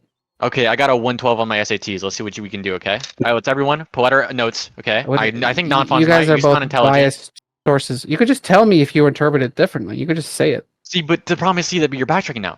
First you said it can only be interpreted in two ways. Then let's all write out. I'm just saying this is a very easy test. Let's all write out the way we interpret it, and let's see if they're the same. Or see if there's only two. You keep misquoting me. You said there's only two ways that it could be interpreted. Was that correct or not right? No, I didn't. I'm sorry. We can. I'm corrected that 10 times. That what I said was there are other ways to interpret it, but any reasonably intelligent person would interpret it and then correctly. I said, I have a 112 in one of two ways. I'm pretty sure everyone else in this call is smart. I think you're smart. I think Nonfon's smart. Let's all write our ways out and see if there's more than two. But not that there can't be more than two. If you're an idiot, there's infinite ways to interpret it. I think everyone in this call is smart. Let's try it and let's see if we can find some more than two. Because I guarantee. Wait, actually, what are the two you even think? The two that I think is of what you consider Israel. Is it out of Israel proper or out of also the West Bank and the Gaza? What? The interpretation is what are the borders of Israel? I don't even think anyone took that poll. Okay. Oh. On the second one, I mean, yeah. I think it's actually more straightforward, but also I don't care that much. What do you care? What do you even think this poll is proving? What do you think it's proving? It's just that a lot of Israelis are nationals. Hold on, I was going down the Israel is an intensely racist society that I just throw that I was providing evidence to that degree. You disagree with that statement? I don't intensely racist. They're definitely nationalistic. I don't know if a lot of Israelis are intensely racist. I say Israel as Israel societies, and they're probably a lot of Israelis. Also, my favorite one from this little sheet I got here. Actually, sorry, hold on. Oh, it's a funny one. Hold on. One second. Damn it. Oh no. When the fuck did news articles stop citing their sources? This is pissing me off. Okay, they mention it, but they don't give you a link, and that's actually driving me insane. Wild. I've been trying to find this study for so long. An Israeli Arab advocacy group has accused the educational ministry of forcing students to undertake, quote, racist, that's in their words, online propaganda course, that's in their words, before they are permitted to go on class trip overseas. One question asks, for example, quote, how do Palestinian organizations use digital social networks? The correct answer of 4 possible choices is encouraging violence. That's an official test. Wait, what was the test? How do Palestinian organizations use social networks? Use digital social networks, and the correct choice is to encourage violence. I mean, me and Isaac talked to an Israeli before. I mean, he mentioned that he doesn't think they're really taught a fair history. But like, I don't think any country is necessarily taught a fair history of what their country did.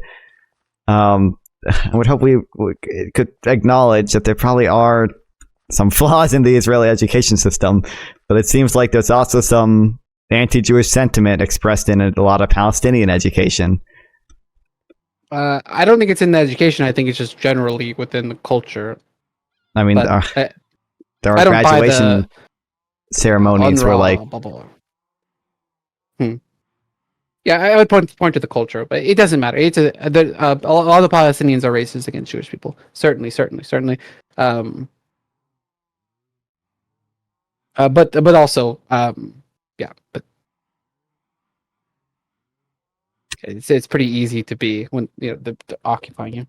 But yeah, both sides are intensely racist. Is my point.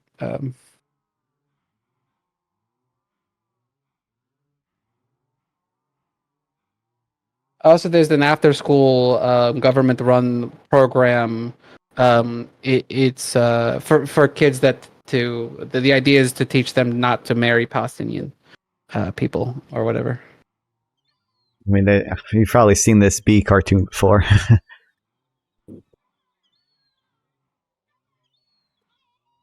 want to see the subtitles. I'm already worried.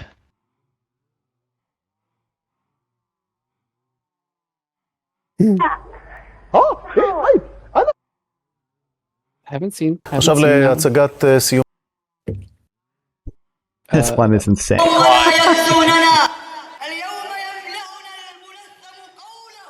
Reminds me of, did you ever watch is it the Borat movie? It reminds me of the beginning of the Borat movie. When they're doing like the chase the Jew.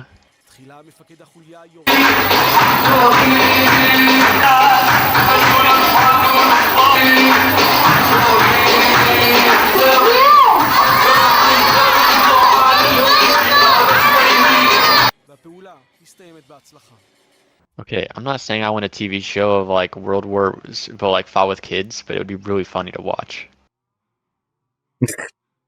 I want to see D-Day, but like with like children acting. Okay, it'd be really funny. You have paintball guns. Paintball guns. Wait, what's wrong with the audio? What was wrong with the audio? Was it just loud? Can you make a child choose to be Hitler, like act Hitler? I feel like that's such a... You're dooming them at that point.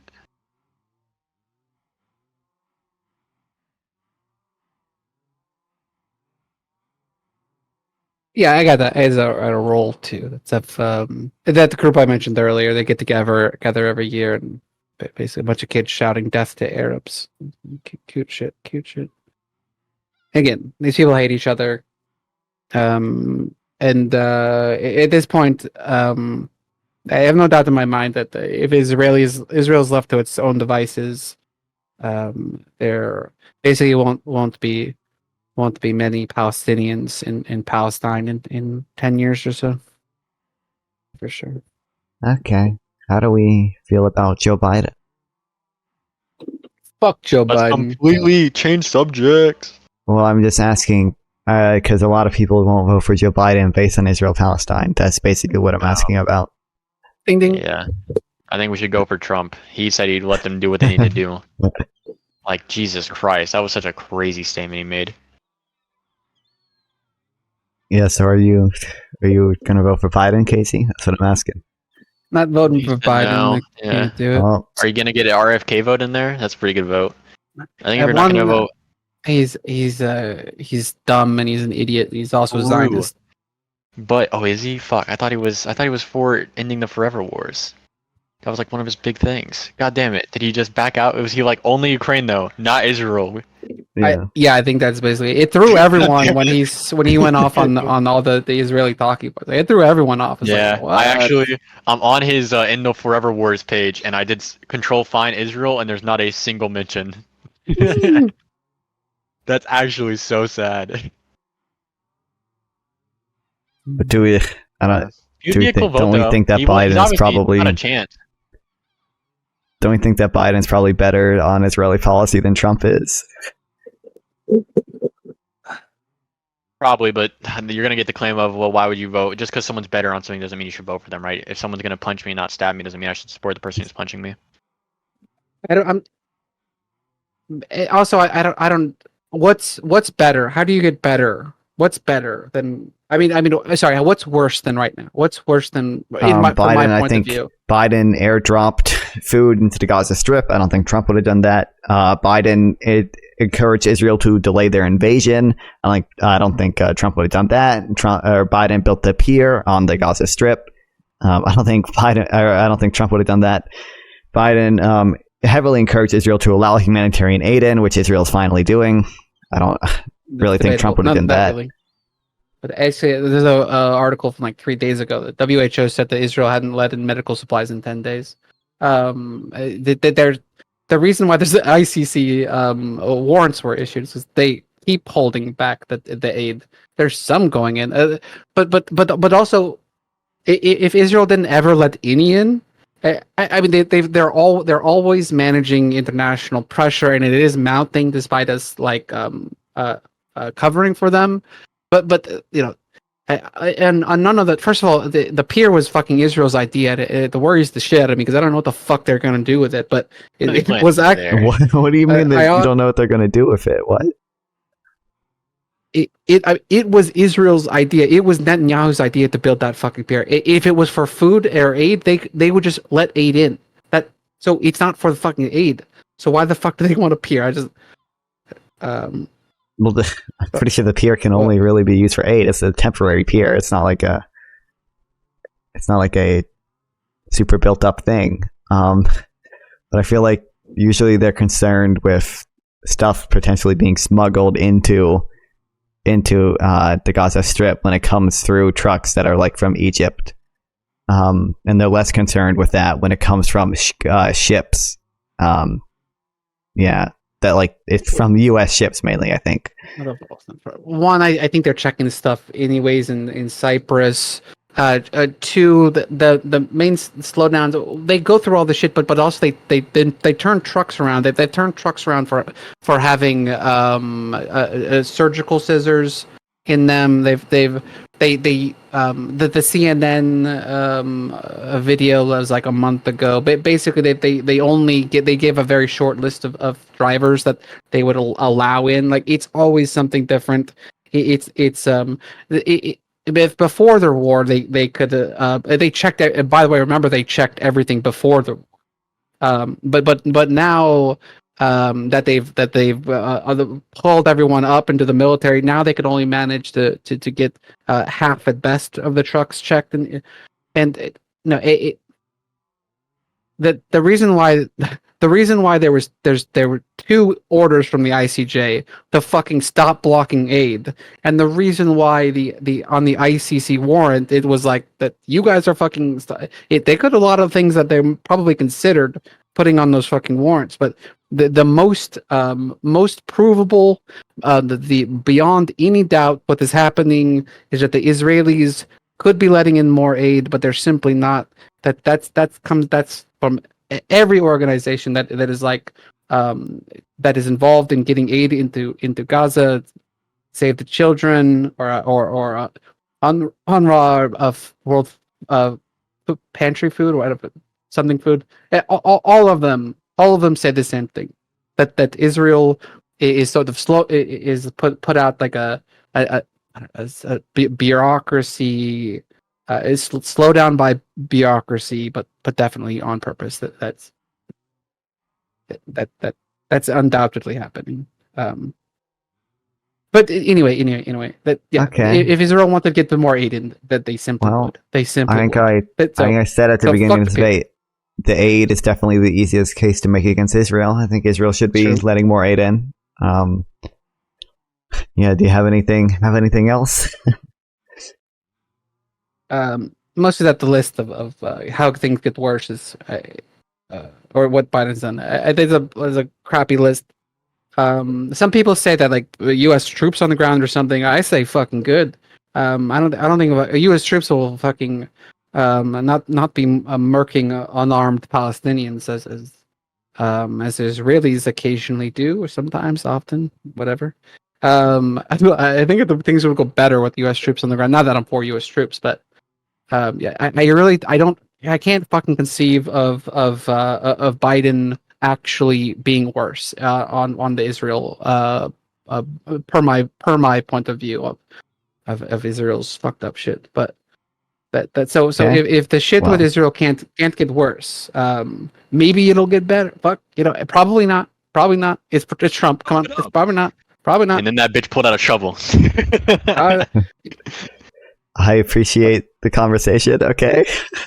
It was fun. I'm sure we'll talk more. I think we are doing something economic soon. Bruh. Nah, he's you're an econ fan? No. Finance, bro. I know he has a finance I always degree. predict Nonfon that. Oh shit! Actually, shit. So he's like a professional, but you want to be Nonfon. You trying to be in econ, bro. You kind of. I don't use it. I just have the paper. It's just under my. It's under my bed. That's the realest shit, actually. Alright. Well, I'm also gonna head out. I don't even know. I literally opened your stream while I was in bed, and I was like, I want to join this. Seems pretty cool. I think I did push you. You pushed me back. I didn't think like just so you know, no bud. I love you. You were pretty normal. Yeah, you never seemed to be too crazy. You did some really strong points. So I hope I don't push you too hard to give you a bad opinion. And I'm gonna head out. Have a good night. Yep. Well, have a good night. Yeah, it was very pretty cordial. Any time where people aren't like constantly interrupting. But yeah. Appreciate the convo, both of you guys. Yep. All right. See you later. Jesus. Is Casey gonna keep streaming? Because if Casey hosts me, I will keep streaming.